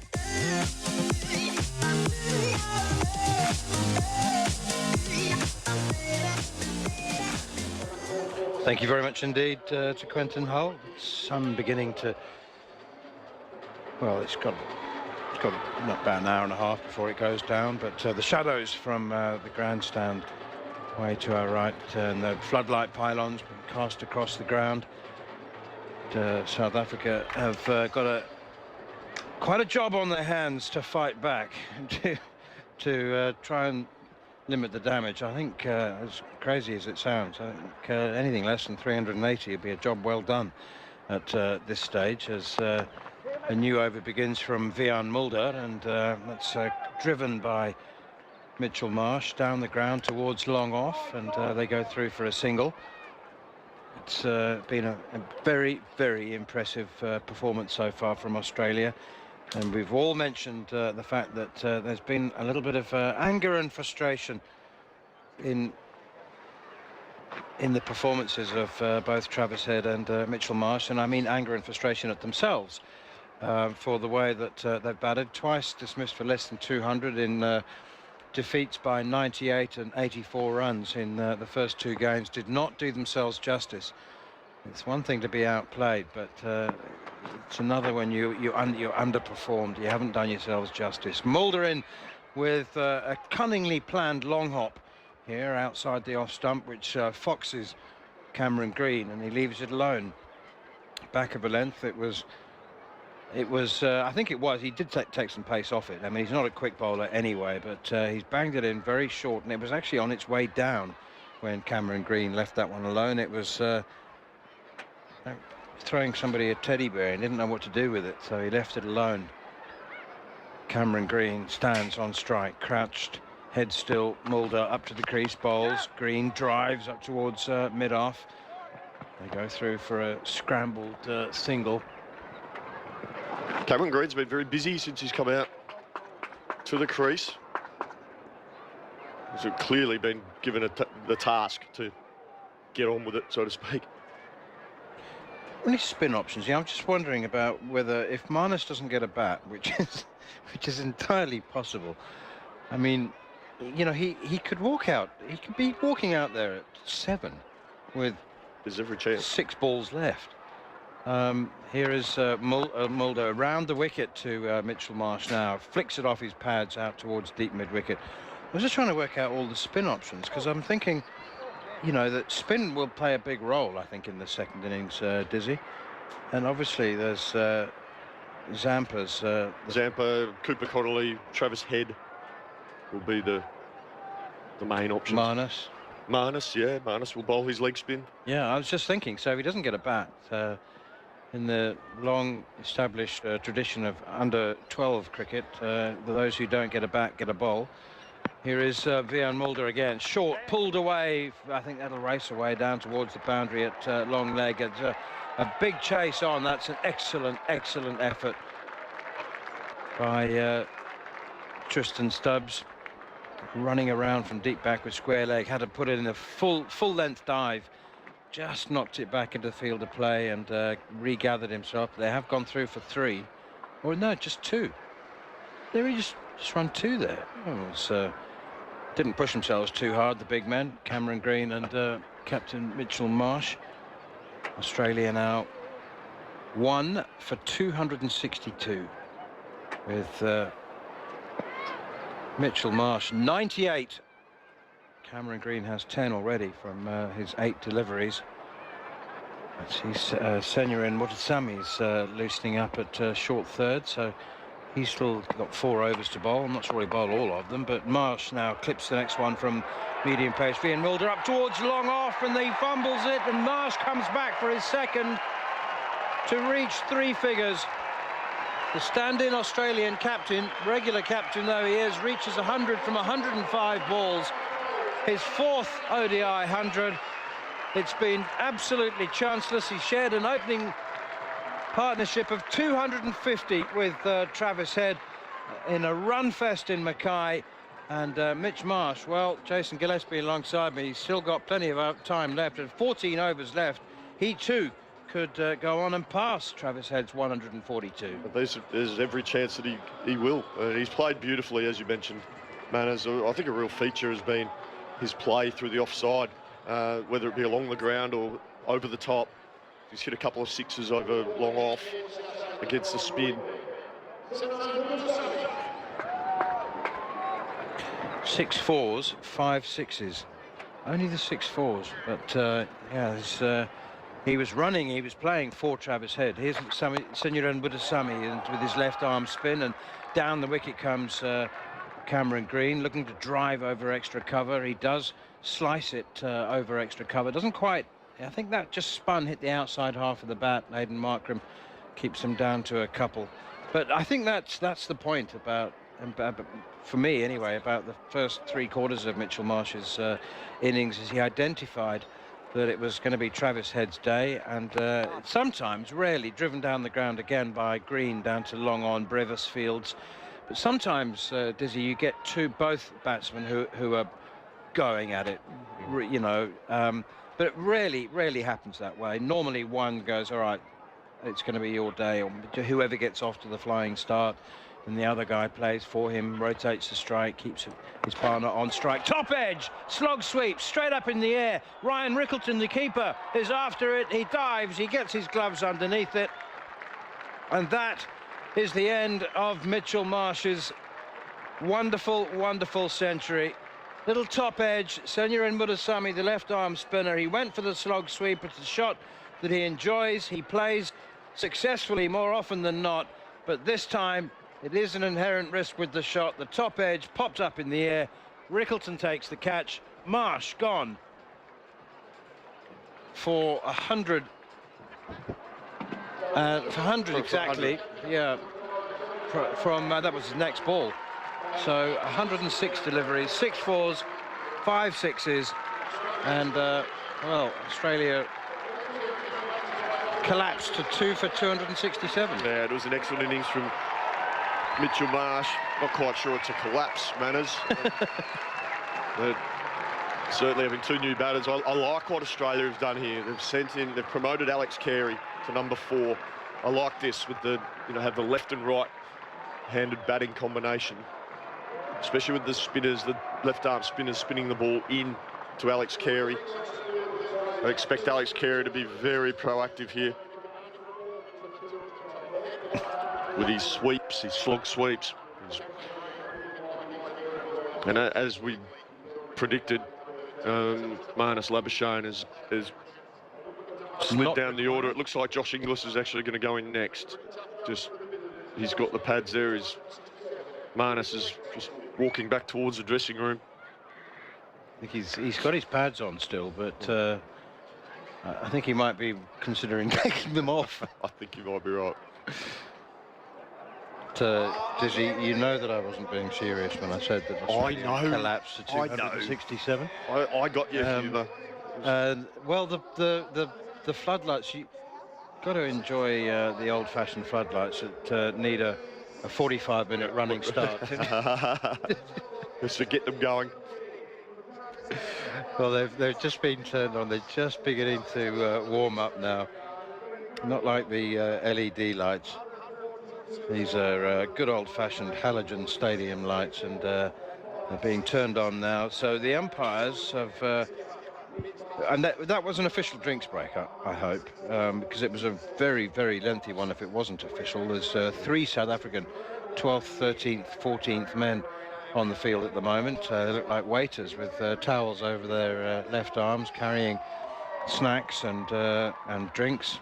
Someone's gone off the field because Pretorius is on the field at long on. So I wonder if who's actually gone off for South Africa.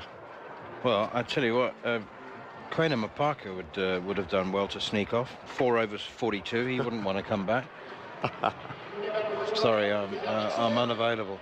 It's Senyoran Mutasami with his left arm spin is going to continue though, and it is Alex Carey, the new batsman. First delivery is punched off the back foot. It's a very orthodox looking shot. You must remember that there's nothing crazy required by Australia here. There's still plenty of time. It's not like you change the batting order and everybody must come out and flail away immediately from the first delivery. It's not necessary to do that. Remember that Cameron Green is still at the crease as well. Alex Carey though off the mark with a single. Down the wicket comes Green, driving. Beautiful looking shot all the way along the ground, and it's Bavuma diving to his left. He gets his fingers to it and takes the pace off it, but knocks it on. So they're able to go through for another single. The other thing is that Mutasami's actually bowled pretty well. Both the left arm spinners have bowled well. It's been tough for them. Maharaj was very good and quite difficult to score off, and what's been a run fest so far. An absolute exhibition of stroke play from the 2 openers. Here's Mutasami again to Carey. A little bit of width outside the off stump. He cuts it to extra cover. Vian Mulder dives away to his left and takes the pace off it. It's Aidan Markram who had popped off the field actually. I don't think that I'm not expecting to see him bowl again. He has bowled 8 overs, and that's more out of crisis management than desire. 8 overs for 60. The 2 quicks up front going going at 10 and over. He's done actually not a bad job. Well, he'd had 7 overs for 41. It was just that last over that he bowled to Travis Head that went for I think it went for 19. So no, he bowled quite well. Cameron Green 14 off 11. Alex Carey 1 off 2. Australia 2 for 269. We've seen an opening partnership of 250 today after Mitch Marsh won the toss and chose to bat first. Both Travis Head and Marsh making hundreds. They have now gone now. Head for 142. Marsh for around 100. Flicked away nicely as new over begins from Vian Mulder. Half volley leg stump and just whipped away. Only a single to Tony De Zorzi, a dreadlocked fielder at deep mid wicket. How lovely to see the ground sold out. And also, I mentioned this on Friday, but you know, the grass banks away to our left are not packed, and that's really important. I mean, there's enough room to put your blankets out, and you know, you're not allowed to bring in an esky, unfortunately. You can't bring your own drinks in. Yeah, I was talking to Q before, Manners, and just hope, as he talked about, there's going to be some more development here leading up to the 2032 Olympics, I think, and this is going to be used for cricket, but hopefully they don't get rid of much of the bank, the grass bank. Oh dear, Vian Mulder's bowled a high full toss. Gosh, that has gone so high. It's cleared Alex Carey, who's 6 foot, by a foot. Gee, I don't know what he was trying to bowl there. And the rest, I think, at least a couple of foot. It clearly slipped out of his hand. I think he was attempting to bowl a change of pace. Slower ball. It's gone 1.5 yards. It has gone miles over his head, so this will be a free hit for Alex Carey. We just looked at the replay. He's trying to bowl an off cutter. He's trying to bowl an off cutter, yeah. So I wonder how Alex Carey will try and hit this. Well, he can't change the field, so Vian Mulder is in, bowls wide, and it's sliced away behind square on the offside. That would have been a wide. I mean, it was really wide. Actually, in retrospect, I'm amazed that Carey reached it. He did well to reach it. It was if it was inside the blue line, it was actually pretty well executed by Mulder. But I think you're right. It probably would have been called a wide by the umpire. Oh, I think it was very, very wide from Vian Mulder. He was just trying to keep it out of the batsman's reach with a wide Yorker, but he missed it twice. There's nobody on the third boundary now. There are two backward points. There's a sweeper at a deep backward point. Mulder in again, steered away, and it's gone racing away down to the unguarded third boundary for 4. And I mentioned that because I thought to myself, Carey's going to slice it in exactly that position, and he did, past Maharaj for 4. I don't think Mulder did anything necessarily wrong there. He took pace off, he bowled into the pitch, and he bowled it straight. But what Alex Carey did so well was he gave himself some room, stayed leg side, and then all he had to do was guide it past those two players, one at short third man, one at backward point. And he bisected those two fielders perfectly. And the ball had just enough pace on it, even though it was a slower ball, to get to the rope. 2 for 277, Australia, still heading for 400, to my mind. Oh, Alex Carey, cheeky little, ramp sweep over the, down towards fine leg, unguarded down there. That's really good cricket from Alex Carey. He just hit a boundary the previous delivery off Mulder, who bowled into the pitch slower ball. And I think he just anticipated that, almost a guess that, Mulder, he got hit for a boundary from a slower ball. What he's going to do is now try and bowl full and straight at me, because he's changed the field slightly. And then it was almost a bit of a guess, and he guessed right, and then executed the shot well.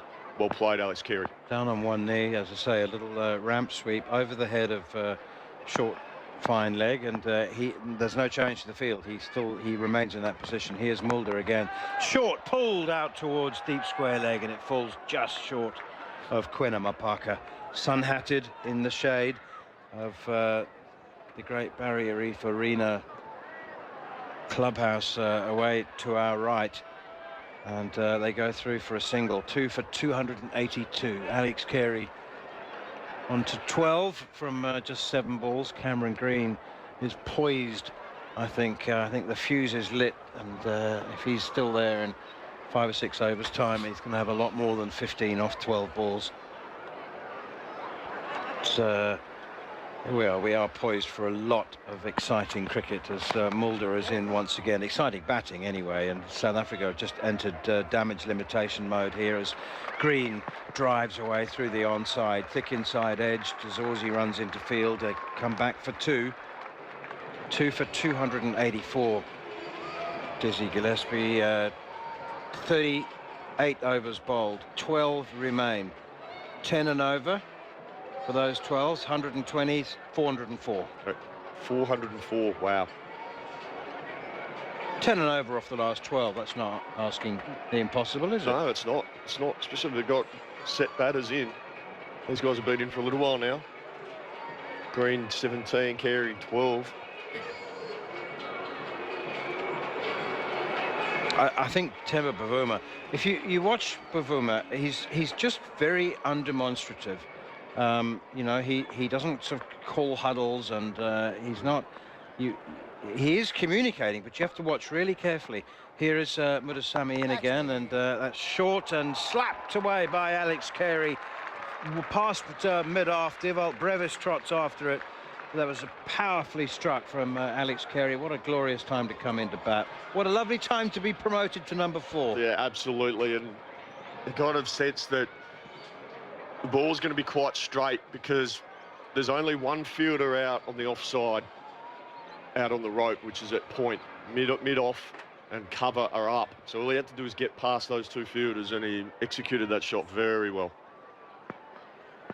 Here's Mudasamy once again to Alex Carey. Straight down the ground. He's gone over the top of mid-off. It's a question of whether it reaches the boundary or not. It plugs in the outfield as Devalt Brevis chases after it. Well, he didn't hit it the way he wanted to, but he hit it where he wanted to, which was over the top of mid-off, who's inside the circle. 2 runs. Yeah, just didn't quite get enough on it, but you could see what he was trying to do. Every now and then, Temba Bavuma is like, he's very good. His players are very good at keeping their eyes on him. But you'll see, rather than running to a player or having to have a face-to-face conversation, he has this ability to communicate, and he'll just point to a bowler and say, "You next," and then sometimes he'll ask a question. He often consults Aidan Markram. He'll point to two men, asking him which does he think he should bowl next. Here's Muthusami in again. Carey finds backward point straight to the fielder. That was always going to happen, that reverse sweep then from Alex Carey, because it dropped long off, mid off back and brought point up.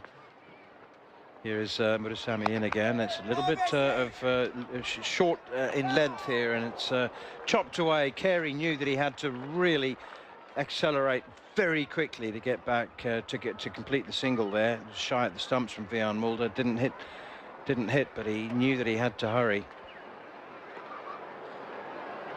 Australia 2 for 291. Hundreds today for Travis Head, 142, and a round 100 for Captain Mitch Marsh as Muthusami, left arm over the wicket. Down the wicket comes Cameron Green. Slice drive, quite deliberate, and that should reach the boundary, and does. Aidan Markram running around from long off, couldn't get there. It's a lovely piece of cricket again from Cameron Green. Once more, didn't hit it as well as he wanted to, but he hit it where he wanted to. Picks up 4. Yeah, very good shot, Cameron Green, going with the spin. Well played. Muthusami once again up to the crease now. Bowls Green forward, driving, beats Bavuma, who likes to field in that straightish extra cover position. There are 2 men in the offside, but that's where the captain likes to position himself, and it's another single at the end of the over. Projected score on the scoreboard says 379, but the Neil Manthorp projected score is 400. 2 for 296. Green on 22, Alex Carey on 19. Run rate at the moment 7.6. So that projected score's a little bit below, I think, where Australia should end up. Yeah, I completely agree with you. I think they'll be nudging 400. So we see Corbin Bosch into the attack. Just the 4 overs for him today, Manners.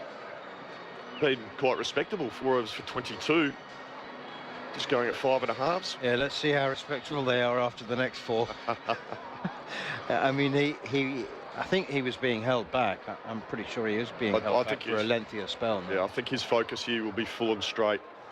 It's damage limitation. That's all that the Proteas can hope for now. And that is pushed away by Green up towards mid-off, and they set off for a single, and there's a shy at the stumps from Vian Mulder. Again, he misses, but that's a quick single from Cameron Green. Alex Carey and Green don't need to do anything. If Corbin Bosch is going to bowl full and straight here, yes, that's a good move by South Africa. They've done their research. They know Alex Carey can ramp, so move the fine leg from inside the circle to down on the rope. Have a man at deep square leg as well. It's actually not a bad field, I think. So full and straight. Is that what you're saying? I think that's mid on, mid off. It'll either be full and straight or it'll be into the pitch changes of pace. Certainly shouldn't be any drive balls, because no. Mid on, mid off are both that's up. Right. And here is Corbin Bosch from the airport end. Bowls full and straight. Hits Carey on the pads. Well done. He's got to do that 23 more times now to Alex Carey. And he'll manage to have limited some of the damage. Another single. It is a leg by. 2 for 298. Cameron Green on 23. Alex Carey on 20. He must have got a little edge on that, because I don't think the umpire did signal leg by. Australia winning the toss today, lost the series, of course. This will be a consolation victory, but more than that, actually. If there could be some records broken today. It's a short one, as Jason Gillespie said. It's either full or straight, or back of a length into the pitch, which that one was. And Alex Carey pulls out towards mid-wicket. 300 up with that single. 300. 2 for 300. I think we've seen here with Corbin Bosch 2 distinct plans to each of the Australian batters. It'll be into the pitch, or the fast or slow balls with Cameron Green with the field that he set. Alex Carey, you go full and straight. Third man, fine leg, both up in the circle. There he is, Bosch trying to go full and straight, and it's driven past mid-off for 4. Van Mulder knew that one had beaten him. It's just, you know, I say he's driven it, but it's actually not a bad ball. It's more of a half dig out, half drive. It was top of the stumps. It wasn't a bad delivery at all. It's just with Cameron Green, his reach is so vast that he can turn a... Yeah, because that was above his knee roll. That was sort of top of the flap of his front pad. It's just a very good cricket shot. Here is Corbin Bosch again. Bowls, it goes full and straight and drive that one. Yep, he will. It's down to long on. The fielder in the deep keeps him down to a single. So 2 very, very distinct plans, and it requires a lot of running from the South African field. It certainly does. And for players to be aware, watching the captain, watching the bowler. So we see fine leg and third man both back on the fence. Square leg and deep point out. Here is Corbin Bosch bowls, and Alex Carey punches it out into the offside, extra cover. Tony DeZorzi fields, and there's no run. So the 2 left arm spinners were at third man and fine leg, Sanya and Mutasamy and Keshav Maharaj. That was a good over actually from Corbin Bosch. You know, at stages like this, with the opposition powering along at 2 for 305, if you bowl the 6 balls that you want to bowl and you are executing your plan, then you have to accept sometimes that you can still go for 12 or 15 runs. And when I say good over, I mean he bowled 6 balls that he wanted to bowl, that he was trying to bowl.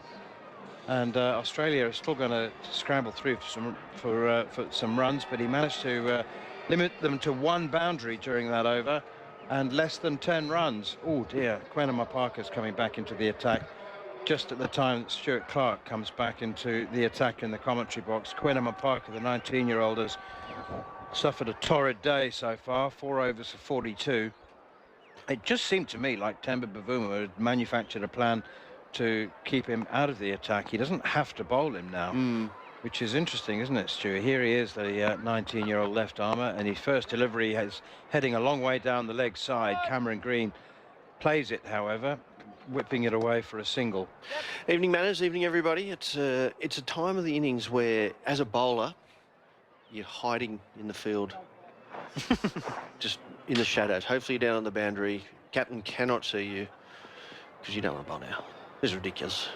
2 blokes in, flat wicket, old ball. They're 300.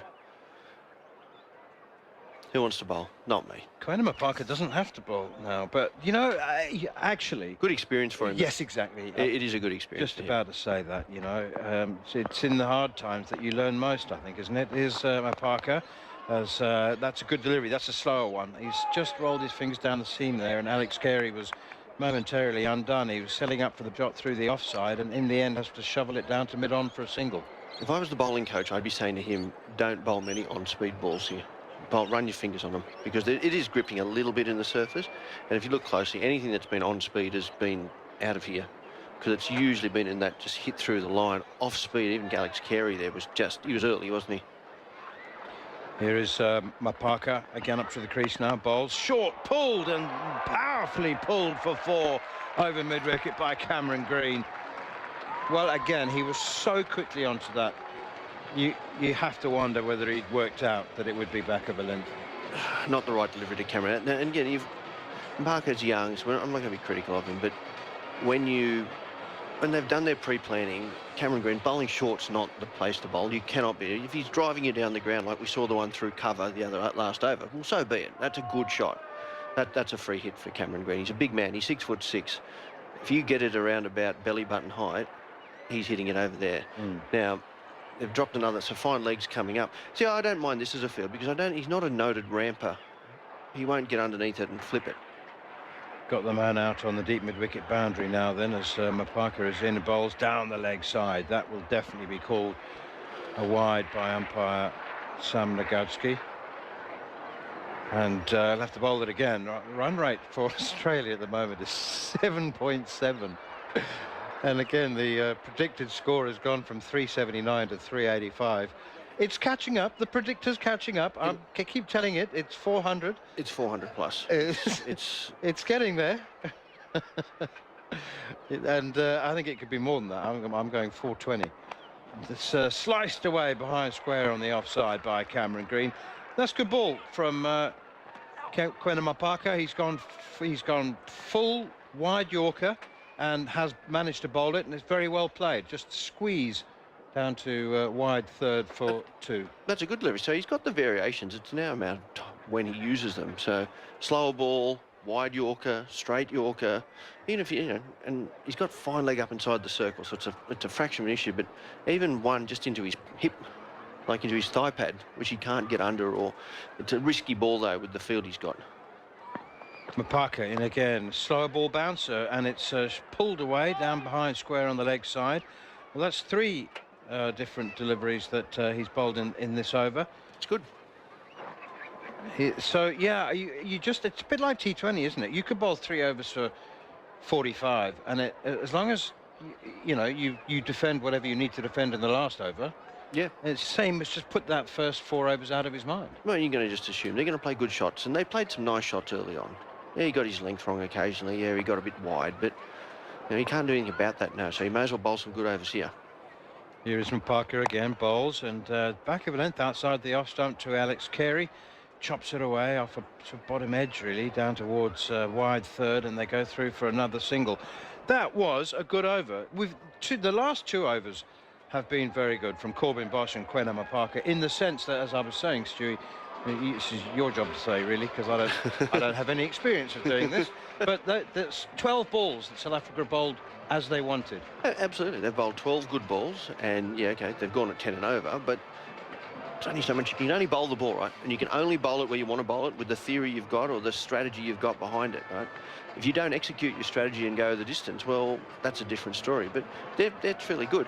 The problem they've got is it's such an easy way to... They're so far ahead of the game now, the Australians, that they're basically hitting 1 4 and over, taking 4 singles and a 2. There's your 10. Yeah. The game's sort of... And they're going over, and they'll up that from there. Corbin Bosch begins a new over, down the leg side, flicked away, and it should be cut. No, it won't. That's gone very quickly. Senyora Murasamy down on the fine leg boundary. Sprinted, dived, just couldn't get his hands to it. It's full and straight. You know what? I still don't think that's a bad ball from Corbin Bosch. Maybe a little bit too straight, but it's an excellent glance. Well, Flick off the pads. The fielder down there is too... If he's going to bowl there into the back of his heel, then this guy needs to, down at fine leg, just needs to come 5 yards to 10 steps to his left. So that stops him from the 1. So that's the primary spot. He'll get a 4. Here's Corbin Bosch, right arm over the wicket, bowls down the leg side. That will be wided, and it is. Just a little look from Chris Gaffney, and out go the arms. He'll have to bowl that one again. So you can see what he's trying to do. He doesn't want to bowl anywhere on the offside. He's got all these fielders. He's got deep long on is up, so long on's up inside the circle, deep mid wicket, deep back at square, deep fine leg, and bowl at almost Alex Carey's heel of his right foot. It's a risky game, but that seems to be the best way of trying to stop. Because as soon as he gets that off stump, Alex Carey's good enough to go down the ground or over backward point. 2 for 321. Here is Corbin Bosch again. Bowls, that's a little off cutter, and it's full and straight. It's very well delivered. That's a good, skillful delivery, and Alex Carey can only take a single up towards mid-off. You know, I know I've been at the forefront of, only just ahead of you and Jason Gillespie, of advocating more international cricket up north. But I'm just thinking, if that was the case, would there have to be more flights and more direct flights? You know, particularly, you know, if you had a season of international cricket. Yeah, potentially. Would that be potentially? Yeah. I know that aviation, commercial aviation, is not your strength, your field of strength. No. Pushed away by Cameron Green out towards mid-wicket. He set off very quickly for that first run, relied on Carey running to the danger end to come back for the second, and they have come back for the second. Well, I think they'd probably talk to the airlines and say, look, we've got all this cricket coming up here. We need some direct flights, and see what the airlines would say, because there are people coming in, tourism and all the rest of it. The airlines might tell you to go and get stuffed. I don't know. Well, yeah, and you know, are there enough locals? I mean, you know, how many people would travel to come and watch? You know, the attendances have been excellent. And I think mostly with locals. Short pulled away by Cameron Green, and there'll be at least 2 here if that one doesn't reach the ropes. But they come back for a second. It's Aidan Markram doing the fielding once again out there in the deep. Strong arm does keep them down to 2. Well, you've taken care of the tourism sector. Now you're moving on to the commercial airline sector. Yeah. Well, I just, you know, it did occur to me, but there weren't any extra flights on outside of the scheduled commercial flights in the 3 venues that we've been at, and we've had sellouts. Correct. So they're all locals. There wouldn't be. I'm thinking about it now. There's probably a lot. They haven't had a lot of cricket up here, so they're probably very much locals that are coming to these games to see international cricket. I think that's right. Here's Bosch again, and that's driven out towards deep mid wicket. Again, they know that it'll just be a single, and South Africa. Well, I'm very, very reluctant to say that they had a good 3 overs because there are still 7 remaining, and I still think that Australia will make 400. Well, he's bowled a decent over, and he's gone for 11 with 1 ball to go. Like, and he hasn't bowled a bad over. No. It's just, if you don't, and that's the importance, and that's why we were talking about this a little bit in the previous games, that you need to take wickets. You cannot just go through and try to defend. I mean, if he gets the over wrong, he's going for 18-20. That's a poor delivery. That's the worst delivery that we've seen in the last 3 overs. Down the leg side, back of a length. Alex Carey has a swing at it, but makes no contact. There are some interesting connections, though. I mean, I'm just thinking about you. You're going to get up at 4:30 tomorrow morning. I'm on the early flight home. And then you're on the 6 o'clock to Brisbane. And then what time will you get to Sydney? Lunchtime? No. I'm pretty much 20-30 minutes later on the Brisbane to Sydney. So I'll be home by 10 o'clock-ish, back to Sydney town. Last ball of the 42nd over. It's Corbin Bosch right up into the block hole. Excellent Yorker. That's a very, very fine delivery from Corbin Bosch. Top stuff from the big right arm fast bowler. 2 for 328. Cameron Green 43 off 26 balls. Alex Carey has 27 off 18. Scoring rates 7.8, and the projected score is up again. What's it gone to? 390 now. It's every over. It's going up by 5. If they get a good over, imagine they got 20 in an over, it'll be 430. You know, there is a big over in there somewhere. There's 8 overs remaining. There's a 20 in there. There's somewhere. Get away with one, hit a couple out of the ground. All of a sudden, you know, 2 balls go for 6. There's 12. Oh, hang on a second. Mind you, Bosch has not given them any length to get under. Yeah, they've gone for 4 a couple of times, but he hasn't rolled a drop kick that's been spanked away into the crowd. I think Green would like one around about stump height. He can just plant his big front foot down the wicket and send it up into the crowd. Australian 12th and 13th men have just run onto the field with drinks for the batsmen. Not sure that they've been out there that long. Here's Quinama Parker, and it's driven away out by Cameron Green down towards long on, Brevis Fields. Seriously, I know it's a topic that we talk a lot about, but why don't the umpires just send them off?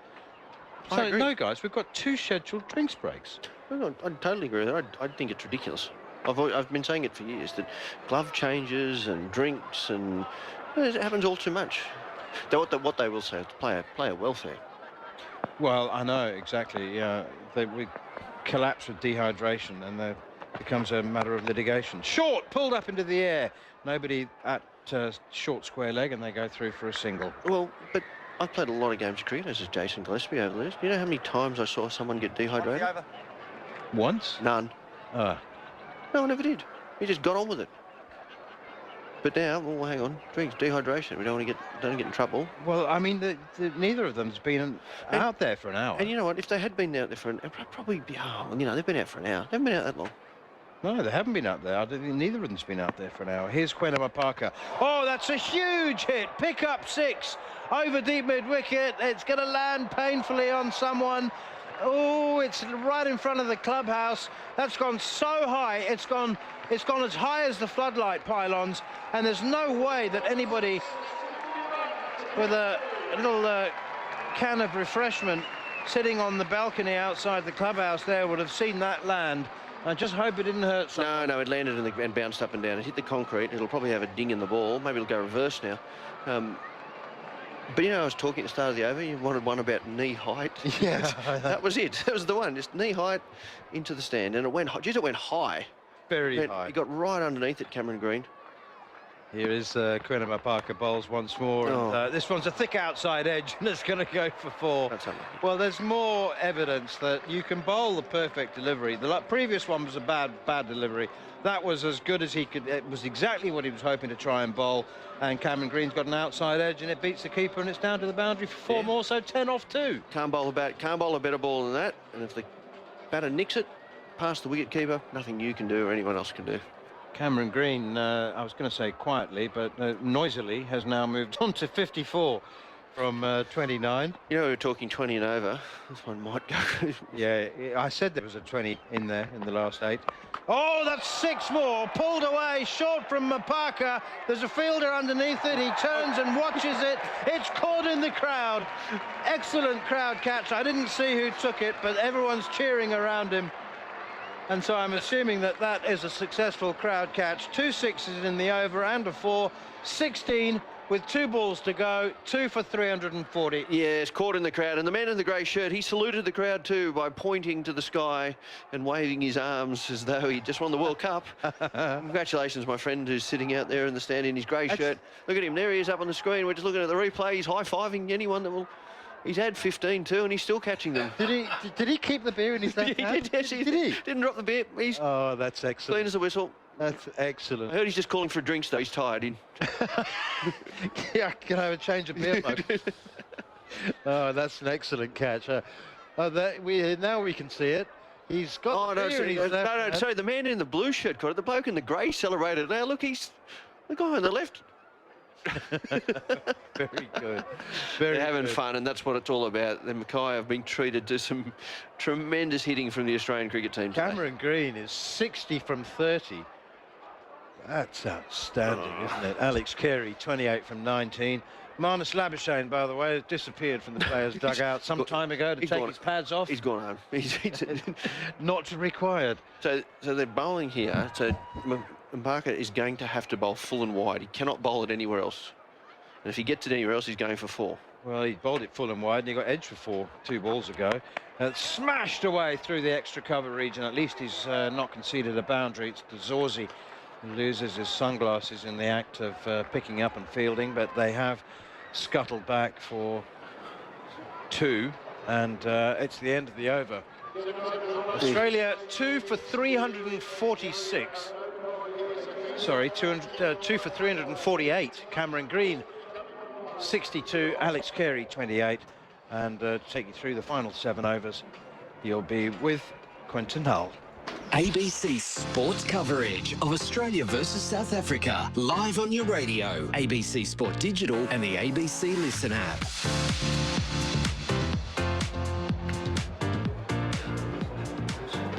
You're just congratulating Manners. That was his 20 run over. 20 run over, and the projected score is now 405. Okay. So Alex Carey's on strike. New over begins from Bosch. Full, driven to mid-off. Yes, quick single. Went straight to the fielder, but Carey scurries through. And Markram didn't even bother throwing when he picked it up at mid-off. Such was the nature of the single from Carey. So Australia winning the toss and electing to bat. Head and Marsh putting on 250 before Head was first out for 142. He made that from 103 balls, 17 4s and 5 6s. Shortly after, Mitch Marsh went for a neat 100, 106 balls for the skipper, 6 4s and 5 6s, 2 for 267, now 2 for 349 as Green waits for Bosch. Drives down the onside, but won't beat Bavuma at mid-wicket. Well, that was a boring delivery when it was a dot. Good little tumble from Temba. And the thing about Cam Green, as I was just watching him get going here, and we've sort of been bemoaning the lack of performance from the Australian batting in 50-over cricket since the World Cup.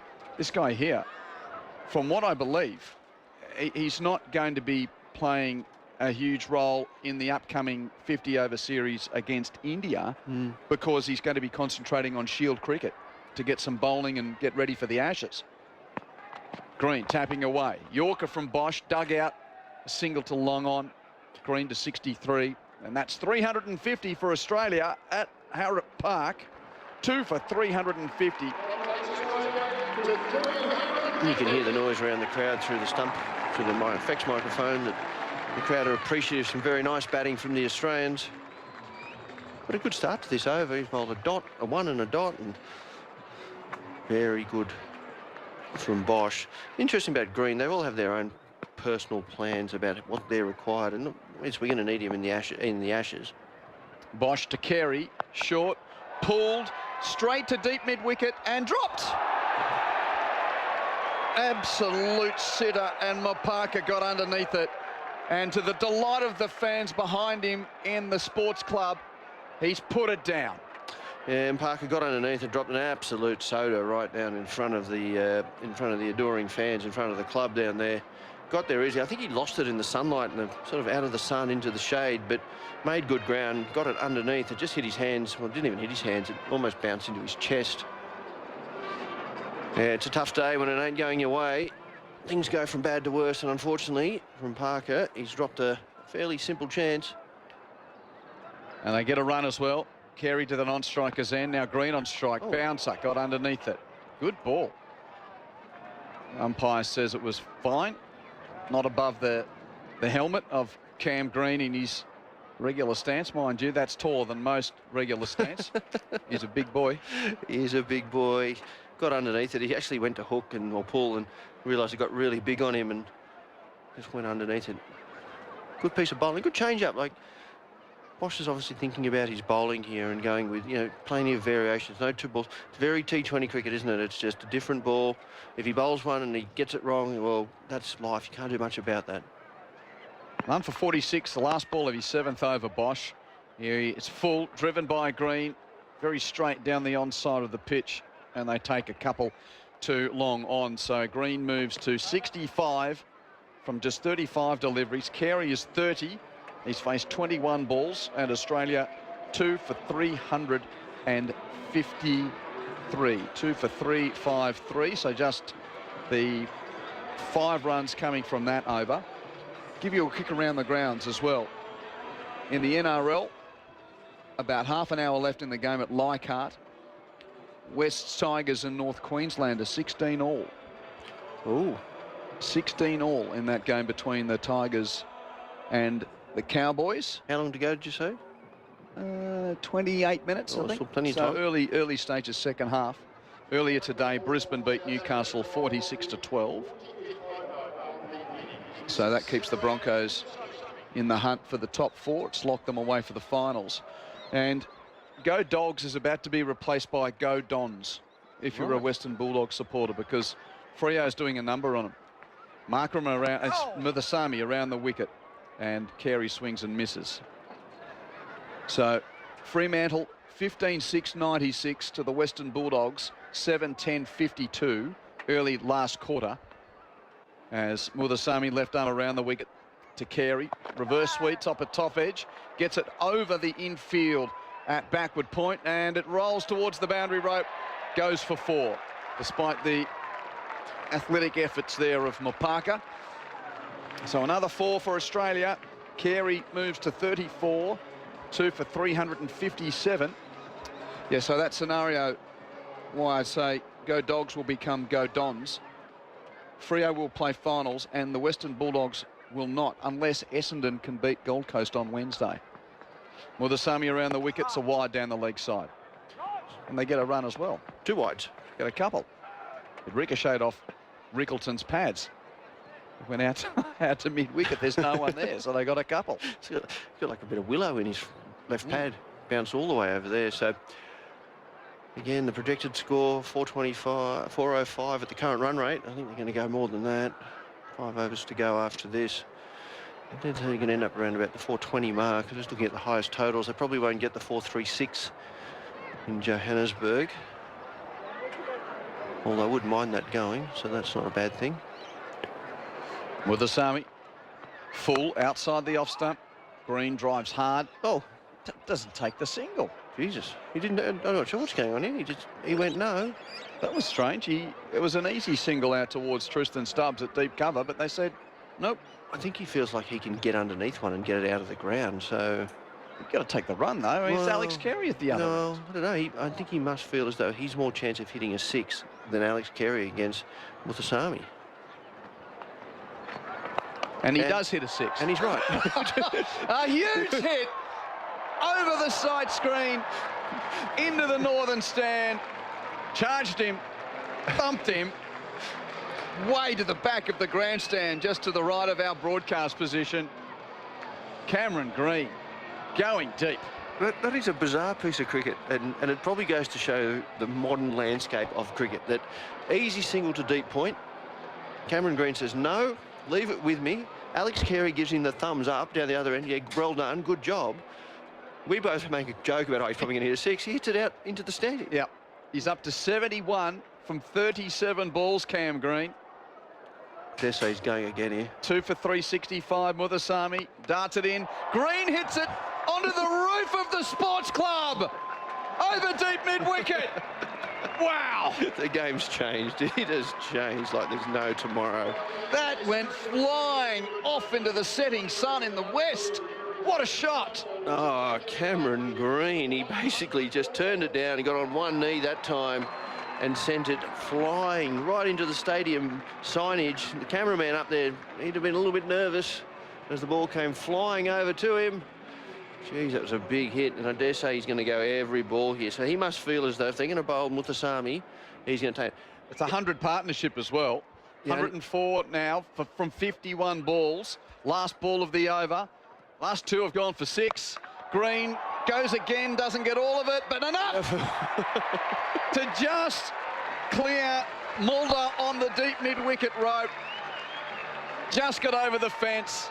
3 sixes to end the over from Cameron Green, and poor Senaran Muthusami just rocks his head back disdainfully as he receives his cap from the umpire at the end of the over. Green is up to 83 and Australia at the end of the 45th over, 2 for 377. It was actually an average piece of bowling, that, because Bavuma had set all his fielders, so he had 3 fielders behind point on the offside. The only spot that he shouldn't have bowled it was on a length. If he just fired it in wide outside off stump and taken his chances, he probably would have gone for 4 rather than 6, but he bowled a length ball. And Cameron Green, well, he thought, oh, if you're going to bowl it, I'm going to hit it into the stand, and it was a good piece of batting. And you know what? You know when he turned down that single? That was the right answer. That was the right idea. Well done, Cameron. That was excellent work. So Australia has only on 2 occasions scored 400 in a one-day international. We could be up for the 3rd here in Mackay. At 2 for 377 with 5 overs to go. Bosch from the airport end bowling to Carey. Yorker dug out. They take a single to mid-off to get Green on strike. So Australia made 6 for 417 against Afghanistan at the Wacker in March of 2015. That was a World Cup game when the field restrictions were different. You're only allowed 4 out at the end of that World Cup. So those numbers, it's worth a little asterisk. And of course, then there's the ridiculous game in Johannesburg in March of 2016 when Australia made 434 and lost, with Herschel Gibbs going berserk. Yeah, I was there. I remember vividly. Yep. So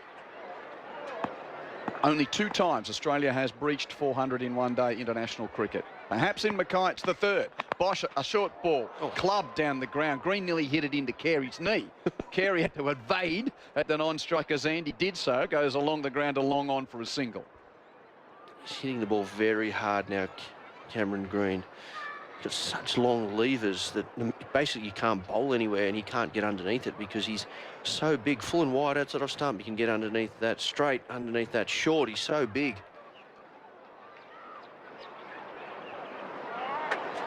Two for 379. So Carey's on strike. He's 35 from 24 deliveries. Bosch right arm over the wicket. Well bowled. Full and popping crease length. Dug out by Carey to mid-off, no run. Well, got to give Bosch some credit here. He's actually bowled. His last spell here, he's bowled. Good variation. His Yorker's been good, right up on the popping crease. There's not much Alex Carey can do. He can't get underneath it, can't time it, so got to give him some credit. And that was bold as well, because long off and long on, they're not long, they're mid. They're inside the circle. Carey drives the ball straight back to the stumps at the non-striker's end. The woodwork does the fielding.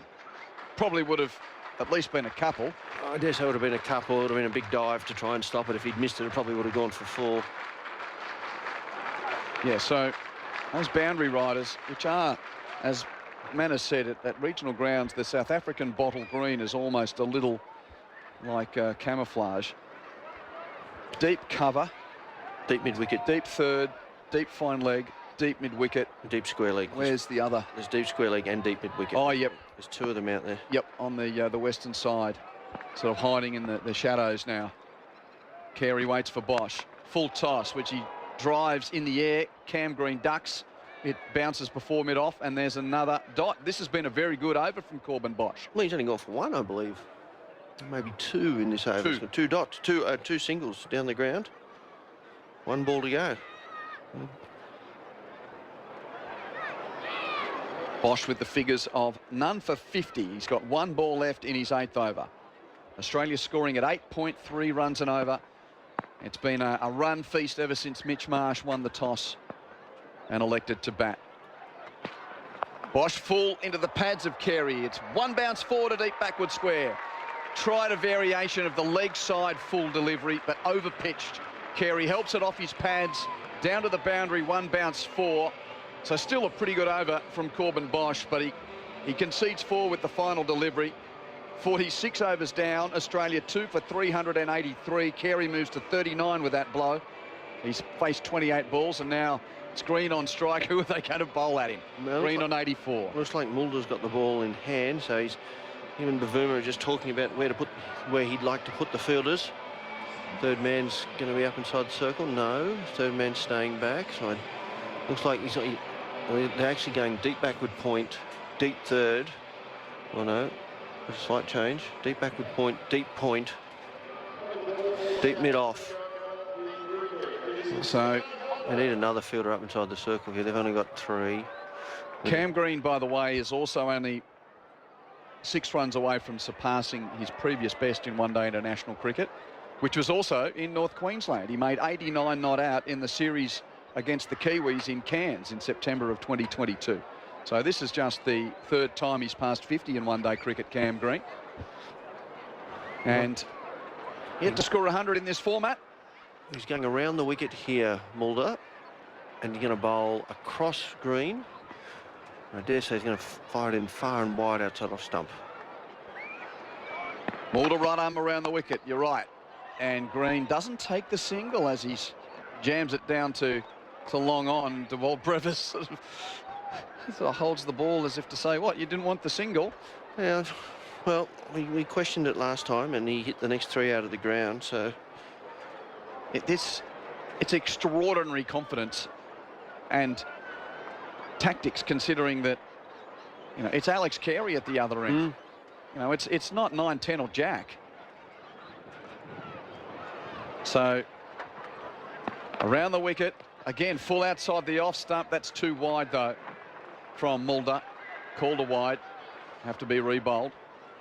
Yeah, if I'm Mulder though, I'm just going to keep him out there. I'm not going to, if he goes for a couple of wides, well, so be it. I think that's the hardest ball for Green to get under. So far away from him. Don't get caught up trying to bowl. Yeah, okay, if you miss, well, you miss, but keep it near that blue line. The protection's out there. Deep backward points on the fence, then deep cover. Yep, 100%. Bowl at the blue line. And Green, I don't think he's worried that long on and long off are out, because if he gets underneath it, he'll hit it over their heads. Mulder tries, and Green does try and hit it over long on's head, and can't. Oh, Brevis tries to take a catch, but can't. He caught it in the field of play, chucked it in the air, going beyond the rope with momentum, and then with that old skip and a hop catch, Michael Neeser style, now ruled out of international cricket. He had to bat it back inwards, hoping that Markram could come across and catch it. but he couldn't. And it's gone for 4. Oh, no, they got 2. They got 2. They got 2. His feet are off the ground when he touches the ball over the rope, so that should be 2. There should be no question about that. They'll check this. The umpires are just going through. Oh, no, it's 6. Because I think he's jumped from outside the ground. No, he's... Oh, yeah, OK. It is 6. I think it's 6, because he was outside the ground when he touched it. He didn't get his feet back into the ground. I believe that's the... No, it didn't jump from... the field, I think. But I thought... Mulder around the wicket, down the leg side or wide. Now, yeah, so that's another run. Green's, what, 90 now? So that, I think, is the rewording of that law following... Remember that catch in the BBL, the Michael Neser one, where he leapt from out of the field of play, but he was in the air when he sort of hopped it in. So I think you have to... The rule must be now you have to reground yourself in the field of play before you touch the ball again, which... So that's why it's 6. Yeah, I think that's... Yeah. Someone will SMS in and tell me that's wrong, but I think that's the right answer to that question. Well, they call it like the bunny hop catch, which is now outlawed. So Mulder's around the wicket to Green. It's a full toss on the pads, which goes high into the skies and over the rope. Where did that end up? Somewhere near the sports club? That's gone out of the ground and went over the roof of the smaller stand next to the club and hit the top of the roof and bounced out of the ground. They'll be feverishly in the car park out there. Someone's new car just got a big ding in it. Green centred on it away. It was a knee-high full toss and Green just upped and undered it. So it's his highest score in one-day international cricket. Cam Green is up to 96. He's faced 43 deliveries. And he's about to upstage Travis Head and Mitchell Marsh. When was the last time there were 3 centuries in a one-day international innings for Australia? The crowd anticipates the moment. Mulder's not happy with the cricket ball. No, they have to check it to make sure it's the right one. Yeah. I think Mulder's happy to bowl with anything. He'd prefer it to be an orange, to be fair. So Cam Green, bat raised, 96 not out. Mulder around the wicket to him. Crashes the ball to long off for 1. Carey had to duck, and he did. Markram does the fielding. Green to 97. Australia 2 for 398.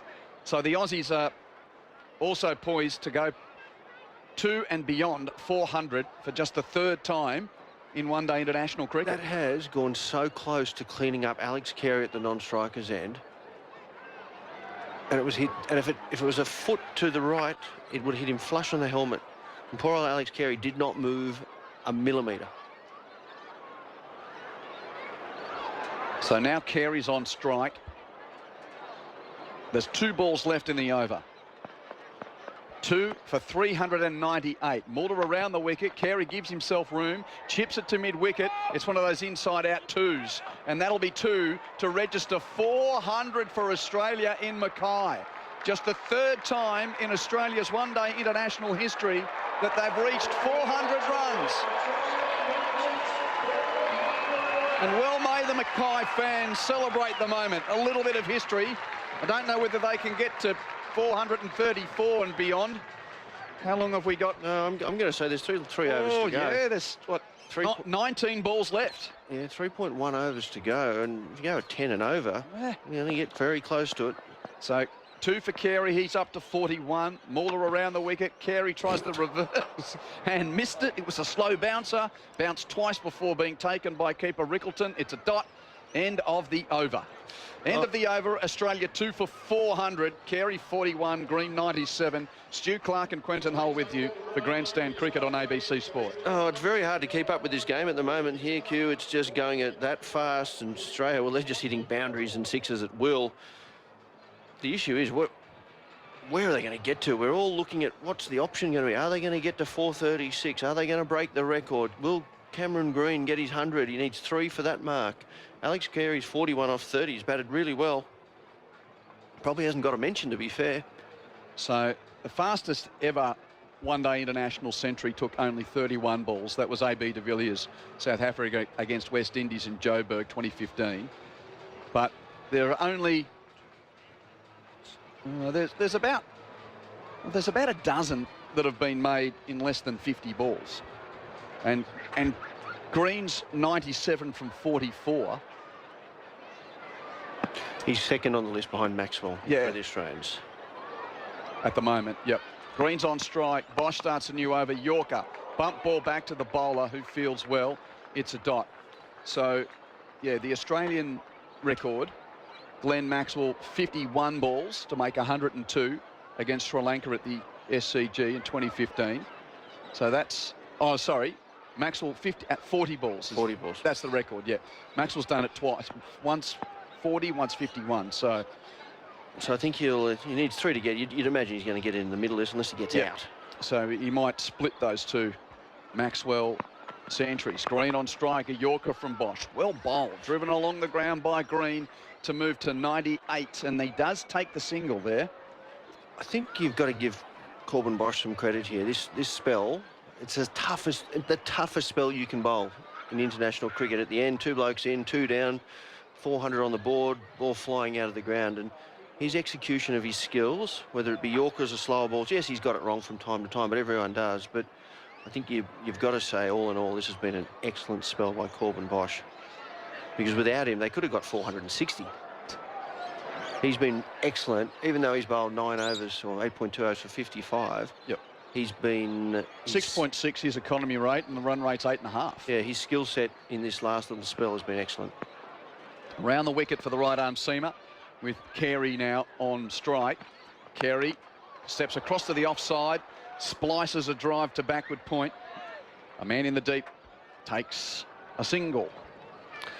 Yeah, good piece of bowling, and bowling to his field as well. Third man, final and deep point, and he bowls full and wide. He's got no option but to try and carve it away. Does so, straight to the fielder. And now some more anticipation in Mackay with Cam Green, 98 not out. He's never scored 100 in one-day international cricket. Sun setting in the west, lights taking effect. Bosch to Green on 98, pulls for at least 1 to long on, coming back for the second, and he raises his hands in triumph. High fives Alex Carey as he's running back to the striker's end to complete his 100th run. Yeah, great innings. Cameron Green played all the shots, hit plenty of power, a little bit of finesse as well, and that's a big moment in his career, his first international one-day 100. He's a big man. He's going to be around Australian cricket for a long time. We've missed him when he's had his back injury, but he's just peeled off the second fastest century for Australia in 47 balls. Cameron Green, take your hat off and celebrate as he's just done. 47 deliveries for Cameron Green to reach his first one-day international century. 5 fours, 7 sixes.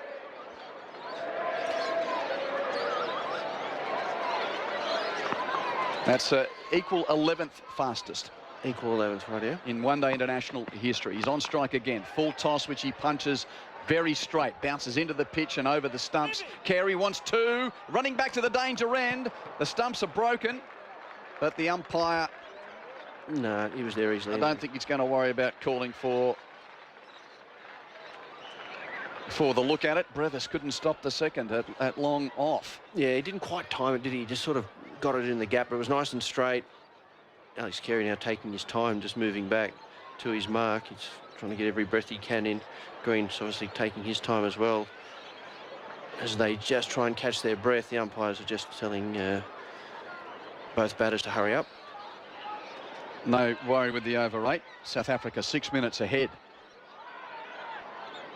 Bosch over the wicket to Green. Bouncer pulled out to the sweeper at deep mid-wicket. Dazorzi there to do the fielding and keeps the scoring to 1. And Green will keep the strike. Australia 2 for 407. Green 103. Carey 42. I tell you what, it's getting very hard to see the ball up here, Q. We're struggling to find out where the ball is.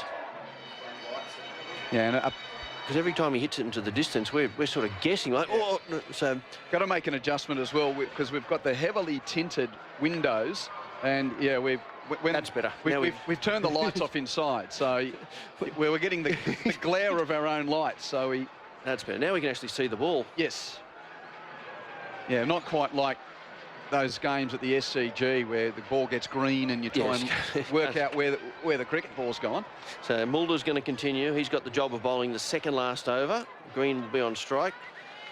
Got to get his length right here, otherwise Green's going to bomb him into the the club. So 12 balls left. Australia's highest ever one-day score is 434 for 4, which they got beaten by this very opposition. Green starts the new over, slapping through cover, takes 2 to Markram at long off.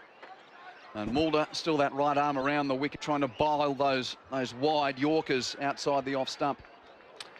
Yeah, and I think that's his best bet. He's just occasionally he goes searching at the stumps, and that's when Green just up and unders him man to the stand.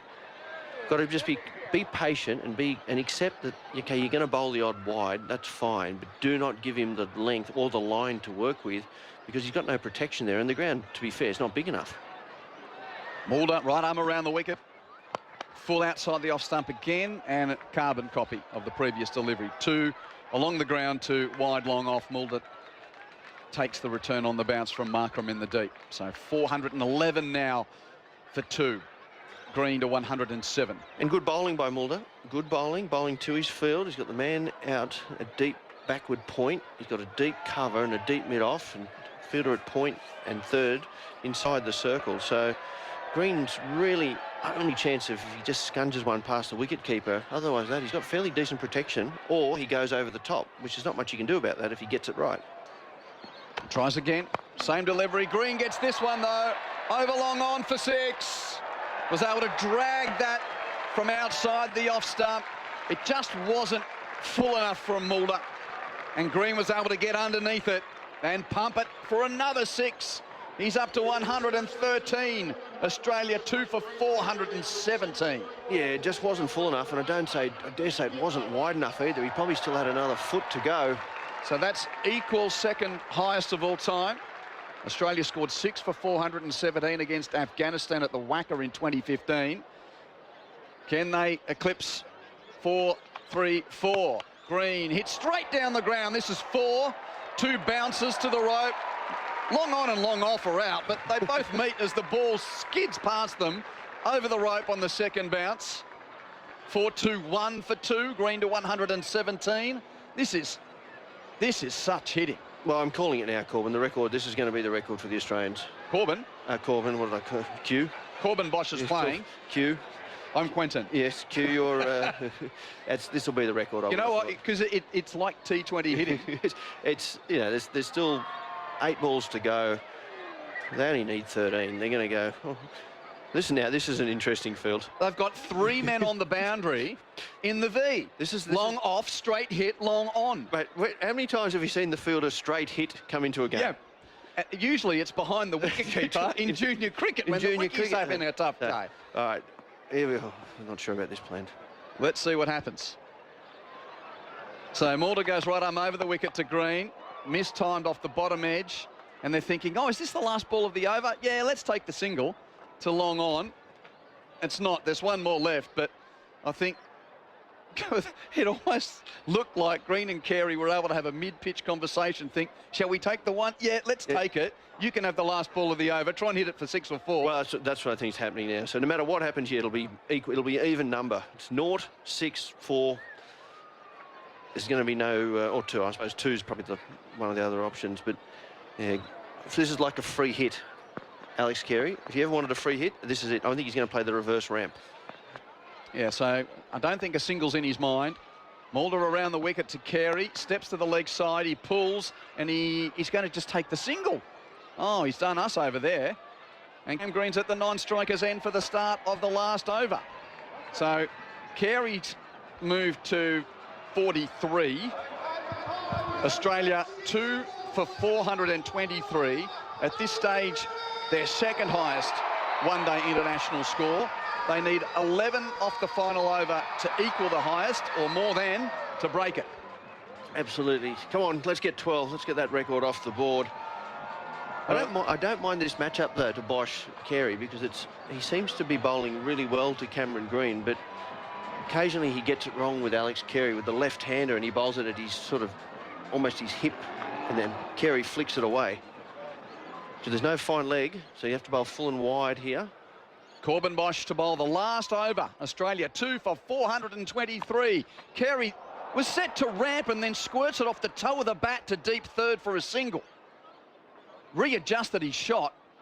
That was like a snooker cue.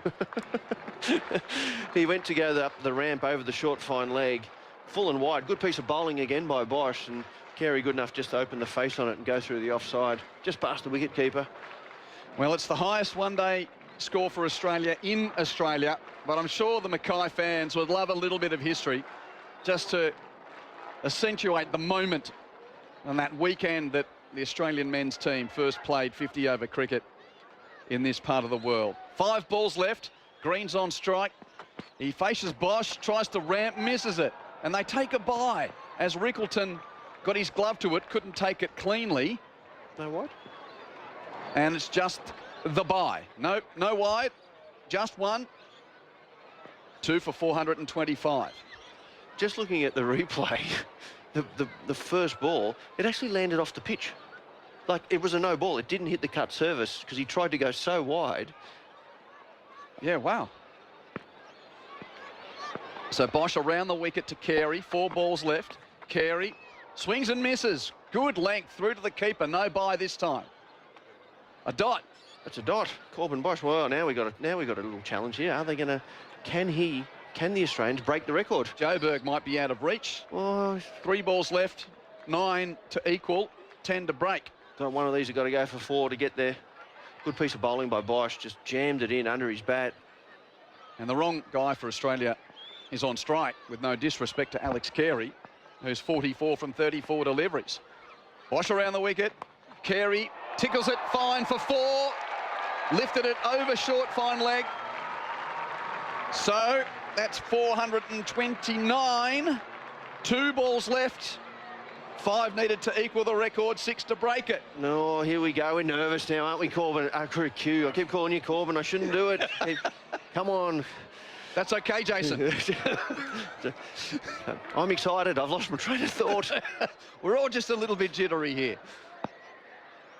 2 balls left. 2 for 429. Bosch around the wicket to Carey. Yorker, he jams it out. Knows the call. No run. Great bowling. Bosch picks up and he's follow through. So Carey, he's 48 not out as well from 36 balls. So he needs to hit this for 6 to break the record, or at least 4. Well, he needs 2 for 50, but 4 gets him to 1 short of the record, so it's got to go out of the ground. 2 for 429. Last ball of Australia's innings in this 3rd one-day international in Mackay. Bosch around the wicket to Carey. It's full, driven on the up through cover. Won't go for 4, but Carey will come back for 2 for his half-century. It's not the highest on record for Australia, but it's the highest in their home country in one-day international cricket. Australia, 2 for 431. Just 3 shy of their all-time record in this format. Carey is 50 from 37 deliveries. Green is not out 118 from 55 balls. Earlier, Marsh 100 from 106 balls. Head 142 from 103 balls. I'll give you the call, the card and the bowling figures in a moment, but Stuart, Clark, these 2 Australians are about to receive a pretty solid round of applause as they leave the ground with, well, partnership as well. Very handy from these 2. Yeah, take a bow, the Australian cricket team. Cameron Green, bat raise, helmet raise as he walks off the ground after his first 100. Alex Carey gives him the right, but well done Travis Head, well done Mitchell Marsh, well done Cameron Green, and obviously finished off there, well done Alex Carey. Australian cricket team, they've put on a masterclass after being completely outplayed in the first 2 games. 2 for 431, the bowling figures, well, I'm going to give Corbin Bosch a rap, okay? The figures have been pretty hard to look at and talk about, but Corbin Bosch, 10 overs for 68.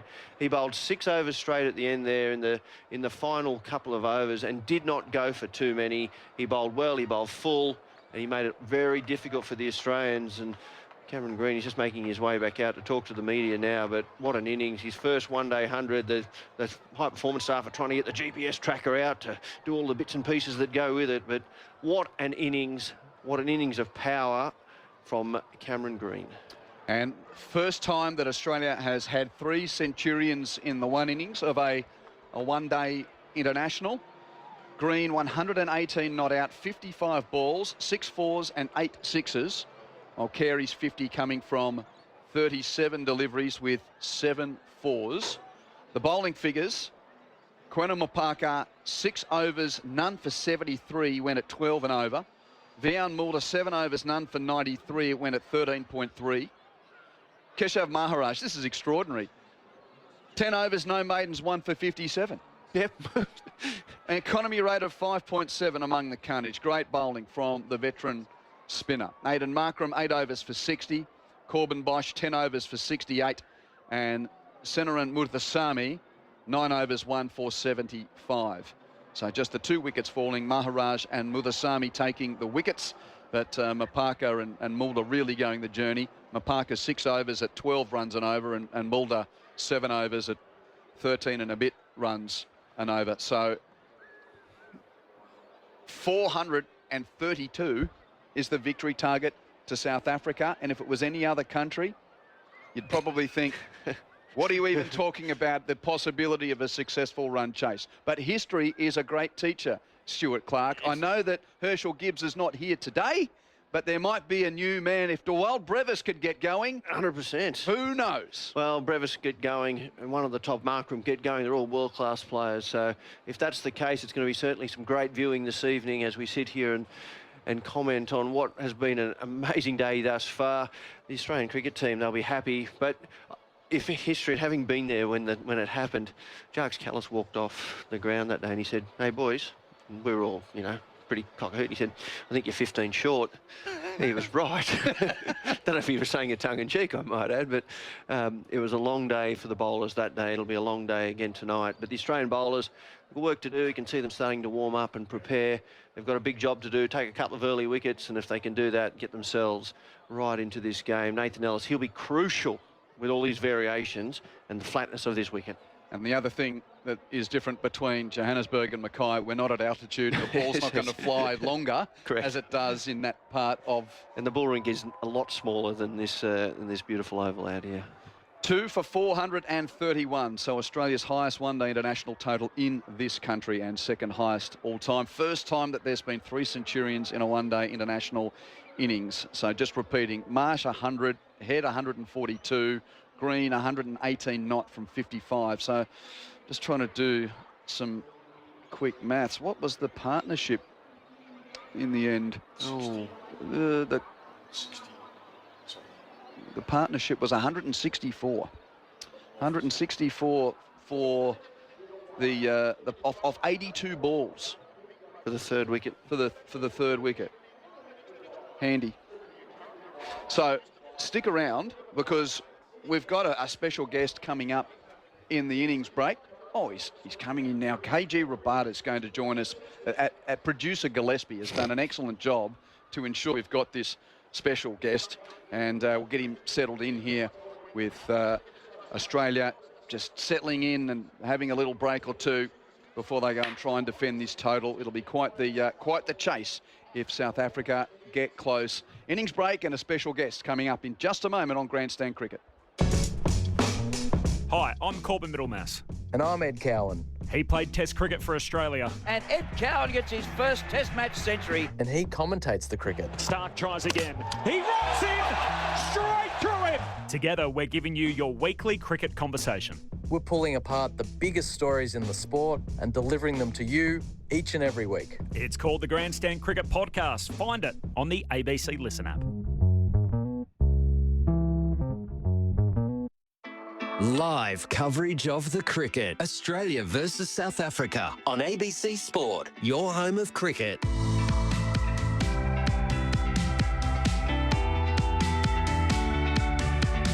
The groundsmen doing their work to prepare the pitch for the second innings of this match, and what entertainment for the fans in Mackay.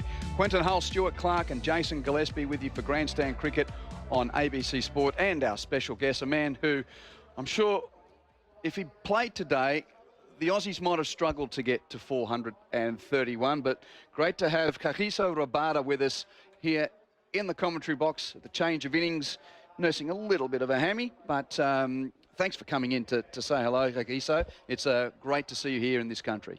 Yeah, nice to be back in Australia. on the Grandstand podcast. When you look at your teammates out there and see they're getting put to all parts, what were you thinking? That I've been there before. So yes, nothing new. Yeah, shame. And Kwena Mapaka, the young tearaway, didn't have such a good day, but I mean that happens. The belt over wickets, I mean, all the grass is shaven off, and the ball just set up really beautifully today for the batters. And yeah, Sean Marsh, Travis Head batted really well and set it up for the back end. So credit to Australia, but the guys will definitely try, give this a crack. Yeah, absolutely. You talked about Mapaka, and as a senior player, what would you say to the young fella? Because he's very early in his career. What would you say to him after an innings like that?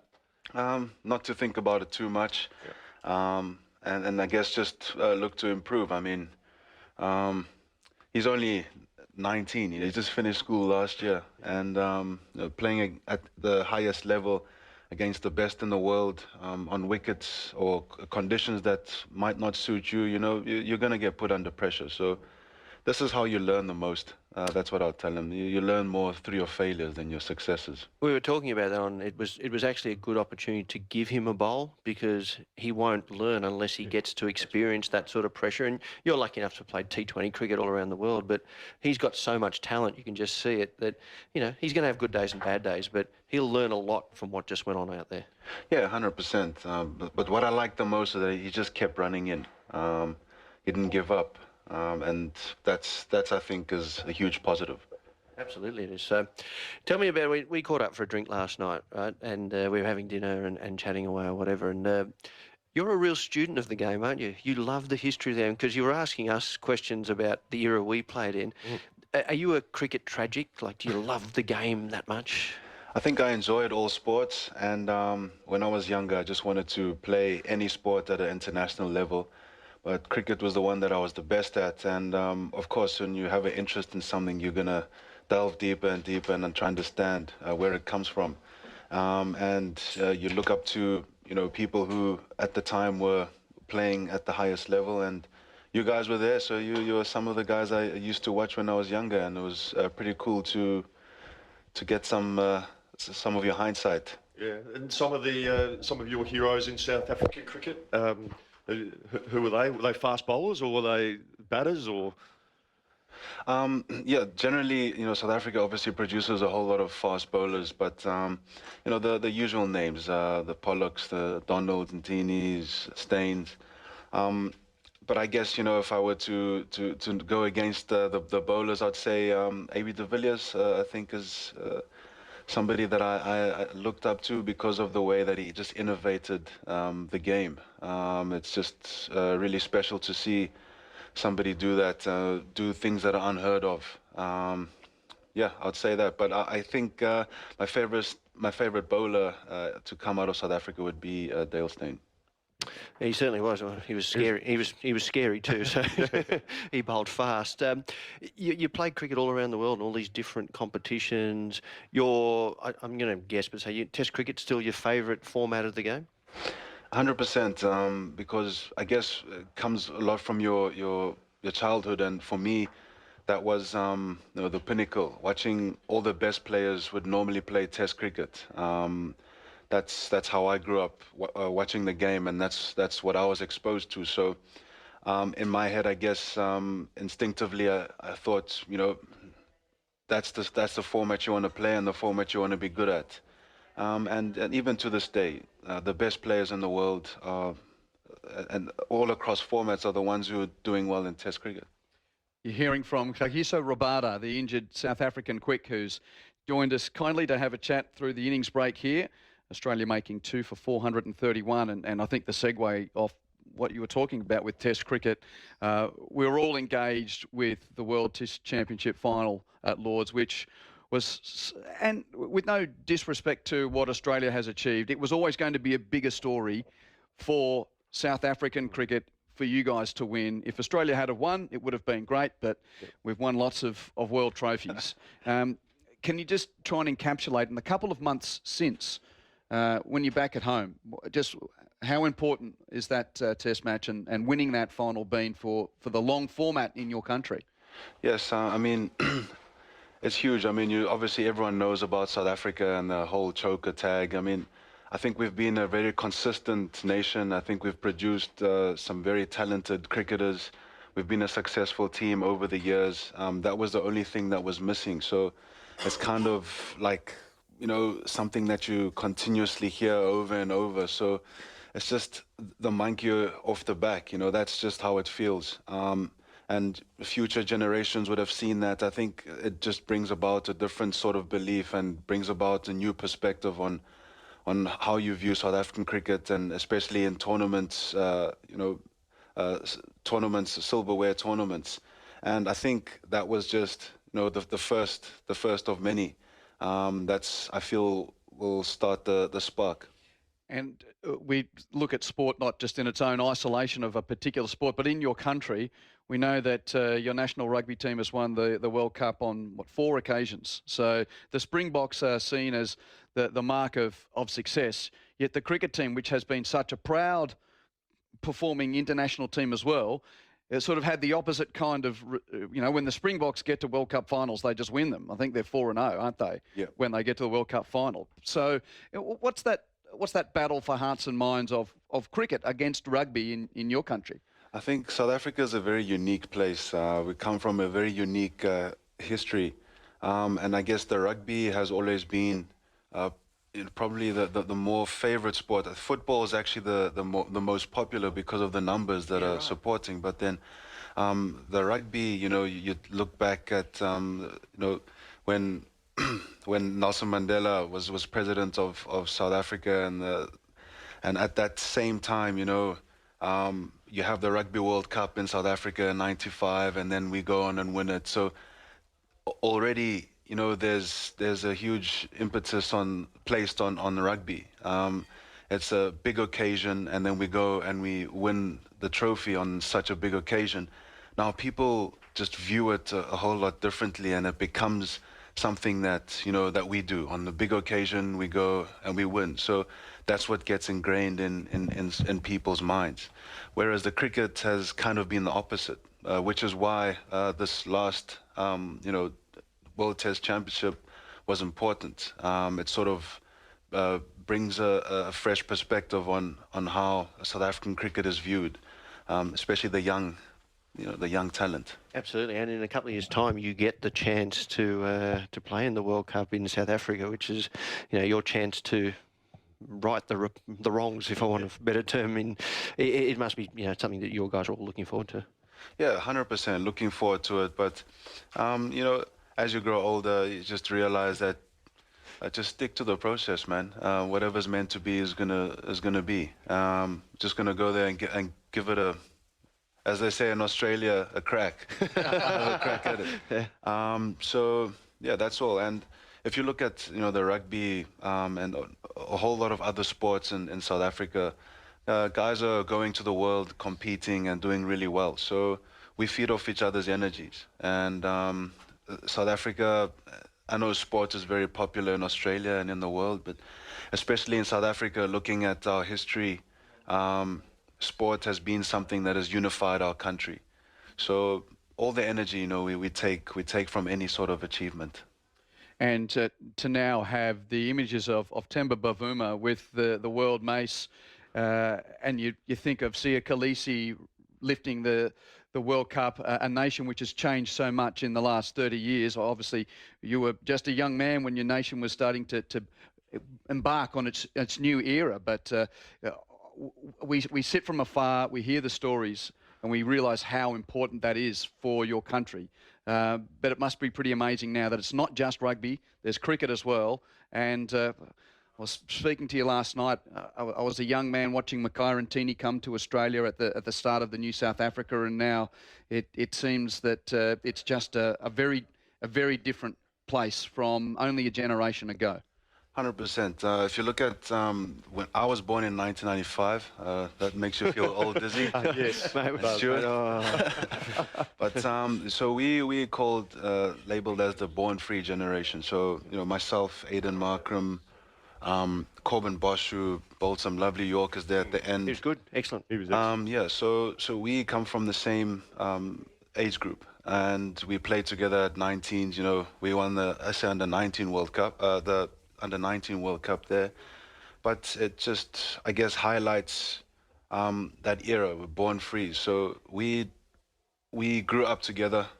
We went to the same schools, and the race didn't have a role in any sort of segregation, or basically what I'm trying to say is that it was normal. It's normal for us to be together, and yeah, as you can see now today, things are just progressing. Certainly are. Hey, what about away from cricket? What do you like to do? Because we only see you. We've now met you, and so I know the answer to this question. But tell everyone what you like to do away from the bright lights of one-day Test cricket, international cricket. Yeah, sure thing. I think giving back to the game is one aspect of it. Just recently started a fast bowling academy, so going to be looking to unearth some talent around South Africa. I like it already. Try to polish that talent, and then getting into the world of what do you call it? Sportainment. Sportainment. Entertainment and sport mixed together, and in 2020, started a sporting agency with a business partner of mine, and it's called KGR Sport and Entertainment, and it just looks to look after the athletes from a holistic point of view, basically put. You're hearing from Kagiso Rabada here on Grandstand Cricket on ABC Sport. Innings break in Mackay after Australia put on an absolute pile, 2 for 431 with centuries to Travis Head, Mitchell Marsh and Cameron Green. And the run chase is due to get underway in about 12 minutes from now, which gives us another time to spend with KG. So you're talking about sportainment, which has got a bit to do with, what the modern world has become. I'm just wondering, when you were progressing and there is the opportunity of the riches of 2020 cricket, yet the traditional format as well, it seems these days that young cricketers like yourself, who are obviously talented at an early age, needed to have some really good people around them to guide their careers. Who were the people that that helped you in that regard? 100%. I'm fortunate, I come from a stable background. My parents were there. I was lucky to be guided into having really good people supporting me in terms of agents. And I think my priorities were always straight. It was to play for South Africa and to do the best I can for South Africa and for myself. And that was my main goal. Everything else outside of that, is a byproduct. And how have your impressions been of North Queensland and the Northern Territory? How have the boys embraced it and enjoyed the Northern Australia? Yeah, I think it's been a nice tour. Going to Darwin, I remember coming here as an 18-year-old, going to Darwin as an 18-year-old for A series. So it was nice to be back there. I haven't been to Cairns, nor Mackay. Mackay, yep. Mackay, I haven't been to Mackay, but yeah, pretty easygoing lifestyles. I'd say pretty similar to Bloemfontein. I don't know if you've been there. I've been to Bloemfontein. Not much happening here, but honestly, it's been really chilled. Enjoyed it. Awesome. Yeah. What about played with any of the wildlife? Gone out and see the crocodiles? Not yet. Want to preserve all my limbs. Fair enough too. And you're so well spoken, and it's a pleasure to give us your time. I'm just wondering, it's been an interesting year for you. Yeah. You missed a month of cricket because you failed a drug suspension. So I'm just wondering what you've learned about yourself. You seem to have accepted the circumstances very gracefully and admitted to a mistake. So all sports people have moments where they learn off the field. Yeah. So How much of a different man are you now than you were back in February, March? Not too different. I guess I'm still the same, really. But man, that whole period, it felt like a movie. Yeah, that was crazy. I held my nerve, I think. You know, look, it happened and it happened. One thing that probably the biggest lesson that I learned from that was gratitude. Being grateful for, for the small things. The fact that I couldn't play cricket for a month. Sometimes you could take it for granted, and all I wanted to do was just to get back and start playing. So when I put that into perspective, I thought to myself, well, just slow it down. I couldn't do anything about it. I accepted it. I knew the world was going to know. But I guess the big lesson for me was gratitude. Yeah, gratitude. Have gratitude for the small things, and that will multiply. And obviously, going back, those people around you again, you are responsible for yourself, but you speak very fondly about your parents, and we know that when you're on the world stage, you have responsibility to your family, let alone yourself when you're out there. So those parts of sort of realising yet again that, yeah, it's my job, but boy, it's a bit of a different job than a lot of other people. Yeah, I mean, that period, I mean, for myself, I knew, okay, people are going to know about all of this. The people are going to have their judgments, and I'm okay with them judging me. I can't control how they feel about me. I'll move on from this. I'll get better from this, and we'll sort it out. But then you look at the people who have been there for you. Like look at someone like my younger brother or my younger cousin, or people who have looked up to me. Explaining that to them might have been a bit harder. Yeah, sure. But other than that, I think I just in my head. Personally, I thought, now just deal with it and move on. But it was harder to speak to, those characters that looked up to me. Yeah, probably tougher to deal with that in your own personal life rather than in the professional life as a cricketer, dare I suggest? No, in my own personal life, I felt, I don't know. The cricket world knew everything, In my personal life, cricket is one thing, and my personal life is another thing. So I really don't want to let cricket get into my personal life. Yeah. So that's what I meant when I said, people are going to judge me, and they can judge me, it's fine. But we'll move on. I do not condone those actions. I don't think there's, any room for it as a professional athlete. But as Kagiso, as a, just a person, I thought to myself, well, I just made a mistake and just move on. The cricketing world made a huge buzz about it. That's just the cricket world. You're not a perfect, no one's perfect, right? So everyone makes a mistake. It's how you deal with it. And it seems, and we were talking about this in the cab on the way home, that, it is what it is. And, there's people here that would adore to be sitting here talking to you, and your personal life's your personal life. So, hey, tell me, got this? They got 434 of them? Well, that's going to be interesting, eh? I mean, the way that the guys want to go out and play, they would have seen this wicket and how well it's been playing. So 100% they're gonna go at it. Yeah, let's see. This is giving 438. Wondrous. Now this time it's going to be in Australia, hopefully. Hey, I played that game, so I was hoping it got beaten, so people don't put it up as the worst game ever. Come on, get two more. Anyway. Yeah, what a game. I loved how you spoke with these guys about bowling, and I just wanted to ask, so how old are you now? 30? 30, yeah. 30. And so you're missing this series because you've got a bit of a hammy niggle. So yeah. Ankle. Yeah. What is it about getting to this age as a fast bowler?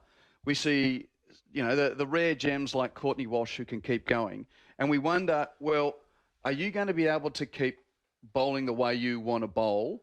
Or do you have to adjust because your body is getting to a stage where you might not be able to bowl as quick as you were when you're in your mid-20s? We'll soon find out. Do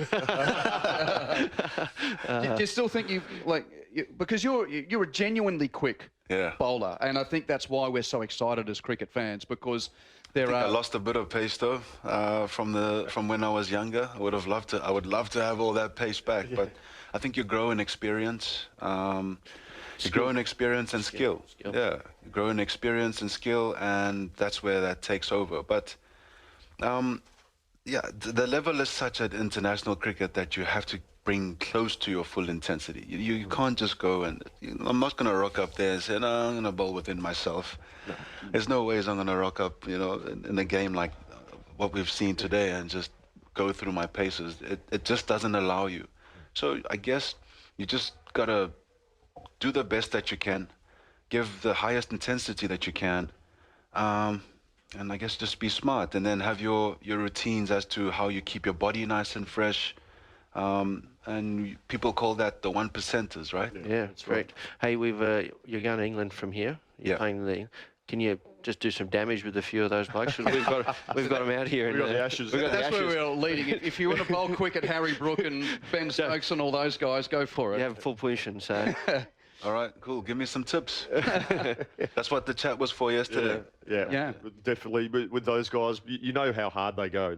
The English, they'll try and prepare wickets that are quite benign, so it favours their batting. But you just have to trust your instinct. You have a clear plan and then just execute it. You know that. It's something we touched on last night. Yeah. But I reckon if you do that, it gives yourself the best chance. Yeah, it was really cool to have a chat with you guys. Yeah, really cool. I mean, for me, as I said yesterday to all the listeners, I mean, it was nice to see familiar faces that I watched when I was, growing up. And pretty cool as well that you guys were in such a dominant team. You're a part of such a dominant team. So that makes it pretty cool, So yeah, no, we love watching you bowl and go about your work, mate. That's the old fast bowlers in us. We get a bit excited watching you go about your work, mate. Sure thing. Well, I hope your body gets right, and we look forward to the rest of your career. We could keep chatting on, but the run chase is not too far away. KG, thanks so much for coming in to share a moment or two about all the different parts of your journey. You're one of the superstars of world cricket, and it's a pleasure to see one of the absolute top names just want to seek out a couple of old fast bowlers like Stewie Clark and Jason Gillespie, and then there's a commentator like me that says, oh, Jace, can you ask KG to come in and have a chat to us and share some story with our listeners? So I'm sure our listeners have loved it. Sure thing. No, thanks, guys. Thanks for having me. Thank you, buddy. Good on you. Cheers. Kagiso Rabada, one of the genuine superstars of world cricket, and unfortunately just not 100% fit at the moment, but he's been able to share a story or two with us. Okay, we've got a chase to get underway here. Jason, you're in, and so too's Neil Manthorp. He's at the back of the box. The Aussies are out there. Here comes Ryan Rickleton and Aidan Markram. 432 is the target. The run chase about to begin in Mackay. ABC Sports coverage of Australia versus South Africa, live on your radio, ABC Sport Digital and the ABC Listen app.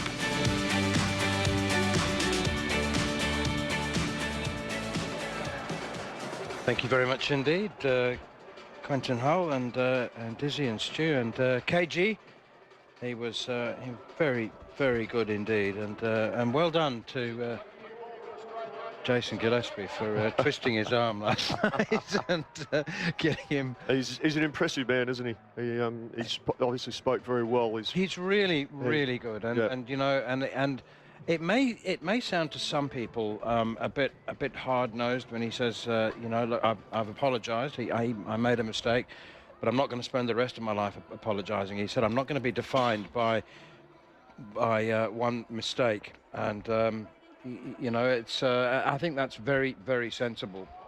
I think what he's done, what he's basically said, he's owned it, he's accepted, he's apologised, he's made a mistake, and he's moved on.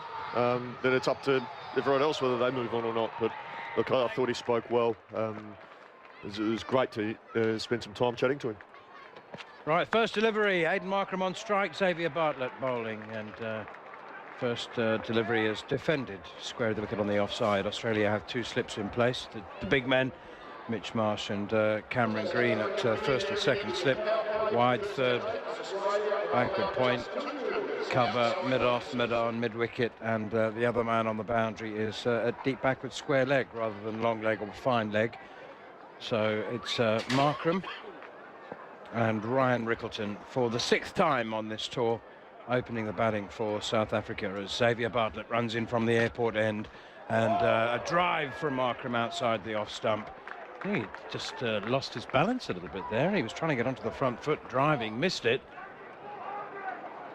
Peculiar shot from Aidan Markram. Do you anticipate a change in the batting order tonight, Manners? I'd be very, very surprised. I don't think that'll happen. Don't think Brevis would move up the order a little bit?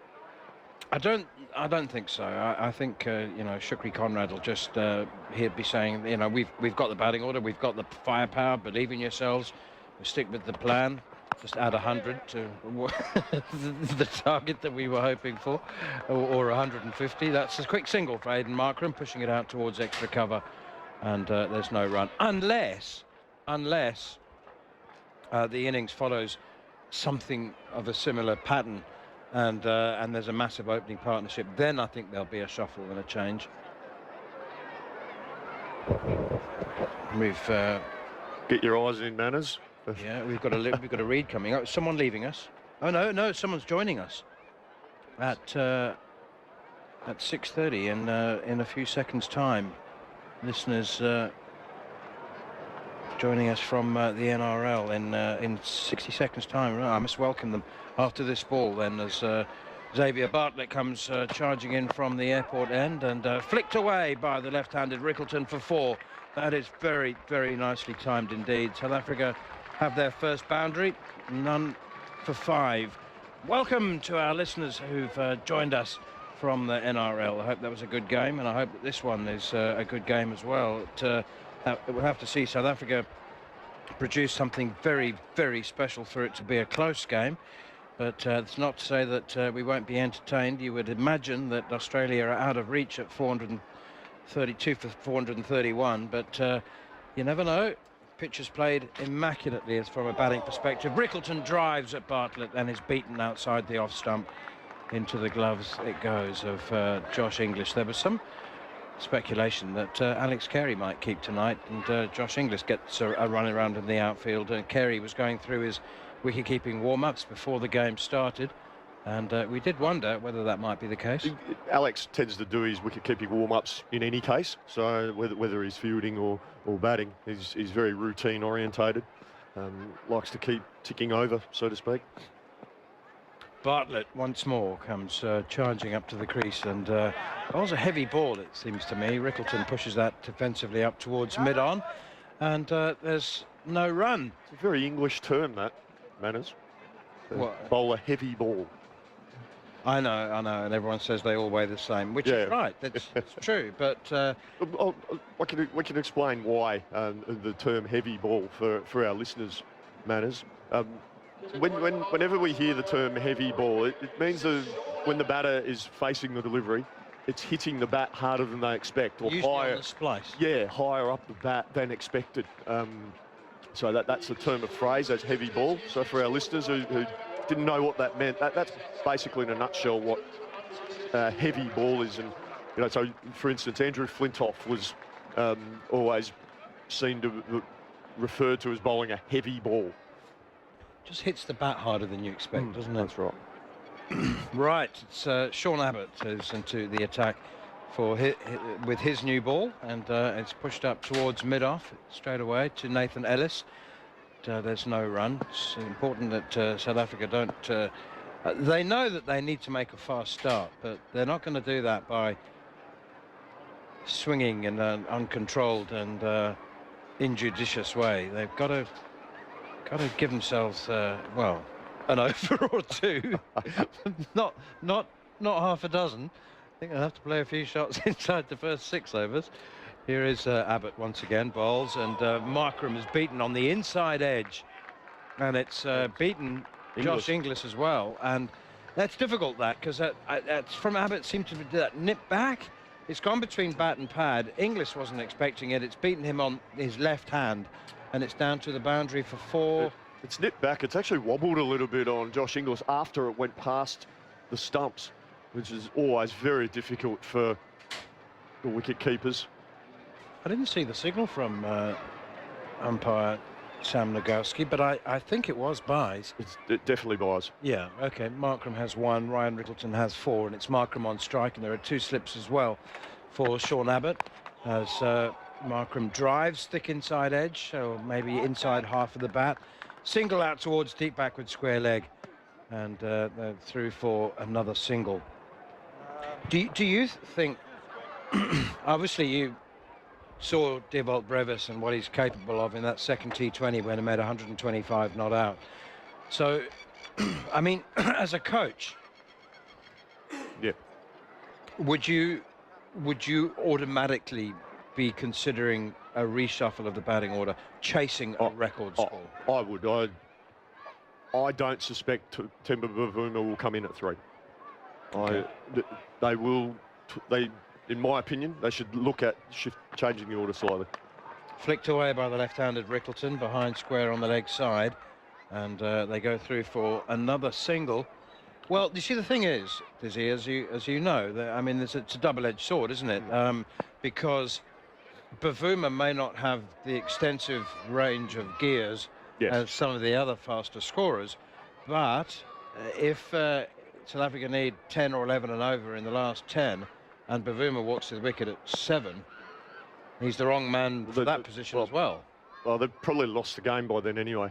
So it's driven by Markram out towards mid-wicket. My point is, if it gets to that and he's coming in at 7, the game's probably gone by then. So you want your fastest scoring batsman to face as many balls as possible? That's what I would suggest that South Africa should do here. I think they've got a great opportunity. They've got nothing to lose. They've won the series.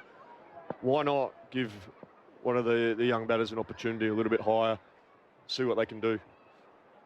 Here is Sean Abbott once again running away from us, from the city end. Thick edge gone, second slip. Cam Green takes the catch to add to his 100. And Aiden Markram has gone thick edge, 2 slips in place. The second one gobbles up the catch. South Africa are 1 for 11, chasing a target of 432.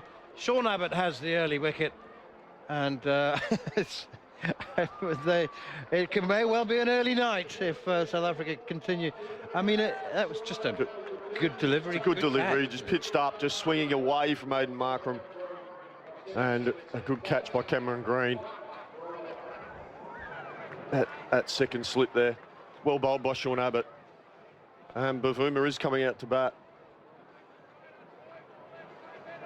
It's not necessarily in South Africa's DNA to experiment too lavishly and to deviate from well-adjusted plans. And I say that with respect. I mean, but, you know, if the opening partnership had been 160, then I think there might have been a change and a reconsideration of the plans laid. But I just think that it's like, you know, if Australia had lost an early wicket, then Marnus Labuschagne would have come in at number 3. And I think that Bavuma is also, what I like to call the mechanic. He fixes. Yeah. That's a very fair point. Very fair point.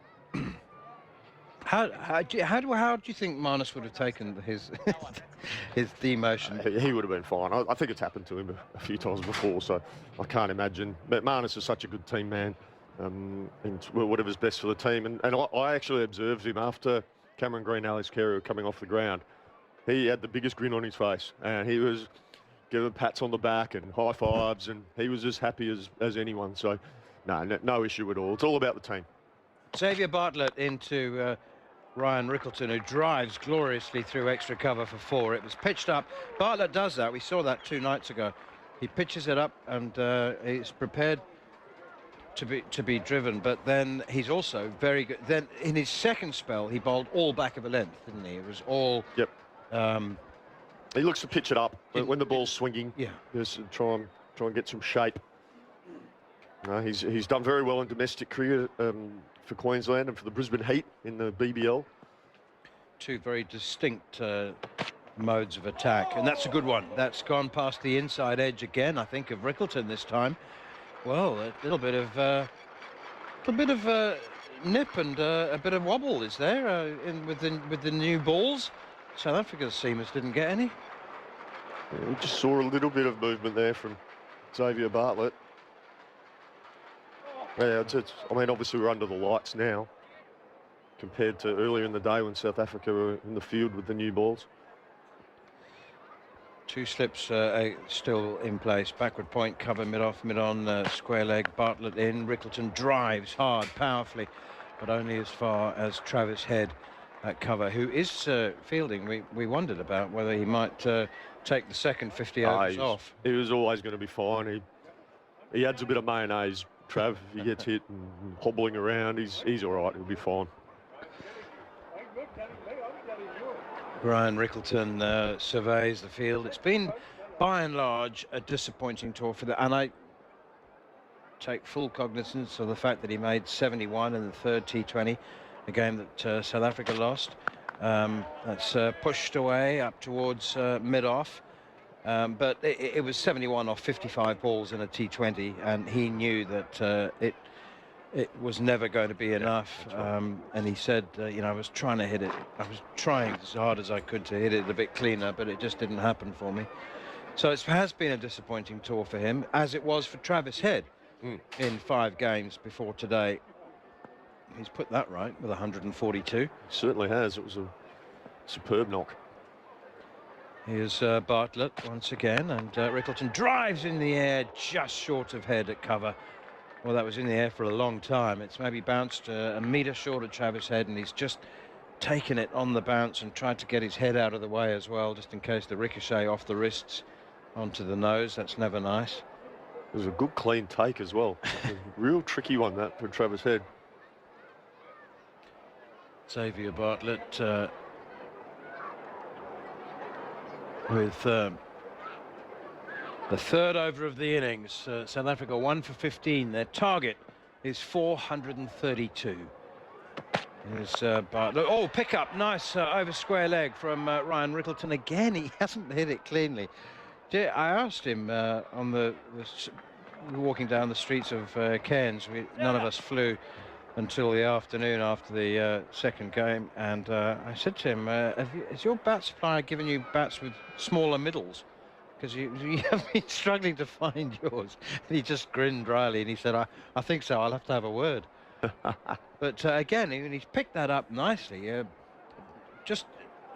wasn't even short, it wasn't even too full, I don't think. It was just a length ball, and he's flicked it away over the square leg, and it's just plugged in the outfield, and there's only a couple for him. Temba Bavuma yet to face a ball, but he's about to now as the third over comes to an end. South Africa 1 for 17. Hayden Markram, the man out.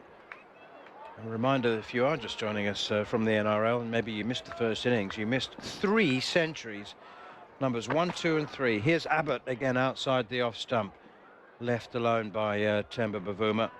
Brilliant innings all. Selfless from Mitch Marsh, who fed the strike to Travis Head and put his own desires or personal innings behind the needs of the team and behind the needs of Travis Head. So Head 142, Marsh eventually 100, top edge to slog sweep next ball after reaching 3 figures, and Cam Green, that's punched away by Bavuma over the top of cover point and down to the boundary for 4.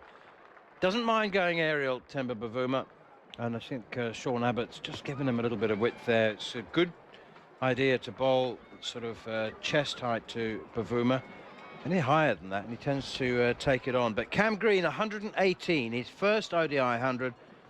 He reached 3 figures off 47 balls and finished 118 not out. 6 4s and 8 6s. Absolutely brilliant. Alex Carey was 50 not out from 37 balls. And Bavuma is beaten outside the off stump now by Sean Abbott. I think he played at that. It was back of a length, and I'm pretty sure that he did play it. Why did Alex Carey come in ahead of Josh Inglis? He seemed to be the... I thought because he was left-handed, I think they wanted to keep a left-right combination, which is always a little bit more challenging for the bowlers to continually adjust bowling from the left-hander to the right-hander. And that's a guess. I'm guessing that's what the Australian hierarchy were thinking. Here's Sean Abbott running away from us up to the crease. Bowls. Bavuma gets a thick inside edge past the keeper down to the boundary for 4. Driving on the up. Nothing wrong with the ball at all from Sean Abbott. Actually, you have to say it was a good ball. And Bavuma looking to drive on the up, which isn't really a short man's shot, but he does tend to stand quite tall for a guy who's only 5'5" in his stockinged feet. That's a thick inside edge. It is a thick inside edge. Sean Abbott operating, just bowling, 5th stump line and back of length. Here is Abbott once more running away from us from the city end, and that's driven away, Reef end I should say, by Bavuma. Not timed again, thick inside half of the bat. There'll just be 2 combination of fielders out there in the deep. Picking up, it's Carey who gets the throw in after good work by Adam Zampa. Are you fond of tofu? Curd? Yes. That's good, because that's what you've got for dinner. Oh, perfect. Love it. One of my favourite foods, Maddie, so it's all tofu good. Curry. Yes, lovely, lovely. Just a little portion of rice on the side, which you may or may not be interested in. Here's Abbott once again, up to the crease, bowls, and driven by Bavuma. That's a lovely shot. There's an example, actually, of him driving on the up and playing a shot that is easier for tall men to play. There's a spectacular diving effort, which I think is going to be in vain from Nathan Ellis. He has managed to flick the ball back just below our commentary position. He dived full length and has managed to flick the ball back, but I think he knew that he was in contact with the rip as he did so. So it'll be 4 runs. It's a valiant effort. Bavuma 10 off 5.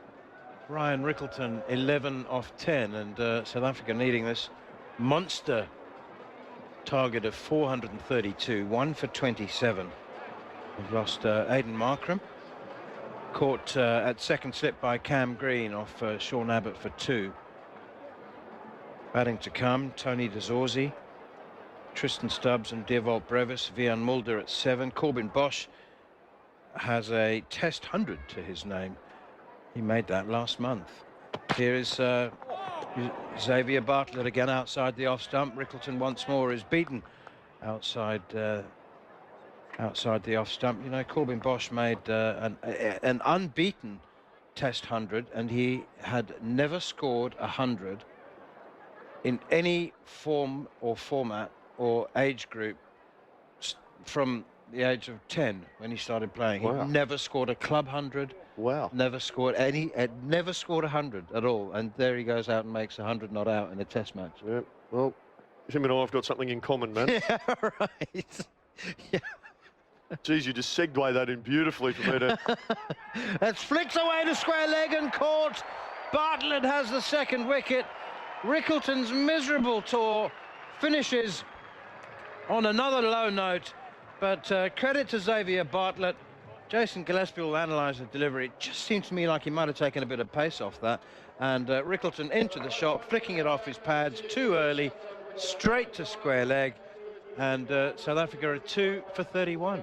It was just the length that I think did Ryan Rickleton. It was quite straight from Xavier Bartlett.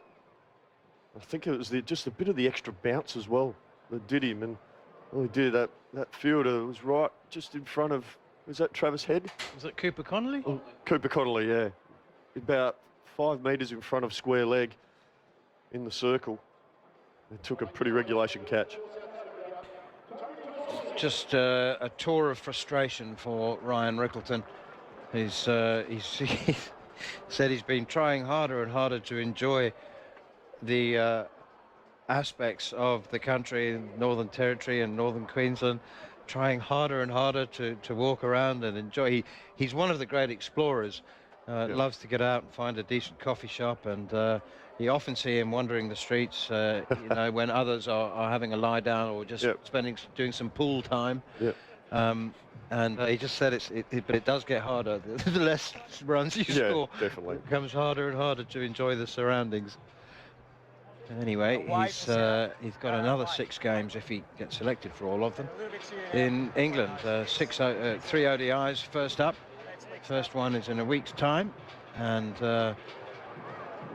it'll be a week from after they arrive. It'll only be 7 days once they arrive that they start the first of 3 ODIs and then 3 T20s. South Africa 2 for 31. Tony Dezorzi at the crease, and first delivery to him is tucked away out behind square on the leg side. It's Cooper Connolly who does the tidying up. So Connolly's a batting all-rounder then, yes, primarily. But when he was selected to go to Sri Lanka in the Test squad, it was as a spinner, wasn't it? Well, I think it's another string to his bow, so to speak. So he can bowl some useful left-arm spin. He's not a front-line spinner, but you know, I think the reason for him playing in Sri Lanka was just give the batting a bit more depth and offer a little bit with the ball. He didn't bowl a lot. Spinner in that team? He was the 3rd spinner because Kuhnemann and Adeline both played. Right. Yeah. It's Xavier Bartlett now to Temba Bavuma. There's 3 slips. Well, he is getting some movement, Bartlett. Here he is, bowls to Bavuma, thick outside edge, and it runs away down to 3rd man for a single fielded by Nathan Ellis. Manus, who's joined a whole host of famous Brazilian footballers who's now known only by one name. Just Manus was at 2nd slip. Ronaldo, Manus, Ronaldinho, Pele. And there are now 2 slips for the left-handed Dezorzi. Captain Mitch Marsh and Cameron Green, 2 of the 3 century makers. Bartlett in once more. Dezorzi clips it away out towards mid-wicket, and they go through for an easy single. What's up for you in the next few weeks, Dizzy? Any more cricket coming up? No, got some one-days on ABC and oh, the Indian.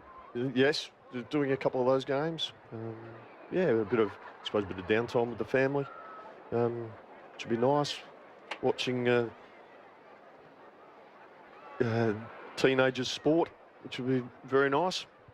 Excellent. 3 slips again for Bartlett to Bavuma, as he pushes away defensively into the offside, into cover, fielded by Sean Abbott, and there's no run. I am, as you said earlier, quite bleak about leaving Northern Queensland, but I'd be even bleaker if I had to get straight back on the plane and embark on my 26-hour journey home. I do have 3 days in Brisbane, which I'm greatly looking forward to. I'll be staying with one of my oldest and dearest friends in cricket, the great Robert Crash Craddock, and his dear wife Elisa. So 3 days in Brisbane. I'm looking forward to that.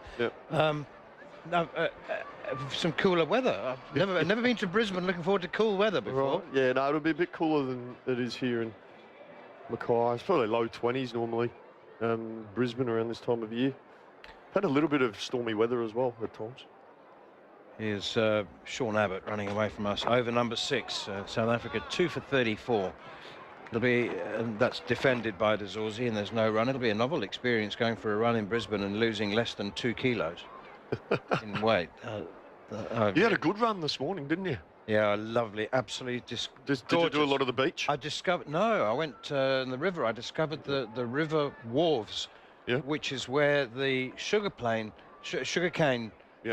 I don't know whether it's raw sugar cane or whether it had been processed into sugar, was loaded onto the boats. They'd come up the river before it moved. And the Dezorzi takes a step down the wicket to Abbott, but then has to defend. And the lovely photographs, and Australia very proud of its history and heritage. And I mean, almost everywhere you go, there'll be a plaque explaining the history and you know, the first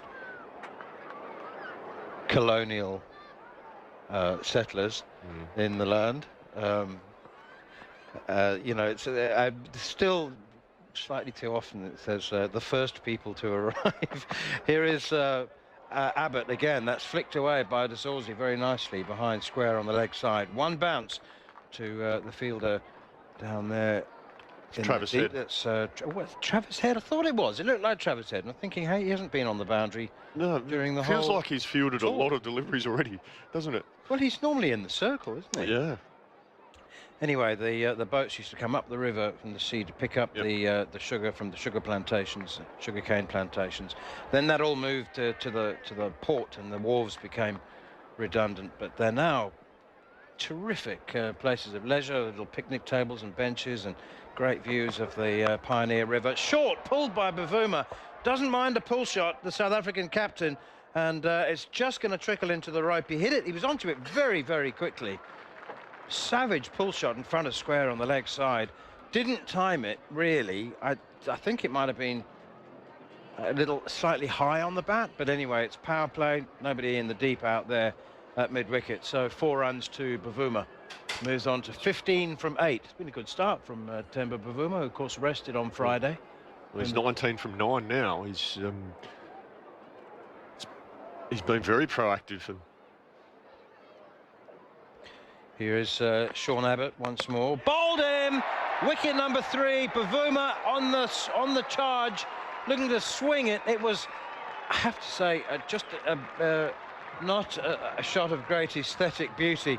It was a step and a half slog from Bavuma, and he may just have got a little inside edge, a little drag onto the stumps, but it's wicket number 3 nonetheless.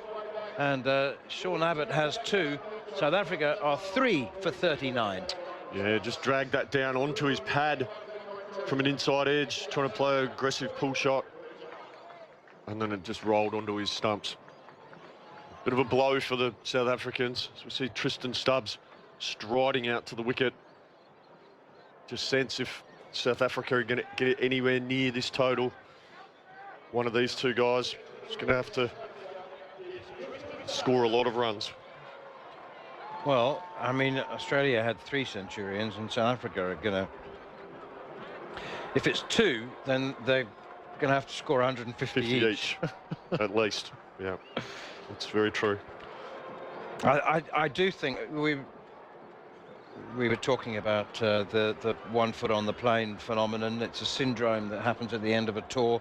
It's particularly prevalent at the end of a long tour. The longer the tour, the more there is a distraction. But for South Africa, you know, there's all the talk about there's 2 different groups. They can't get enough tickets, and you know they're all looking forward to the Tour of England. They've got their redemption. They've won the one-day series here. And they were all talking about the fact that some of them are on the 17-hour non-stop flight from Perth to Heathrow. Wow. That's the 2nd longest commercial flight in the world. Some of them are going from Brisbane to Sydney, and then Sydney to Heathrow, but that stops and refuels somewhere, doesn't it? Here's Abbott, bowls to Tristan. Yeah, it depends which airline they'd fly, so depending where they would stop. Well, they've been told that the last ball is a dot ball, defended away out on the onside. They've been told that the plane stops. There's a refueling stop somewhere in the Pacific. It's a little island. They don't get off. The plane literally just pulls in, fills up. Oh wow! Yeah, I've never heard of that before. I'll have 40,000 gallons, please, mate, and here's a tenner for yourself. And then so they don't get off the plane. They stop, refuel, and then take off. Go again. Because normally they have, depending which airline it is, there's the stops in Asia. So whether it be the United Arab Emirates or Qatar or these places, so or Singapore. Xavier Bartlett in to Tony de Zorzi. He drives. So didn't hold back on that. Huge booming drive. Misses the outside edge. Still 2 slips in place for Australia. And a reminder for those of you who missed it, I'm afraid to say you really did miss a lot of runs and entertainment in the first innings. Hundreds for Travis Head, Mitch Marsh and Cam Green. 142, 100. Cam Green's maiden ODI 100 coming from 47 balls. He finished 118 not out from 55 with 6 fours and 8 sixes. And I think the aspect of that 100 that will probably remain with me for as long and as for any other reason is him that's defended away by De Zorzi again on the offside was with him turning down singles in the final 3 overs with Alex Carey at number 4. I mean, we saw Tim David do it with Ben Dwarshuis's company in the T20. You were quite bemused in the 8th over or 9th over. Befuddled completely, absolutely. And you know what? Tim David hit the next 2 for 6. So, but Green is promoted to number 3. Carey promoted to number 4, and he was turning down singles, and he hit Senyalan Mutasamy for 2 sixes, having turned down a single. That's slapped away for 4 by De Zorzi through the offside. Lovely shot from the dreadlocked left-hander. He was given a little bit of width by Xavier Bartlett, to be fair, and he capitalised on it. It was a nice shot, just rocked onto the front foot. As you said, Manners, just a little bit of width. Length was quite good. It was just the width that allowed De Zorzi to get his hands through the ball. Bisected the 2 fielders, one at Travis Head, Marnus Labuschagne at cover point and backward point. Marsh and Green at first and second slip, 3 on the offside, 2 on the leg side, 2 men on the boundary. Bartlett in, De Zorzi, thick edge, down to third man. It's Adam Zampa who does the fielding in the deep. South Africa 3 down, requiring 432 for victory. Memories of, there's a few people who messaged me from South Africa saying it's the 4-3-8 game all over again, and I replied saying, not this time, guys. Not this time. Very, very different team, very different circumstances. 3 for 44, South Africa requiring 432 for victory. Australia's second highest score, 3 short of the 4-3-4 they made that day in March 2005, the deciding game of a 5-match series. Thought they had the game won. Pretty much everyone thought they had the game won with 4-3-4, but South Africa won by 1 wicket with Mark Boucher and Mackay and Tini at the crease. Pushed away defensively towards extra cover. Mark Boucher says to this day that the best run scored in that 438-run chase was by Mackay and Tini. Number 11 took a single. Yep. Boucher was at the non-strikers end. Of course, they go back many years, back to their formative years in East London. And Boucher was trembling. He said the most nervous he was when Mackay had to face a ball. And here is Bartlett, bowls to Tristan Stubbs. Guides it away out towards mid-off for a single. And no single, sorry, there was no single. They didn't take a run. South Africa in a little bit of trouble, I have to say, chasing 432, in a lot of trouble at 3 for 44 after 7 overs. Take a short break, and we'll come back with Quentin Hull. Australia versus South Africa on ABC Sport, your home of cricket.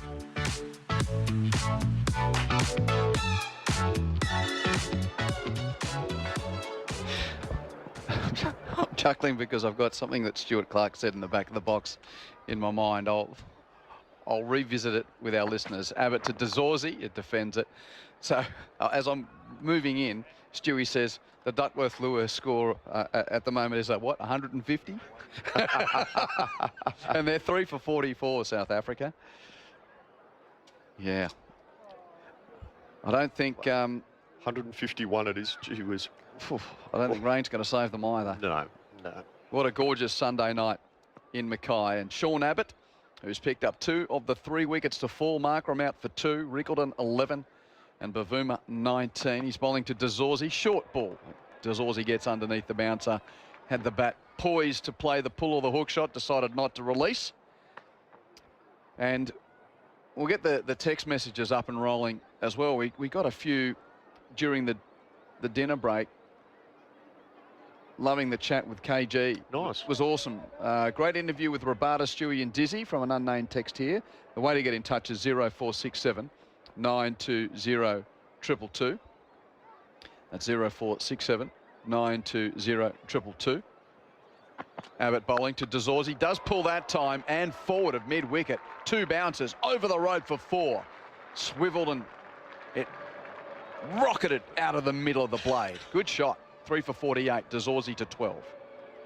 Excellent shot. Just rocked onto the back foot. Does he hit that hard? Tony De Zorzi. Claire texted and said, your guest is so impressive. I've really enjoyed your chat. Hope South Africa look after him. That was from Claire, who's a long-time supporter. Thank you. 0467 920 222. 2 slips, waiting for a nick. Abbott to the left-hander. De Zorzi takes a run on a defensive prod to Carey at mid-on. So he rotates the strike, gets to 13.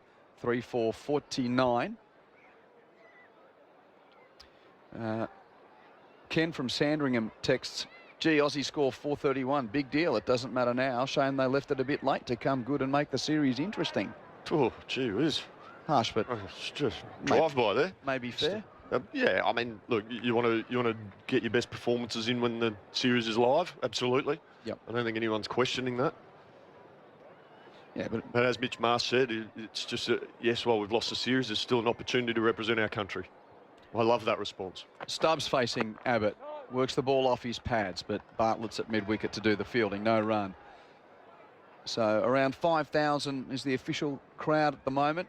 Wow. That's sold out, and it's just the most picturesque of Sundays. I mean, just the vision of Cam Green literally sending a missile out towards the setting sun over in the west when he was hitting to that side, banging them on top of the sports club. It'll be memories that'll live in this part of the world forever. The locals here, they'll be talking about that for years. Yep. Abbott, again, into the pads of Stubbs. He works it just wide of Abbott at mid-wicket, of Bartlett at mid-wicket. Carey fields at mid-on, and Stubbs takes a single. That's 50 for South Africa, but they've lost 3 wickets getting there. The 50 coming up off the last ball of the 8th over. 3 for 50. De Zorzi 13 and Stubbs is 1. And I must admit, and particularly with the glut of cricket that you get, you sort of, you realise moments that sometimes, oh, yeah, we will remember that a bit. And it very rarely happens in T20 cricket. Obviously in big World Cup finals or franchise games, you might remember an amazing innings or spell or catch. You know, in 50-over cricket, not as much outside of World Cups these days, but they're the kinds of moments when you see Cam Green hit 3 sixes in a row. 3 Australians make hundreds for the first time. It's their second highest score. You know that this is a day that will be remembered in the glut and churn of 50-over cricket, which can be forgotten quite quickly at times. As Bartlett starts a new over from the airport end. He's driven and caught. Stubbs drives it straight to Abbott, who, well, to be fair, moved quite well to his right to take the catch. And South Africa is 4 down. Xavier Bartlett takes his 2nd wicket, and Stubbs goes for just 1, advancing. And yeah, Abbott, shoulder height to his right, 2 hands to it. Good catch in the covers, 4 for 50. Yeah, quite a full delivery from Xavier Bartlett. Nice big drive from Tristan Stubbs, and shot was on, no doubt about that. But just picked out the fielder. Good catch going to his right. Sean Abbott, as Devold Brevis, here's the guy, makes his way into the middle. Here is the guy. Does his little ritual as soon as he walks over the rope. He takes a knee, and so amazing 125 not out of 54 balls in the second 20-over internationals, where he hit 8 sixes at Marara along with 12 fours, but hasn't really got going in the 50-over series. He made 6 in the first day game in Cairns and just 1 here on Friday night. But there's plenty of runs for him to plunder today if he gets going. Most certainly is. And Xavier Bartlett continues on his wonderful start to his career. Another 2 wickets. Louise and Alice are in Bulli listening, and they're saying they're hoping the Proteas chase like they've chased 400 plus before. Yeah, we're speaking about that. Yeah, I don't think they were 4 for 50, Joe. No, they weren't. No. It's going to be a tough ask for them. 3 slips. Bartlett's first ball to Brevis is on the pads. He turns it on the onside for a quick single. Only man in the infield on the onside is Travis Head at mid-on. He couldn't prevent the single, so Brevis is away immediately. I'll tell you what, Q, if they get close, we're going to be entertained. Oh, yeah. Most certainly. And if they don't and they get rolled quickly, well, we'll be able to find somewhere to listen and watch the AFL. That's right. Perfect. With the Lions playing Hawthorn tonight in the weird way that the draws roll out. Oh, it's been a strange draw. Oh. Because you've got Essendon and Gold Coast on Wednesday. Yep. That's a make-up game, is that right? Yeah, from Tropical Cyclone Alfred. Ah, gotcha. That's right. Yep. DeZorzi now, the left-hander facing Bartlett. Drives off an inside edge. It's a very Frenchy 4. Most certainly, just about as Frenchy as you Ooh can la get. la, that was close. The inside edge for 4. Didn't miss the leg stump by much. It was good length from Bartlett. But yeah, with the deep man out, Nathan Ellis is out at like deep backward square. There's no one at fine leg. It's interesting to note that notice Adam Zampa has been either a deep third man or deep fine leg. He just goes back and forth. Like that used to be when you're in the naughty corner from the captain, you get sent that. But the modern game, you want to have your best fielders in the right positions. Bartlett into the hip of DeZorzi, works it around the corner and takes the single to deep backward square. So DeZorzi moves on to 18. South Africa 4 for 56. And just repeating, Australia 2 for 431. Its second highest ever total in this form of the game. Its highest in this country. Travis Head and Mitchell Marsh put on 250 for the opening stand. Head out for 142 from 103 balls. He reached his 100 from 80 deliveries.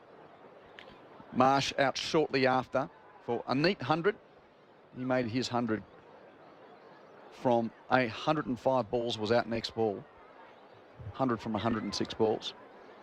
2 for 267 at that point. Bartlett short and Brevis turns the ball on the onside and takes a very cheeky 2 towards the square leg umpire.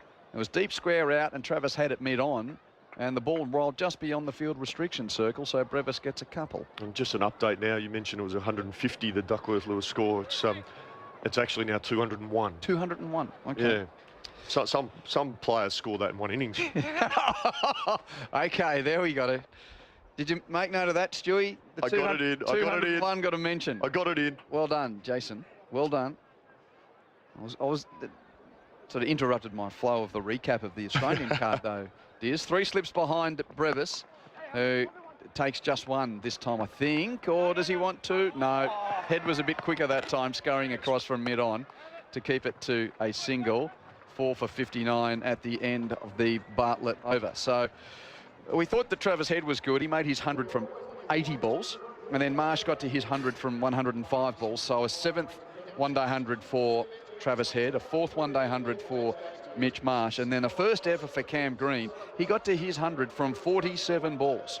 Second fastest ever for Australia, behind Glenn Maxwell. It's some of the cleanest striking that you'll ever see. Finished 118 not 55 balls faced.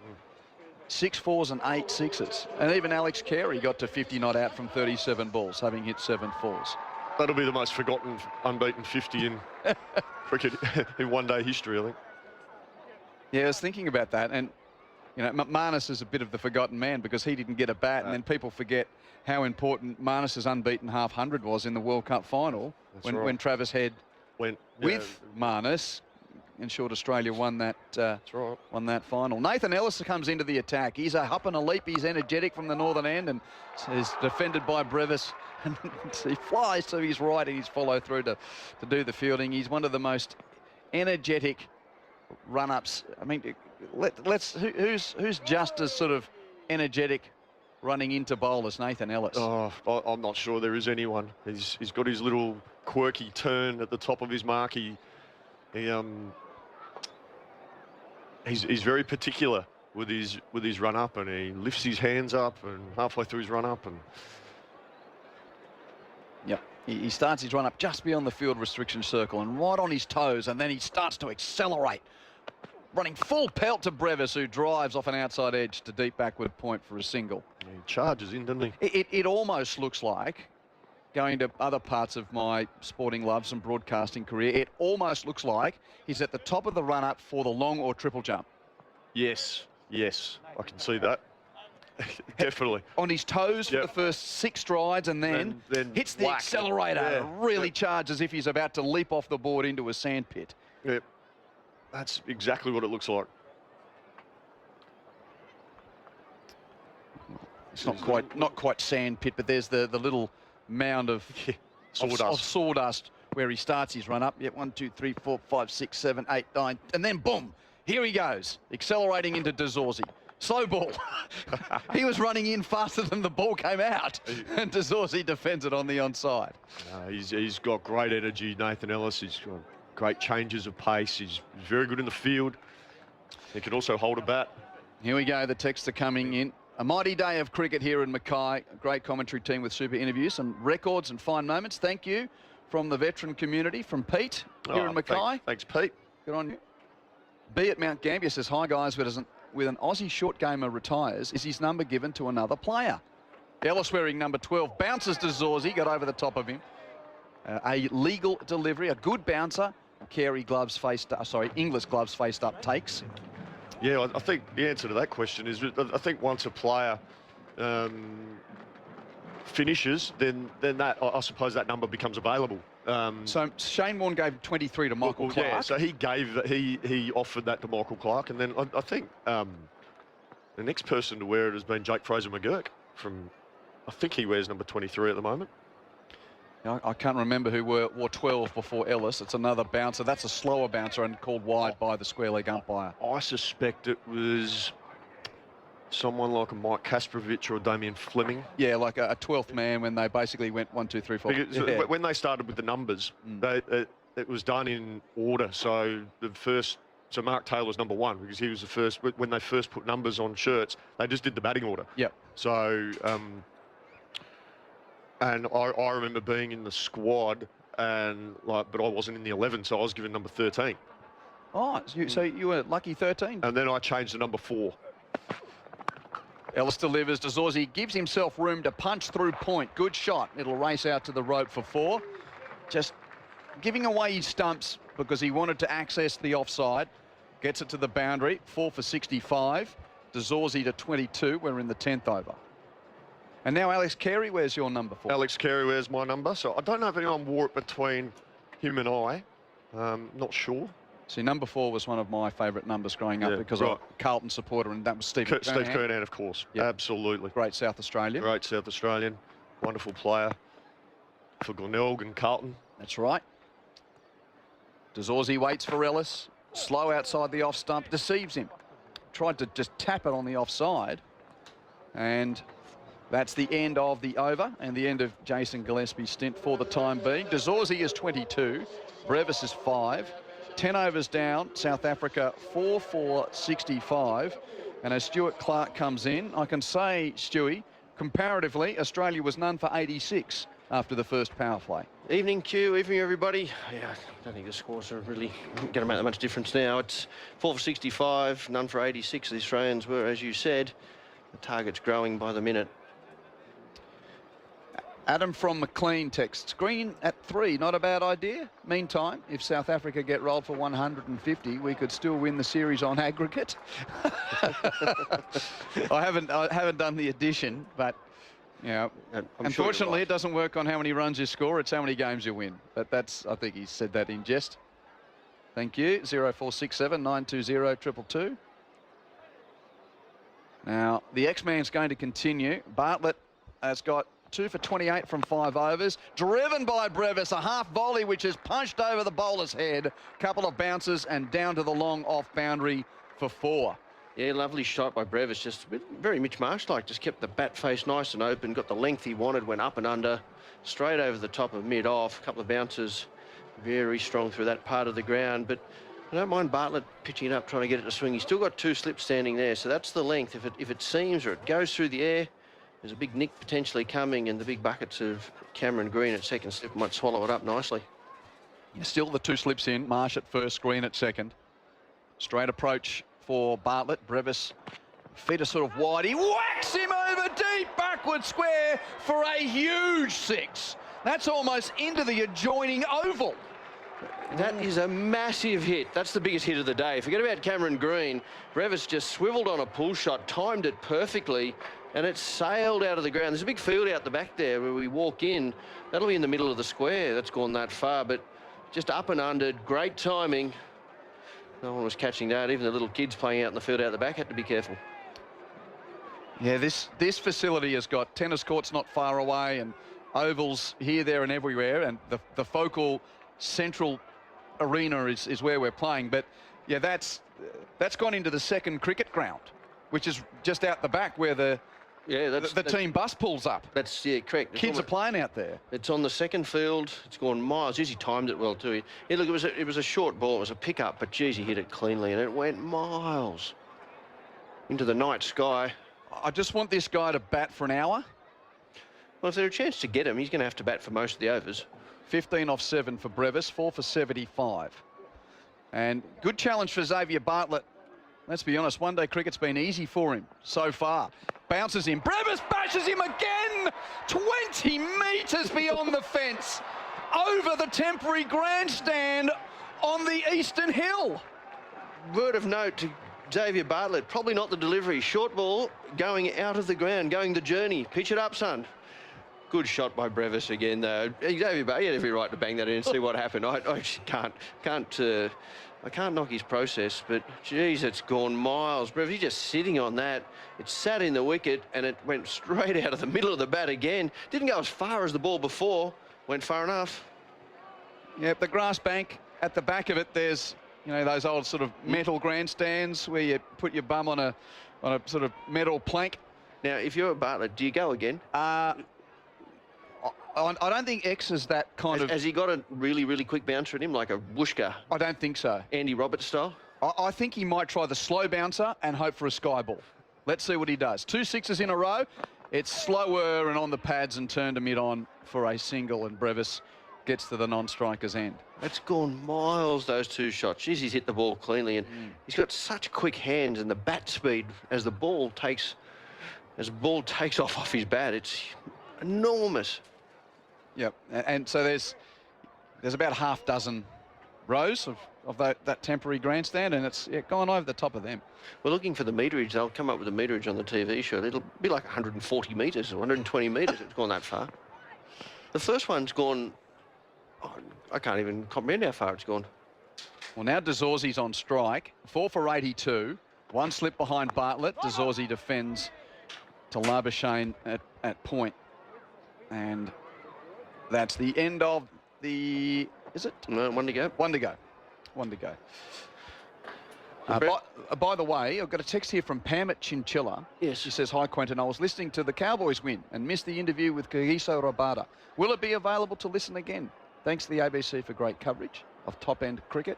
Yes, indeed, Pam. If you want to relive the KG chat, it is on the ABC Listen app right now under the Best of ABC Sport podcast. So, Pam, it's there. Once we finish up the cricket, you know. Yeah. It's happening at the moment. You don't want to miss this with Brevis going. De Zorzi defends Bartlett, and again, straight to Labuschagne at point. End of the 11th over. South Africa 4 for 82. Brevis is 22 from 9 balls. De Zorzi's 22 from 21 balls. I wonder if Brevis, Ella's a little bit harder to hit because he bowls so many variations, but Brevis has sort of made the decision, which is right. There's no point just knocking him around. You get beaten anyway. You may as well... Got to take the game on. Got to try and hit the ball out of the ground. Got to try and clear the rope. Got to do it this time. If you to give yourself a chance, you can't leave yourself 200 off the last 12 overs. Just thinking of Nathan Ellison, that energetic approach. It's different, but remember, while we're speaking of South Africans, Fani de Villiers with his elbows going everywhere, and he sort of had quite a unique... Fani de Villiers, yeah. Finnifer Fani, as they called him, fast Fani. Andy Bickle used to run in very fast like that too. He used to steam in, didn't have the mannerisms of Nathan Ellis, but he used to steam in. Tiptoe, tiptoe. Here he goes. Charging in. Brevis is on strike. Ellis bowls to him, and it's pushed out through. Point for a single. Man comes in off the rope, 4 for 83. Yes, so that Kagiso Rabada interview available on the ABC Listen app under the Best of ABC Sport podcast. He spoke about his upbringing, life in cricket, the challenge of spending a month out due to a drug suspension. Just an impressive young man. Incredibly impressive last night when we spoke to him, and was just a student of the game, loved everything about the game, and the people that played. You know, he was asking Dizzy and myself questions about Glenn McGrath and Shane Warne. And Ellis around the wicket to the left-hander. Dazorzi defends. Dazorzi defends on the offside. What was he like, and what was he like, and what, you know, and the interesting part for me of that is, you know, he, as good as he is, he has the same sort of, I wouldn't call them hang-ups, but the same sort of, you know, negative thoughts at different times when it isn't going as well for him. You can't tell watching, but, you know, he's like every other person in the world, that he can doubt himself from time to time, but he's just got an amazing ability to work through that and then come out the other end. 4 for 83. Ellis around the wicket. Short and punched to backward point, but well fielded by Cooper Connolly, who's getting a game today. Didn't get a bat. He'll get a bowl. He'll get a roll. He might get a roll later. We've got listeners all around the world. Hello to Wendy, who texts, "G'day from Aosta Valley in the Italian Alps." Loving the commentary. Wow. And also the plovers in the background. It reminds me of home. The Italian Alps. I'd like to be in the Italian Alps now. I reckon, hasn't Manners talked you into how good this part of the world is? Yeah, he has, but I've been here now. I've got to go to the Italian. I've never been there. Plovers on cue for you, Wendy. As Ellis around the wicket, bouncer, Dazorzi cuts to deep point, gets a single. Are you a skier, you know, the Italian Alps? I've only been snow skiing once. Okay. So And I fell, and luckily it was in the middle of winter. I was able to nurse it through playing tennis. I wouldn't have been able to bowl. Right. Like, this is when I was younger, and I, you know, had to be right for the start of cricket season. Right. My shoulder didn't get back for about 3 months. You're only little too. Like, you imagine I myself trying to. I try and ski. I'm not great at it. But So yeah, it was my right arm. I get stuck when I fall over. It's very hard to get yourself back up. As Brevis got some fireworks against Ellis. Slow ball from Ellis, and Brevis defends it back to the bowler. So, but if you go in the Italian Alps, I'd imagine you like your skiing. yeah. Or you're into the Tour de France. Or the Tour de Giro d'Italia. Giro d'Italia. Giro d'Italia. That's what I was looking for. Mm-hmm. Deep square, long on. Deep point. Where's the fourth? There he is. Deep backward square. So 3 on the onside. Deep backward square, deep square, long on and deep point. The boundary riders for Ellis. Bowling to Brevis. Slow outside the off stump. Punched through extra cover. Travis Head. Oh. He's chasing after it. The ball's almost getting away from him. He catches up, slides, and gathers and throws in, and they get 2. For a moment, the ball was getting further away from him. I think he was going to dive and then not dive, and he was confused. Should I dive? And then, anyways, he got to it for 2. He is a bit stiff and sore, Travis. You can see it just moving around. Yep. But, you know, he's not shirking his responsibility. 4 for 86. Yeah, and he got hit early in his innings. Right on that. Sort of the gap between the upper portion of the pad and the lower portion of the thigh pad. Right on the quadricep on his right leg, so he's a bit slow. We're going to see spin into the attack. Zampa's got ball in hand from down at the airport end. Here's a question from Andrew at the Gold Coast. Yes. Out of Head and Green, whose innings deserves man of the match? I see it as Head's, due to him having to bat for more balls with the new ball and hold his wicket as precious and never giving a chance until he was out, as opposed to Green, who came out at 1 for 200, given an open licence to smash, and was dropped once before getting out. Good question. Well constructed. Andrew from the Gold Coast. Andrew from the Gold Coast. I think Head got more as well than Green. Didn't he? Got 140. He got 142. 142. Zampa starts from the airport end, bowling to Dazorzi, a leg spinner, which the left-hander gives himself room to cut to deep cover for a point. Cover for a run. Yeah, so on that basis, you would say, just through sheer weight of runs, Head would probably get it. Cameron Green's innings was magnificent, don't get me wrong. I don't know, you've got to pick a winner. I'd probably pick Head as well. I'd go with him. Yeah. I wouldn't be disappointed if they gave it to Cameron Green.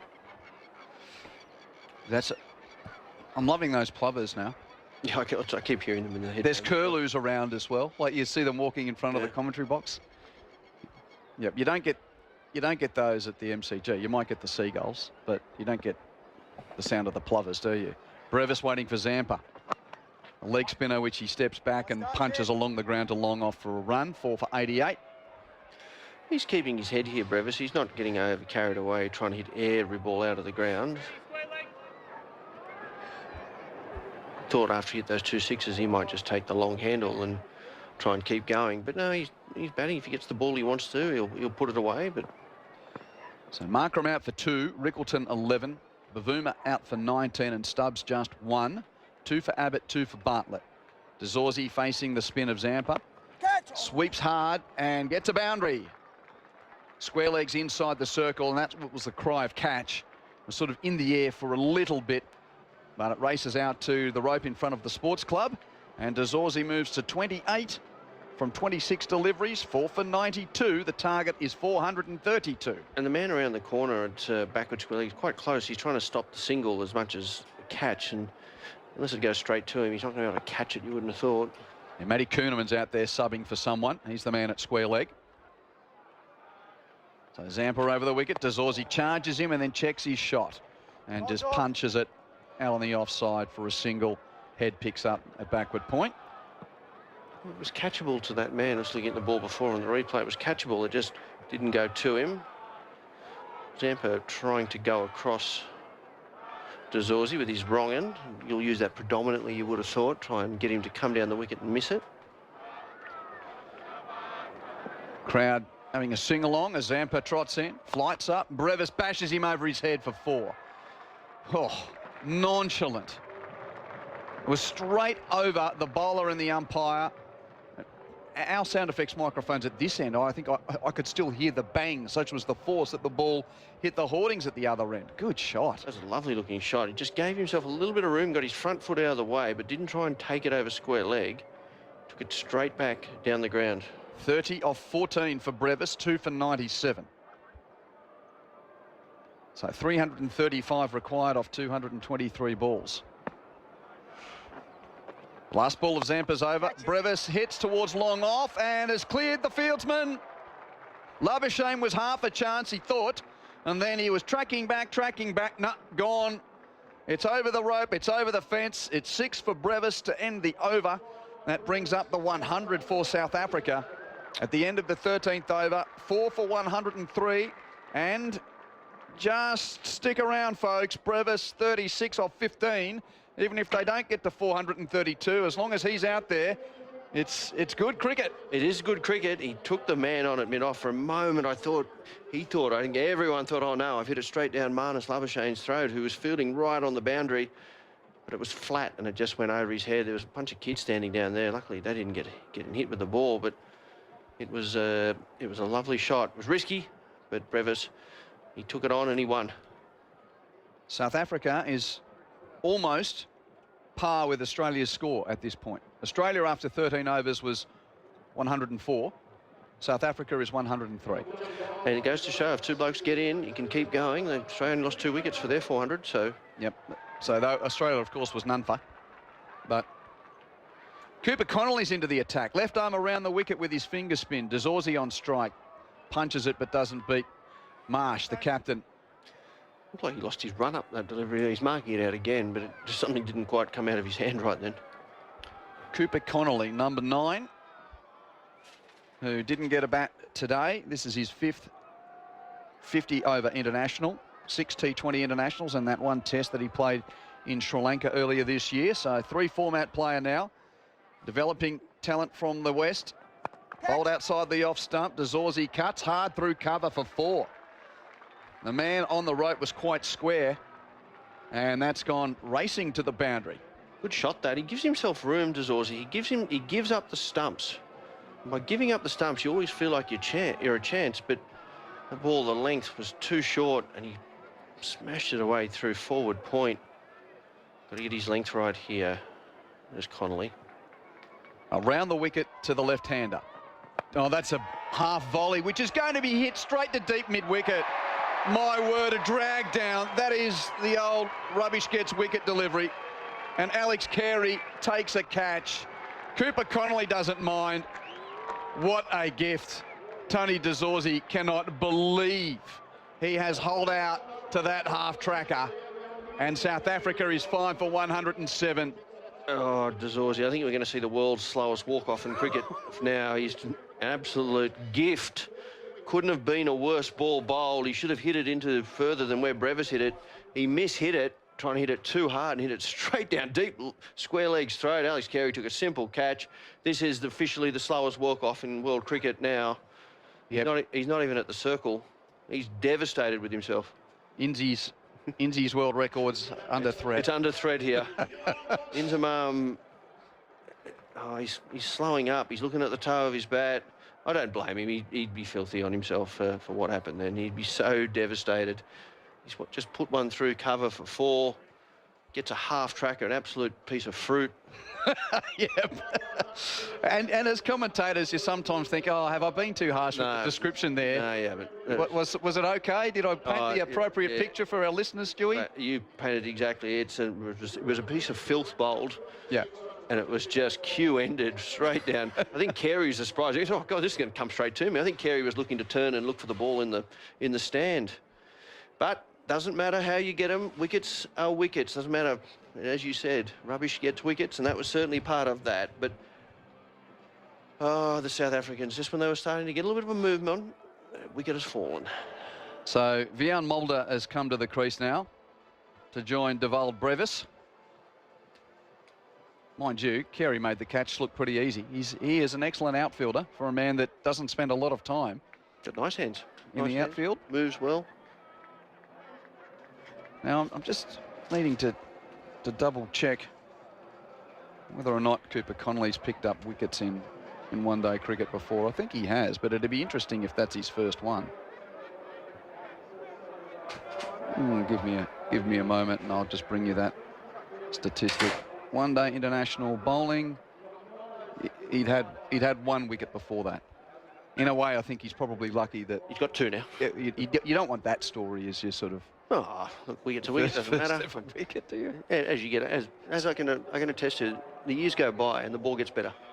It's like, you know, you're a keen golfer, right? Yes. And I play a bit of club golf as well. I've never had a hole-in-one, and I don't want my hole-in-one to ever come. You know how sometimes you've got holes at different courses that are under construction, or they're being renovated. Yeah, so like a 70-metre par 3. Yeah, you don't want to have your first hole-in-one at the make-up 70-metre par 3. I want to hit 180, and I want to hit the shot that I thought I'm going to hit a big draw, going to bounce a couple of times, go in. I want that sort of feeling. So it's Mulder facing Connolly. Hit on the pad, on the back foot, leg side though. Going down leg, I would have thought. Not out. Windy in the Italian Alps again. Despite being in the middle of summer here, it's possible to ski near the Matterhorn at 3,500 metres. It was -2 degrees, sunny and glorious. Thank you, Windy. Bit of spin too, says Josh Inglis, as that's punched by Mulder into the covers, no run. Up near the Matterhorn. Might be a bit risque for me to go to the Matterhorn, I would have thought. I think they name a ride at Disneyland after that mountain. Right. There's the Matterhorn roller coaster. Connolly around the wicket, beats the blade of Mulder. Inglis gloves it, whips off the bails. That's the end of the over. How's Neil going at the back of the box? Ready for his next stint? Yep.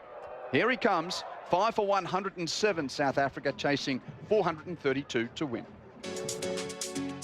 ABC sports coverage of Australia versus South Africa, live on your radio, ABC Sport Digital and the ABC Listen app.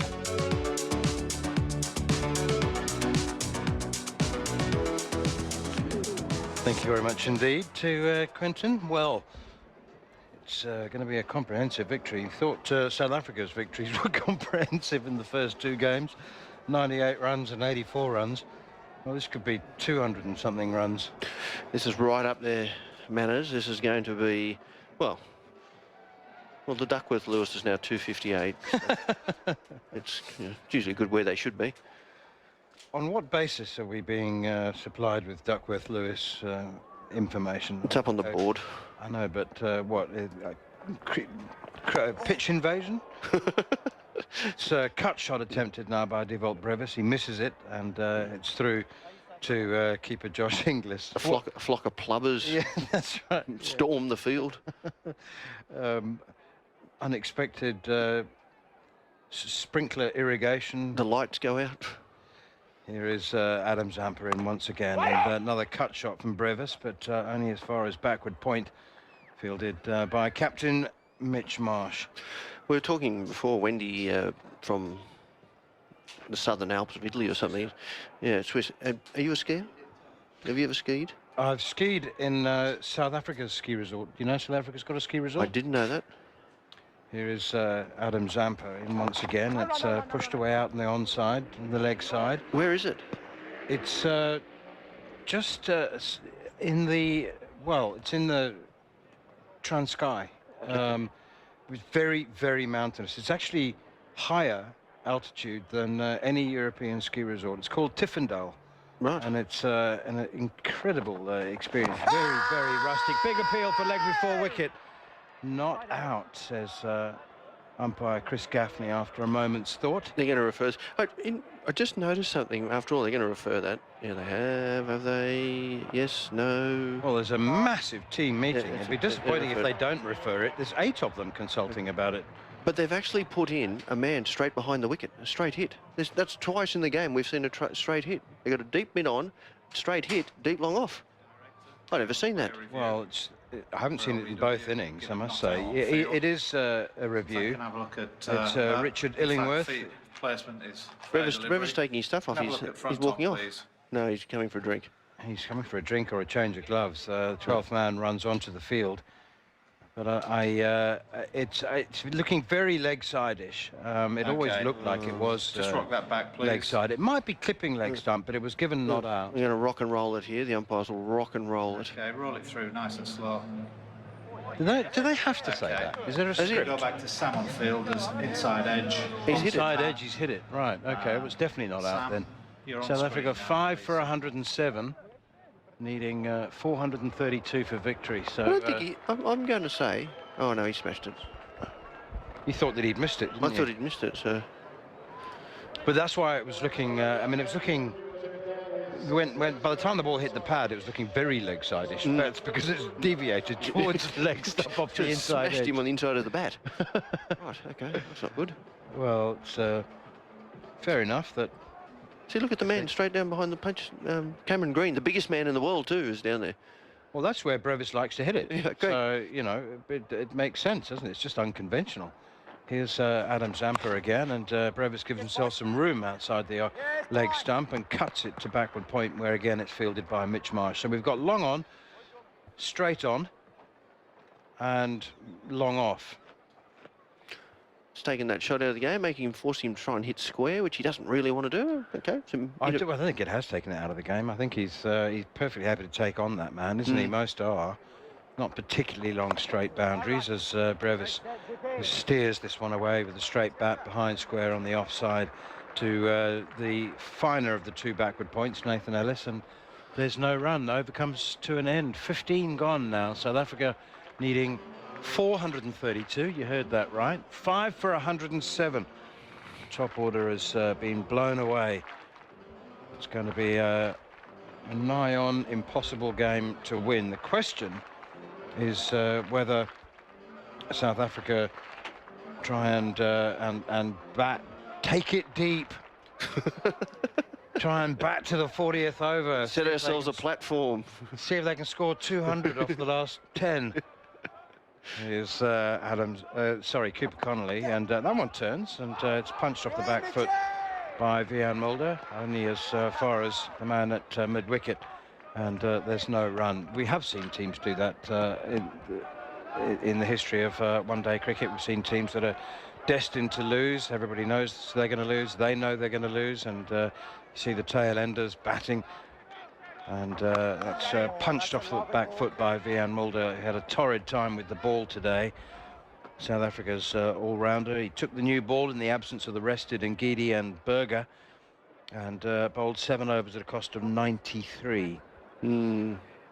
We used to sit in the commentary box and say, well, you know, tail-enders don't often get a chance to bat. They can always learn something from spending some time at the crease. I think those days are... They're done. They're done, really. They are Just done. give ourselves some practice for next week when we get to England. No, I think he might feast on Cooper Connolly here, Brevis. He's licking his chops. Well, it's Brevis on strike, Connolly in bowls, and he goes straight, and he hasn't timed that at all. There is that man. This time it's Xavier Bartlett straight back behind the bowler, and he does the fielding. He has a little chat to Cameron Green. Green is also patrolling the boundary, but he's at long off, and it's changed now for Vian Mulder. They lose the straight.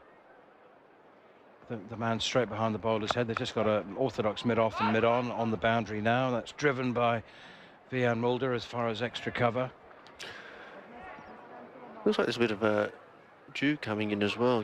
Seen Mitchell Marsh continually drying the ball with the rag and behind his back, so a little bit easier to bat, you would have thought. Not a great deal. I just had a little walk just to get some experience of the atmosphere. There's a mix-up, run-out chance. Oh, no. Fumbled. Throw came in from backward square leg, and Cooper Connolly, it was a hard, powerful throw from Josh Inglis, and Cooper Connolly backing away from the stumps of the bowler's end, just couldn't take it. He's got his back to us, so I couldn't see whether it skidded through his hand, just burst through his hands. It was obviously a very, very powerful throw, and well, Brevis was caught desperately.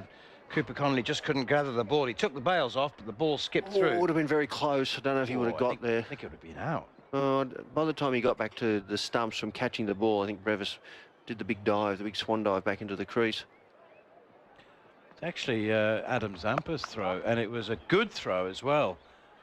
I think he would have been out. You know, it was a good piece of fielding at backward square leg from Adam Zampa.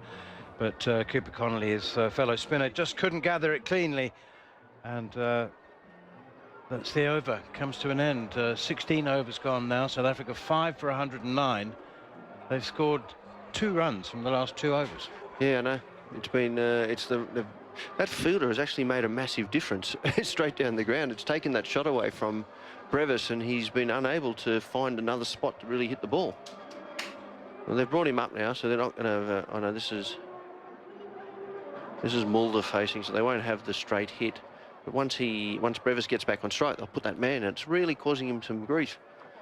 Let's have a look at the replay here. We'll get a chance to see how close it actually was. Vian Mulder really did sell him a dummy. Oh, yeah. It wasn't really his call, to be honest. But I think, I'm pretty sure if Connolly had taken it cleanly, he would have been run out. As Zampa is in once more, and Vian Mulder this time chops it away through square cover. In front of square on the offside for a single. Do you happen to know if Cooper Connolly surfs? Because he looks like he surfs. Yeah. I don't know, but I'm going to say, yeah, looks like it. He's from Perth. He's from Perth, isn't he? Yeah, he ought to. He looks like he should have a collection. Cowabunga dude, that type of stuff. Short, pulled away. That's a long hop, and it's pulled very nicely indeed by Dewald Brevis for 6. He really climbed onto that one very, very quickly. He's not a big man, but geez, he can hit the ball a long way. The bat speed is outrageous. It is how hard he hits the ball, but hand and through the line, his hands are lightning quick. He's got a very good bat supplier as well. He's does got look that. Very good weapons. Anyway, it's 6 more runs, and that takes the total up to 5 for 117 for South Africa. They've got the man straight back behind the bowler on the fence now. They're trying to find the ball here. It's gone disappeared. It's gone. It's disappeared into the crowd. Have some people left? I think the crowd just looks a little bit thinner. It was a sellout. Was it? Is it a sellout of 5? I thought the capacity was closer to 8,000, but it was just under 6,000, and we were informed that it was a sellout. They've got the ball back, and we're back underway. Well, it went that far. They had to find it. It went under the little shed over the score. It went over the scoreboard, that shot. It's a big hit. Devolt Brevis has now, how many sixes has he got? Three. That's his. That was his third. He's going to have to hit a lot more. He'd have to score 200 to get South Africa anywhere near their target of 432. Zampa in. Brevis goes over extra cover, and there is another one. Giving himself a little bit of room, and he says, well, if you're going to put a man straight back over the bowler's head, I'll just go straight over long off. And he does. Just gave himself that little bit of room.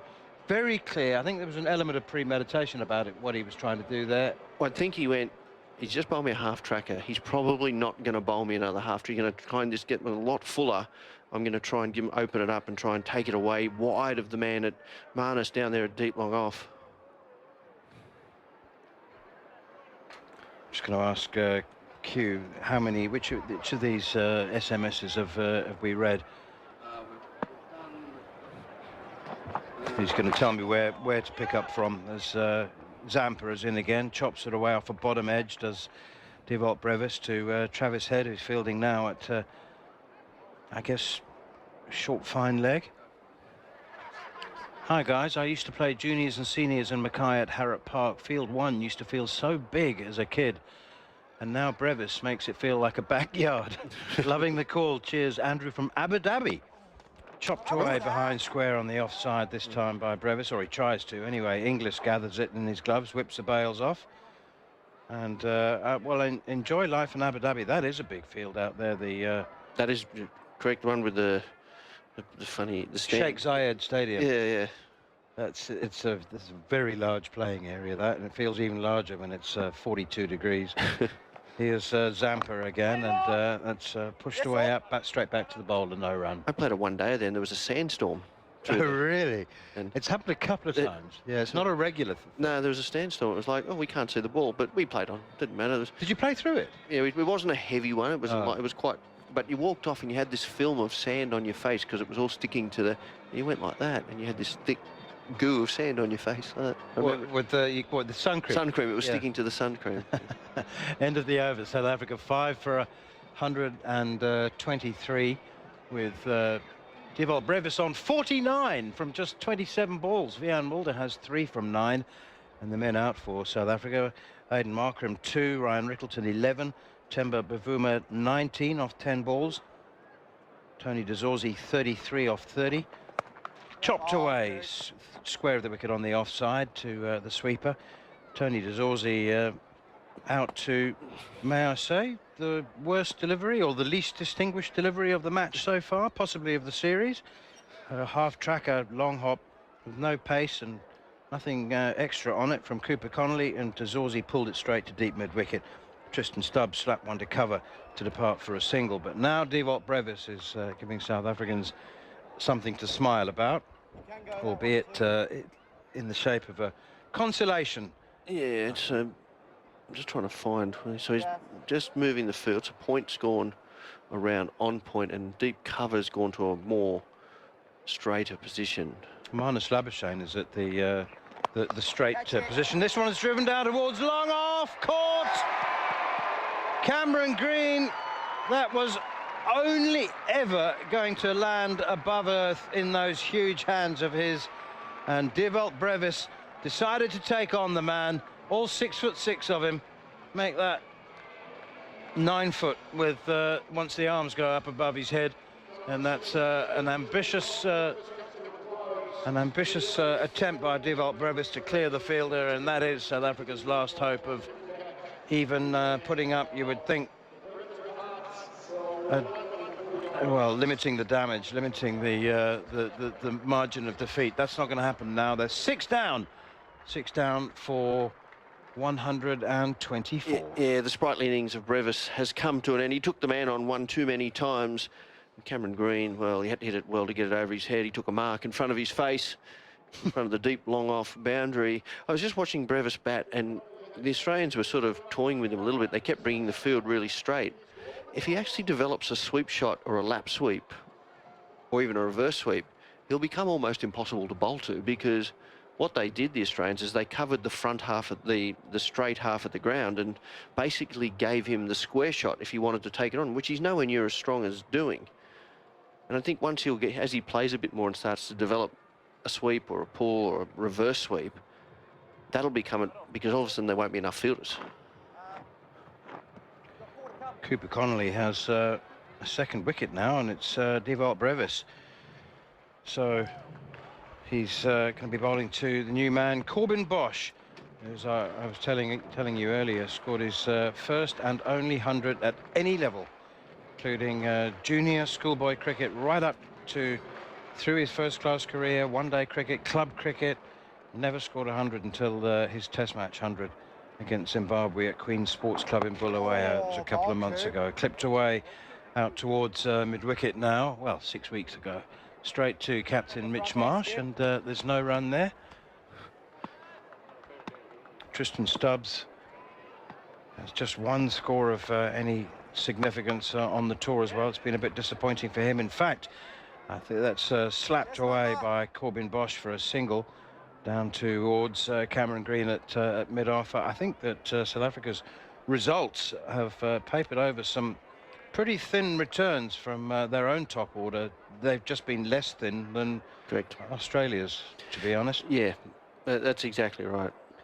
Here's Cooper Connolly again, and driven down the grounds. Good-looking shot from Vian Mulder. Well, you got some Bretska. I think I said that more like I should have. Yep, Bretska, yep. Bretska. He looks like a find. Pretorius, who hasn't been playing, he looks like a bit of a find. There's some guys there. Cooper Connolly in again, turned off his pads behind square on the leg side by Corbin Bosch, and they trot through for another single. South Africa 6 for 125, 6 for 126 now. After 18 overs, the target is 432. Corbin Bosch has 1, Vian Mulder has 5. So Brevis just gone for 49. So if you pick Brevis, Bretska, Markram, Bavuma, David Miller? Well, David Miller is an interesting one because wouldn't mind some senior player in that middle order. It might be healthy. He's still very fit and still moves very well. So, you know, he is in the squad for the England series, so he comes back into the T20 squad anyway. Rickleton's an interesting one. He keeps well. Is he the right person to be opening the batting? Well, he's had a really thin time of it here, but it's unexpected. I mean, his returns have been pretty good, and you know, he's a very fine cricketer, and he had a decent IPL without setting the world on fire. 350s, opening the batting with Rohit Sharma for the Mumbai Indians. So, you know, he's nothing wrong with his temperament, and he's got all the shots. He's just had a really poor tour. Plays a bit away from his body in Australia with a bit of extra bounce. Right. Just okay. He stands and throws his hands through it. Yes, he is very handsy. Well, he's a keeper. But you're right. Nathan Ellis continues now, and it's clipped away straight to mid-wicket, fielded by Green. He seems to be everywhere at the moment. He was everywhere. He was all over South Africa with the bat. 118 not out from 55 balls, 6 4s and 8 6s. Jeez, he's talented. I still recall 3 years ago when he took 5 wickets against South Africa in a test match at the MCG. You know, and it's there were people saying like, oh well, you know, we're not really sure if he's a genuine all-rounder, and he ran in and took 5 for 40. That's slower ball, I think, from Ellis, and pushed away out towards cover point. Travis Head picks up and has a shy, cheeky little throw at the non-striker's end, sending Vian Mulder scurrying back into his crease. Well, he bowls as fast as anyone. Yeah. He's a 140 bowler. Yeah. And he's 6'6", so he's it feels faster than he probably than the radar probably suggests. I don't know whether it's just again me being a product of my generation, but I found it really heartwarming to hear that he's not going to play white ball cricket against India next month, and he's going to go and play Shield cricket and bowl again. You know, I think that's absolutely fantastic. Short pulled away. That's a good looking shot from Corbin Bosch. You know, when he bats when he's in full flow, and he also made 80 on his Test debut. And there were a lot of people. They've come back for 2, by the way, and that was a really, really important innings for South Africa on their en route to the World Test Championship final. There were still people saying like, yeah, we're not really sure. You know, we're not really sure if he can bat. But that's what they were saying about Cameron Green. They're not really sure if he can bowl. Well, I tell you, Bosch's bowling today, that was, I know we got 400, but that was a highlight. He bowled really well, Corbin Bosch. Did you break down the analysis of the last 12 overs? I'll tell you the numbers in a moment. That's slapped away, short and wide. There's nobody on the cover boundary. It's an easy 4. That was a rare loose delivery from Nathan Ellis, and 4 runs to Corbin Bosch. So Bosch bowled 6 of the last 12 overs. He bowled that whole end from the 38th over. 6 overs, none for 44. Yeah, he bowled well. He bowled beautifully. I was on. We were talking about it, and he got one wrong every now and then, but that's okay. That's going to happen. But I tell you what, if you would take that every day of the week at the end of an innings, what he bowled there, and you had 2 blokes that were basically boshing everyone out of the ground. Here's Ellis around the wicket, bowls a bouncer to Corbin Bosch, who leaves it alone, just ducks underneath that one and allows it through. I mean, so Australia scored over 120 in the last 10 overs, and Bosch bowled half of them, went for 44. Yeah, I know. So there's 80 come from the 6 at the other end. That's exactly right. So he was really good from that far end today, and he bowled a good Yorker. He bowled a good variation of Yorker, wide on the crease, close, bowled a slow ball or 2. So he was very impressive. Short pulled away by Corbin Bosch, very nicely got on top of that one and rolled his hands over it just for a single down towards long leg. Alongside me, Quentin Hull is watching 2 AFL teams boxing each other at the moment. They're having a bit of a push and shove over. No, it's some proper fists flying around in there, I think. I don't think you're allowed. They can't be punching one. If they do, they'll be suspended. Well, it looked like they're punching each other. There's an Australian punch, isn't there? And there's a punch that the rest of the world would regard as a punch. Well, they were just pushing and shoving each other, were they? So quite a brawl. Look at this. Bit of a brouhaha. They're wrestling each other now. That's a brouhaha. Who's winning? Brisbane? Hawthorn, sorry. Punched off the back foot down the ground to long on. And Marnus Labuschagne has had a very, very quiet day. Didn't bat, got shoved down the order. Hasn't bowled yet. Just standing at mid-on and... TFC award coming. My favourite award in cricket these days. That stands for thanks for coming, by the way, those of you who are unfamiliar with that award that players enjoy. That's driven down the ground. Marnus Labuschagne has taken an absolute screamer. Absolute screamer.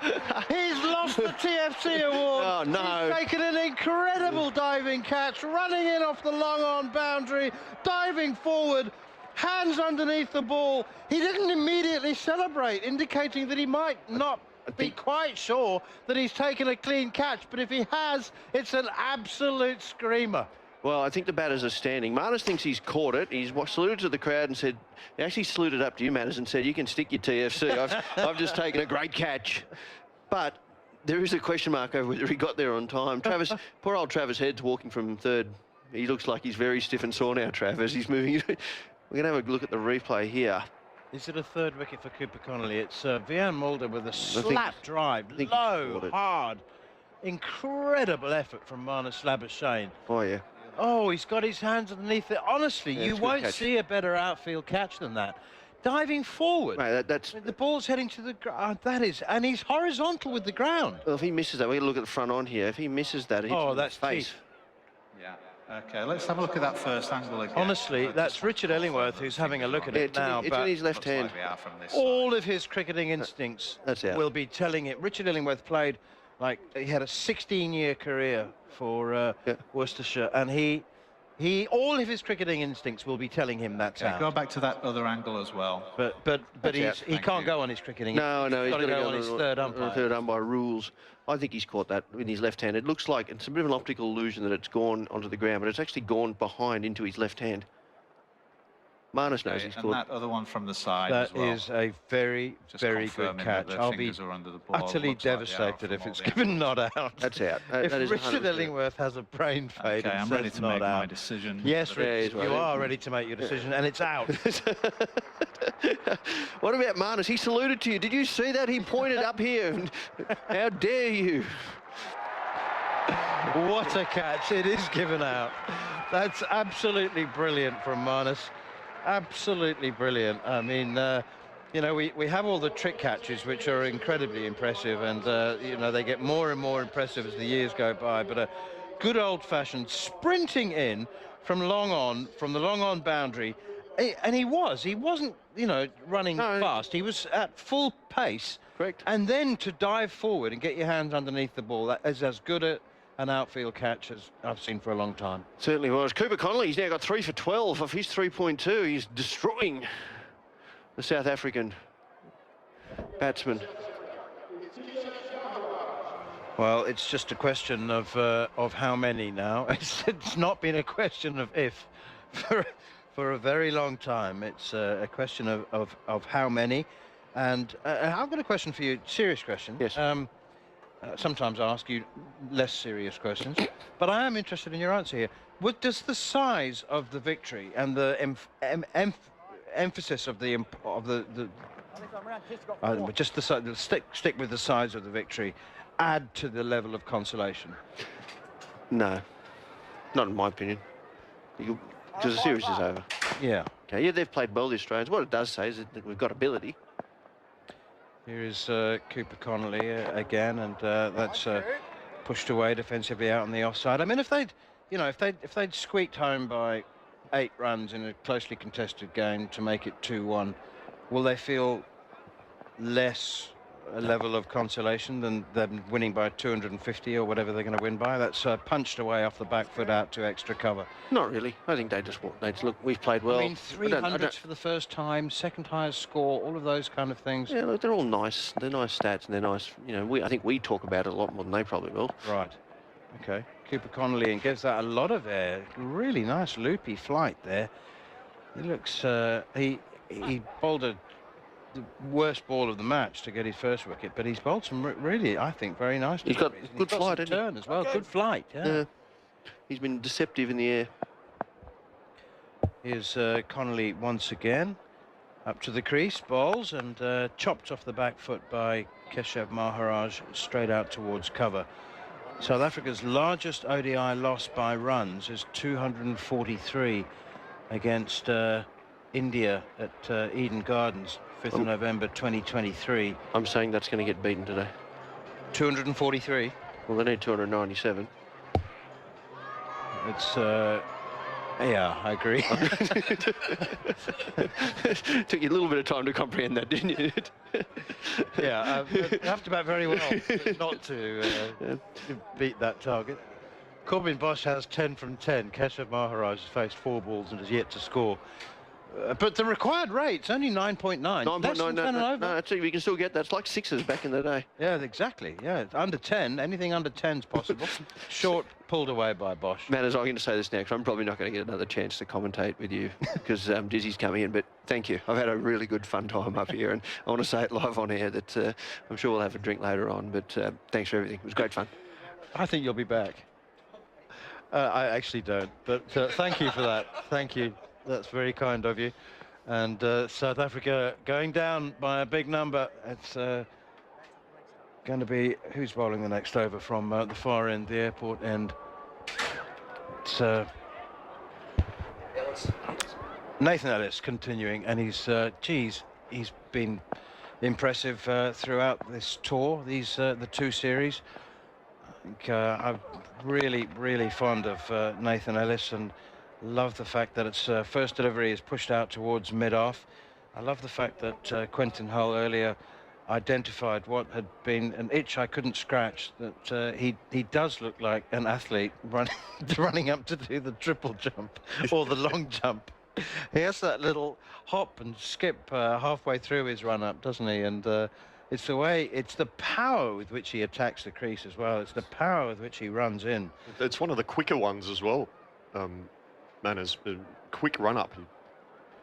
He does. I mean, he sprints up to the crease, and I think that's driven very nicely by Corbin Bosch for a boundary down towards long off. There's nobody down there on the boundary, quite wide mid off, so it looks like he's not going to be bowling too many drive balls, not too many full length deliveries. That's a good shot from Corbin Bosch. But I think that probably adds to the deception and the effectiveness of his slower balls, doesn't it? The fact that he runs in, bustles in so. I think so, and his on-pace deliveries are about 140, which is good, which makes your slower balls more effective. I think what you find when players, bowlers lose their on-pace ball.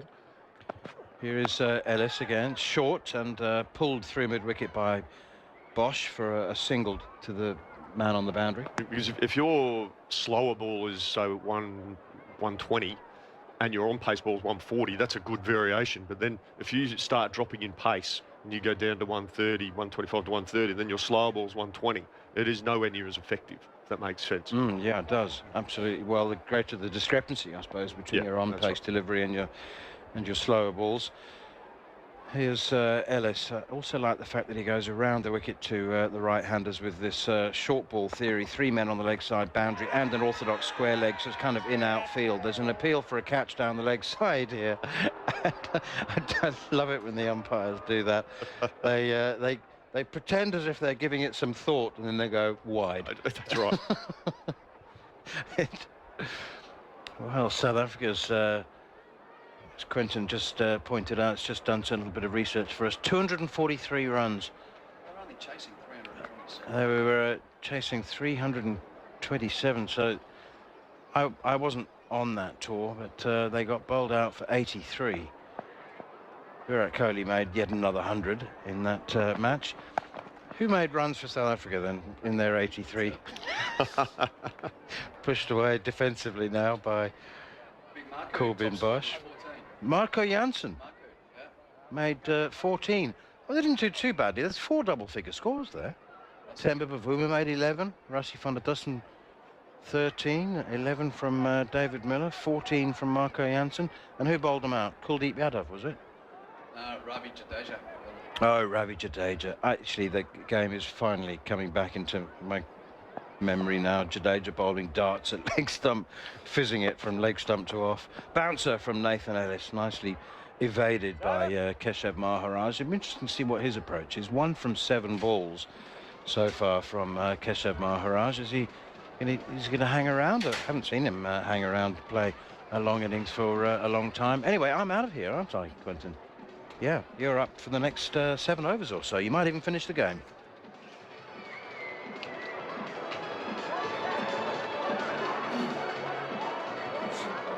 Don't go too far, because I'll need your help when we get to the end of the game, Neil, which I don't think is too far away. No, it's not too far away at all. I don't think the locals will be disappointed with what they've seen today. They'll go home with memories that they'll last for forever. Connolly's bowling around the wicket. Bosch takes a run along the ground to long on. Marnus coming in off the rope to do the fielding. Yes, and I always like, with Marnus involved, telling Neil the story of, you know, when this guy made his debut for Queensland, and because I've called a bit of rugby very quickly, I knew that his name was pronounced Labuschagne. Yeah, but then, of course, we got to the point where he preferred it to be pronounced Labuschagne. Marnus now at mid-on. Connolly delivers, and forward comes Maharaj, drives to long off for a run. So is that Marnus's preference to be called Labuschagne? Yes, it is. Or is it more for convenience for everyone else? Oh, it sort of, he's told varying stories, but he preferred Labuschagne because I don't think he liked the fact that the majority of Australians couldn't pronounce Labuschagne. Right, okay. Yeah, and it takes a lot of practice. Connolly around the wicket, and a drive to long on, and there he is, Labuschagne flying into the night sky at long on, takes the catch for Australia. That was a good catch. He's right on the rope. He's taken a mark on the boundary, basically. Good grab. And Cooper Connolly, he's filling his boots. He's got 4 for 14. And South Africa is 8 for 145. It's a fantastic catch. Well judged by Marnus Labuschagne. He had to time his jump perfectly because it was above his head. So Bosch out for 17. Yeah, it was... Because he got a fair bit of it, Corbin Bosch. He could have been one of the Hawthorns at the Gabba. I did enjoy that from Neil when he wasn't sure what was going on. By the way, the Hawthorns lead the Lions by a goal in that AFL game. The Hawthorns. Sounds like one of those rich sort of holidaying areas, right. like the Hamptons. Yeah, that's right. Yeah, Hawks 4-3-27, Lions 2-9-21. So if you want some more sport, because we're going to be shortchanged with the cricket here, AFL will be on the Listen app for you when what's there now. And it's a pretty important game too. So Muthusamy comes to the crease. And yeah, this is looking like it's going to be the heaviest defeat in terms of runs for South Africa in its history of one-day international cricket, on a day where Australia scored its highest score at home in the format and only 3 runs shy of its highest ever. 3 centuries today. Head 142, Marsh 100, Green 118 not, and just 55 balls. First time ever that Australia's had 3 centuries in a one-day international innings. Muthusamy, the left-hander, faces Connolly and sweeps hard and well with timing. That's race to the rope for 4. Really good shot. Everyone's saying he started his career in franchise cricket as an opening batter. Yeah. So he's obviously got some skills with the bat in hand. Now, I think we're getting the indication. Oh, do we get a vote in the player of the match today? I'm not sure. We did yesterday, or back on Friday. Yes, we're being asked. We've got to work out the 3-2 and the 1s. So collective at the back of the box, please. Oh, I know Travis Head got 140 odd, but yeah, Connolly's trying to get a vote. I think he's got 4 for.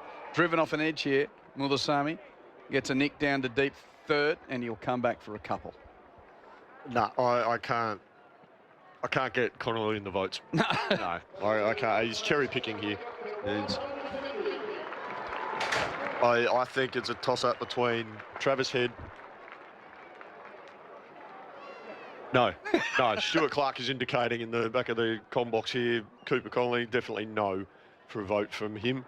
Oh, nice spin. I think the game was set up by. Muthusamy gets a run to square leg. Nice spin's the call from Josh Inglis. Scoring over 400 runs. I think it's a toss-up between Travis Head and Cameron Green for the 3 votes, and then one of those 2 for the 2 votes. I'm probably leaning towards Cameron Green, if I'm honest. What do you think, Q? Well, I'm going to defer to your greater minds. I mean, the guy's got 142 off 103 balls. It's sort of, and that's the part of the reason why you're 250. Yeah, fair. For the first. Yep. So I'm probably going Head, Green, Marsh. 3-2-1. Okay. Look, I think it's a tomato. Yeah, okay. Usually we shouldn't really say these things out on air, but I think it's pretty apparent on a day like this that the thought process is a tough one, and we got a text about it as well, saying who would be man of the match. Absolutely. Yep. Zampa from the airport end. 8 down, South Africa, and Muthusamy defends, prodding forward. So Markram made 2, Rickleton 11, Bavuma 19, Stubbs 1, DeZorzi 33, Brevis 49, Mulder 5, and Bosch 17. Zampa short, dragged down, but Muthusamy can't beat the infield. Mitchell Marsh doing the fielding. So Australia's next assignment in international men's cricket is a 3-game trip to Mount Maunganui in New Zealand to play 320 over games. That starts early October. And then late October, early November, the white ball series against India as Muthusamy cuts out to deep square. Bartlett does the fielding out at deep point, should I say. Keeps the scoring to 1. Yeah, so 3 50 over games, then 5 T20 games against India late October, early November, and of course November 21 in Perth is when the Ashes begins. The Ashes. Mm-hmm. Everyone's very much looking forward to that, Q. A lot of water to go under the bridge before then, and other news outside of the game today is that Lance Morris's summer is done, and his immediate future in cricket is now a question mark. He's going for back surgery, so the expected recovery time is at least 12 months. Yeah, it's a long time. Mm. A real blow for the young man. So all our best wishes to Lance. Maharaj bowls left hand, bats right hand, facing the right arm spinner of Zampa. Quicker ball, tries to pull, mistimes it on the bump to Carey at mid-wicket. There's quite a few of those around, you know, the two-handed operation is opposite to the one-handed operation. Left arm bowler, yep. Right arm bat. As back goes Maharaj punching into the covers. No, what's interesting, Adam Gilchrist, the left-hand batter, plays golf right-handed. Yeah. But the reason is because when he was growing up, there was only a right-handed golf kit. Yeah. So he just taught himself to play right-handed. I've got a tricky one for you. Mm. Zampa, full, late cut from Maharaj, doesn't beat third man, 8 for 153, end of the over. You know that there's a sport where you can't play left-handed? Hockey, isn't it? Yes, very good. Field hockey. Field hockey. Yeah. Cannot play left-handed. Because you're not allowed to use the back of the stick. Yeah, that's right. Yeah. So, well done. Thank you. That sort of curtailed the sorry. The break between the overs there. Oh, did you want me to just stretch that out a bit? No, that's fine. You've just, it was a half volley and you've pumped it. Just smacked it for 4.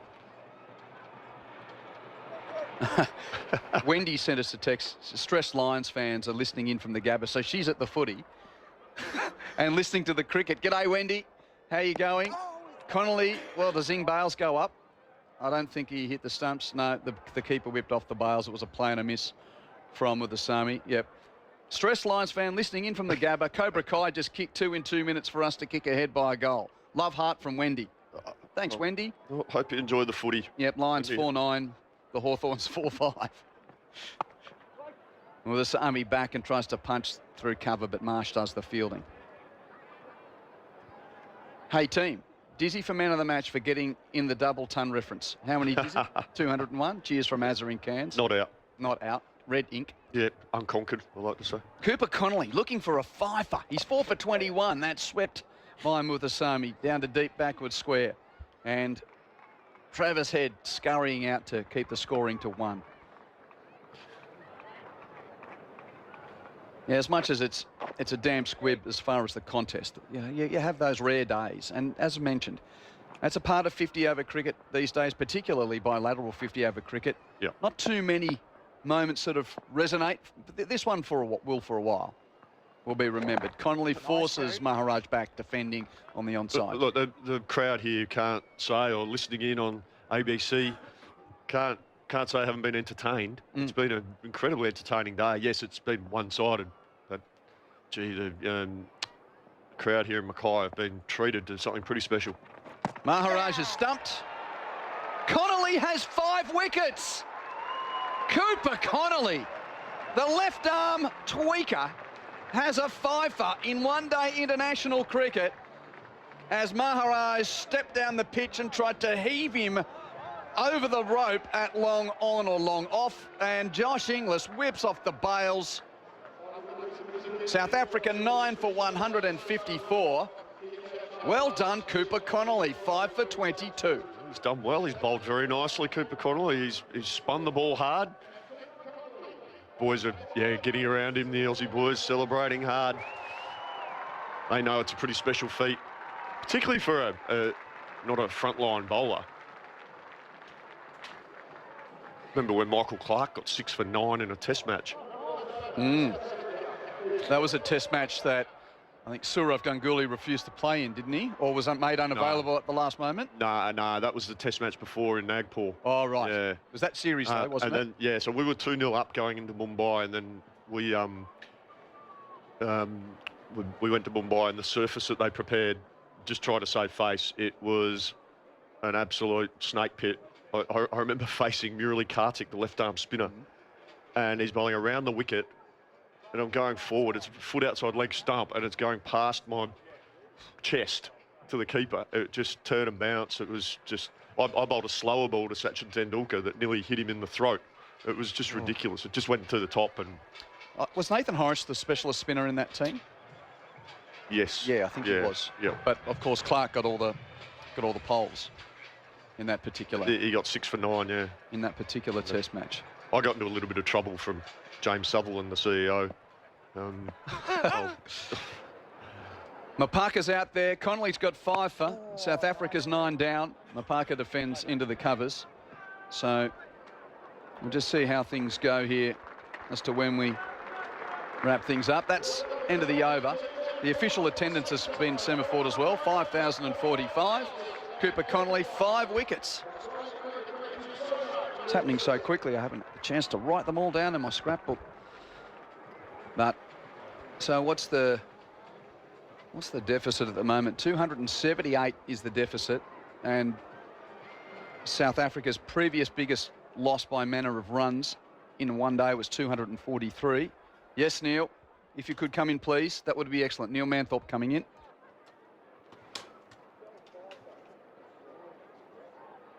Thank you very much indeed, Quentin. He's got to go downstairs to do some interviews. I suspect you'll be having a chat to the surfer, Cooper Connolly, won't you? But I'm afraid, I think rarely, perhaps, if ever, has the taker of a 5-wicket haul been less in contention for the Man of the Match award. Yeah, absolutely. And there's no disrespect to Cooper Connolly at all by any stretch. It's just the fact that we saw 3 pretty special innings.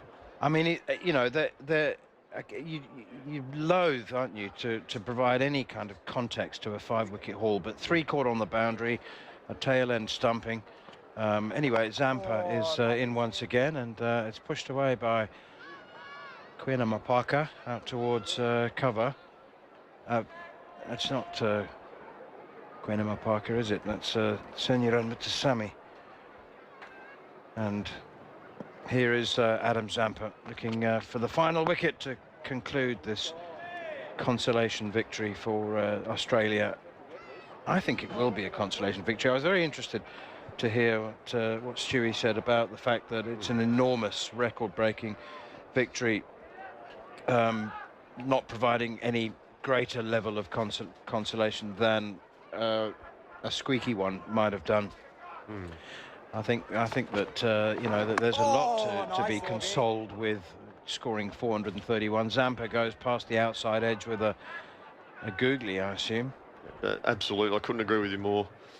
Manners, it's any time you score north of 400, the one-day international, you've had a pretty special day. And then bowl the team out for 150 odd. Yeah, that's right. I mean, I think it's you know, you've given yourselves a timely reminder that you know, you're a much better team than the one that was beaten in the first 2 games, as Zampa is in once again. Reverse sweep, caught, out, good catch at well, backward point he started off with, and it's Cooper Connolly, would you believe, who takes the catch. So 5 wickets, or is it Xavier Bartlett? It's Travis Head. It's Travis Head, sorry. Travis Head, who took the catch and lay on his back, holding up the ball to confirm that he has taken it. It was the reverse sweep from Quina Mapaka, and a consolation wicket for Adam Zampa. Well, not a consolation wicket, it's the match-winning wicket. Yeah, absolutely. And South Africa being bowled out for 155 to lose by a record. Oh dear. They've taken it off the scoreboard, haven't they? They've 200 and... I think it's 277. 277 or 276. We'll have confirmation of that for you in just a second or two, but I can tell you that South Africa bowled out for 155, and Mutasami, it was Mapaka who played the reverse sweep, caught head, bowled Zampa for a duck, and it's actually Senyaran Mutasami who finished unbeaten on 9. South Africa bowled out for 155. They can now concentrate on going back to the hotel, finishing off their packing, and getting to the airport nice and early tomorrow for their flight to Brisbane, and then onwards to Sydney. Some of them going Sydney, Perth, Heathrow. They've got 6 games in England. Australia have won a massive victory by 276 runs to as Mitch Marsh said 2 nights ago, 2-1 sounds an awful lot better than 3-0. Absolutely. And the one-day, the T20 series won by Australia 2-1. The one-day series won by South Africa 2-1. So really, in terms of the final results, not much between these teams, but the margins of victory have been very, very emphatic. 276 runs. South Africa won the first 2 games by scoring 276 runs. That's right. It just shows what an extraordinary day it was today, and we saw some pretty special hitting from some pretty special players. This is the part that I always love at the end of every test match and the end of every series of white ball cricket, when the 2 extended squads, everybody involved in the squad, all of the support staff, which is now often outnumbers the number of players, all line up to thank each other and to... Anyway, Quinton Hull is downstairs. It's going to be a quick one, Mitchell, because we've only got 2 minutes before we finish, but congratulations personally and for the team to hit back pretty emphatically today. Yeah, we're obviously really disappointed to lose a series. Any series you lose for Australia is tough, but yeah, I guess a consolation win. We played really well today, and nice to finish the series in a big few months for this team with a win. And 250 run opening stand with Travis Head, who goes on to get 140 odd, and then you've laid the platform, and boy, Cameron Green showed us yet again just what a skillful, powerful cricketer he is. Yeah, I thought Greenie, if he can take that template with him everywhere he goes, he's going to be an incredible player, and obviously batting at the other end to Heady when he's going makes life a lot easier. So cool to have that partnership with him. Again, shame we couldn't do it in the first couple of games, but we take a lot of positives from today. Yeah, well, dead rubber, but it was, I think, something that was really needed for the team today. Yeah, I hate the word dead rubber because it's an opportunity to play cricket for Australia and win a game, and we've had some amazing support in the top end all through Darwin, Cairns and here, so I thought it was really important that we try and show up for the fans and make sure we get them a win. So, as I said, we did lose the series, but nice to finish with a win. Thanks for your time, Mitchell. Thank you. So, good on you, Mitch. Nice quick chat there with the Australian captain, Mitchell Marsh. On behalf of the team, Neil Manthorp, Stuart Gillespie and Stuart Clark and Jason Gillespie, thank you for your input. Adam Jones back in the studio, and to Robert Apolloni on the faders here. We are going to be taking those of you who are listening on local radio back to your regular programs. Elsewhere, of course, if you want to hear the continued game of AFL at the Gabba, you can jump on the Listen app to hear Brisbane playing Hawthorn. But Australia 2 for 431 today. Its second highest ever score in one-day international cricket. The first time that they've... Everyone joining us from the cricket on Sport Digital. Brisbane were goalless in the first quarter. They're now up by 11 against the Hawks with third spot on the line. Aaron Bryans and Michael Price with you alongside Jason Ackermanis and Matthew Primus. Yeah, well, he hasn't had a big night, as we've mentioned a few times, but wow, when he does ball in hand, he can impact the game, doesn't he, Acker? He is. When he's on, he's on. Just little handball received outside 50. Have a ping. 14 seconds to go. Back into the middle. Can they get a quick one here, Brisbane or the Hawks? It's slapped forward for Hawthorn. Stolen by Will Ashcroft. He kicked it back into the middle. It was taken by Warple. That's a big torp inside 50. The pack smashes it forward. Front and square, Ginnivan. Has he kicked it before the siren? It bounces through. Umpire says, all clear. Hawthorn get the goal on the half-time siren in a monumentally quick game of football. 6-10-46 to Brisbane to 6-5-41 to the Hawks. 5 points the margin at half-time. What a cracker, gentlemen. This is unbelievable football. Outrageous. It's almost the perfect conclusion of the regular season. We've had banger after banger after banger. Step on up Gold Coast and Essendon on Wednesday, because this has been enthralling. Winner gets the double chance. Loser will be on the road in an elimination final, and Brisbane and Hawthorn are laying every single punch they have got. Goal scorers at the halftime break. 2 to Lohman, singles to Fletcher, McCluggage, Rayner and Cameron. For the Hawks, 3 to Chol and individuals to Lewis. Gunston with his 500th for Hawthorn, and Ginnivan as well. Jason Ackermanis, Matthew Primus. We'll catch our breath. Over to you, boys. What about this? That little... Sorry, Matty, I was just going to say that quick turnover out of the middle, that little dinky kick that Will Ashcroft did Falls, I think it was Warple. They are always going to play on quick. You just cannot late in the quarter. They would, unlike our day, they would have gone and looked over and saw it's 30 seconds. They should know the importance of just putting that out of reach and getting out of there. But these things happen. You can't do that to Hawthorn. No, Hawthorn, when they do get the ball in the front half, they look dangerous. But credit to Brisbane, they just denied them any territory there. They're winning all the key stats. They had, as I mentioned, quarter time, they had 6 tackles at quarter time. They're now up to 24, so they've had 18 for that quarter. And Hawthorn just couldn't handle it. They turned the ball over. They kicked the ball quickly. They felt under pressure. Apart from the first couple of minutes when they looked like they were going to score quickly, Brisbane dominated them, and they are lucky that they missed those first 8 shots on goals. Otherwise, they'd be 5 or 6 goals down at half-time. So, yeah, it's the Brisbane that we're expecting, that we all want to see every week come in the first half. And then once they fix up those scoreboard issues, they look a dominant team. Yeah, scramble footy too at times. Not set shots, that's for sure. Just yeah, it's nothing pretty, but it's finals footy, and hey, they took them to the top of the mountain last year. And when they've played if you picture how they played against Collingwood 3 or 4 weeks ago, there was this style of footy, just harassing, taking away time and space, and they've done that tonight against Hawthorn. But they are hanging in Hawthorn, and they got some quality forwards, and they look pretty slick when they get in there. But Brisbane are able to keep them to 24 inside 50s, and I think most of them were in the first quarter. So they've the game on their terms, but going to be an enthralling second half. Got to keep going too. It's not going to stop. You have to play like this. It will open up and be enjoyable when it does, because it is hot. We're going to need the sugar lollies, gents, I think, because it is just end-to-end football right now. The text line across the night, 0437 774 774. Shout out to Luke in Norway, who's running the coastal track and loving the call. Go Brisbane. Good. Oh, Norway. We get a few from Norway occasionally. The fields. Ireland, amazing. Scotland, Norway. Shannon in Frankston feels like it's turned into a love fest for Brisbane's free kick count. No frees to the Hawks for good tackling. Well, you got to actually, there was plenty there. Well, probably 2 or 3 absolute certainties, but yes, you are correct. That's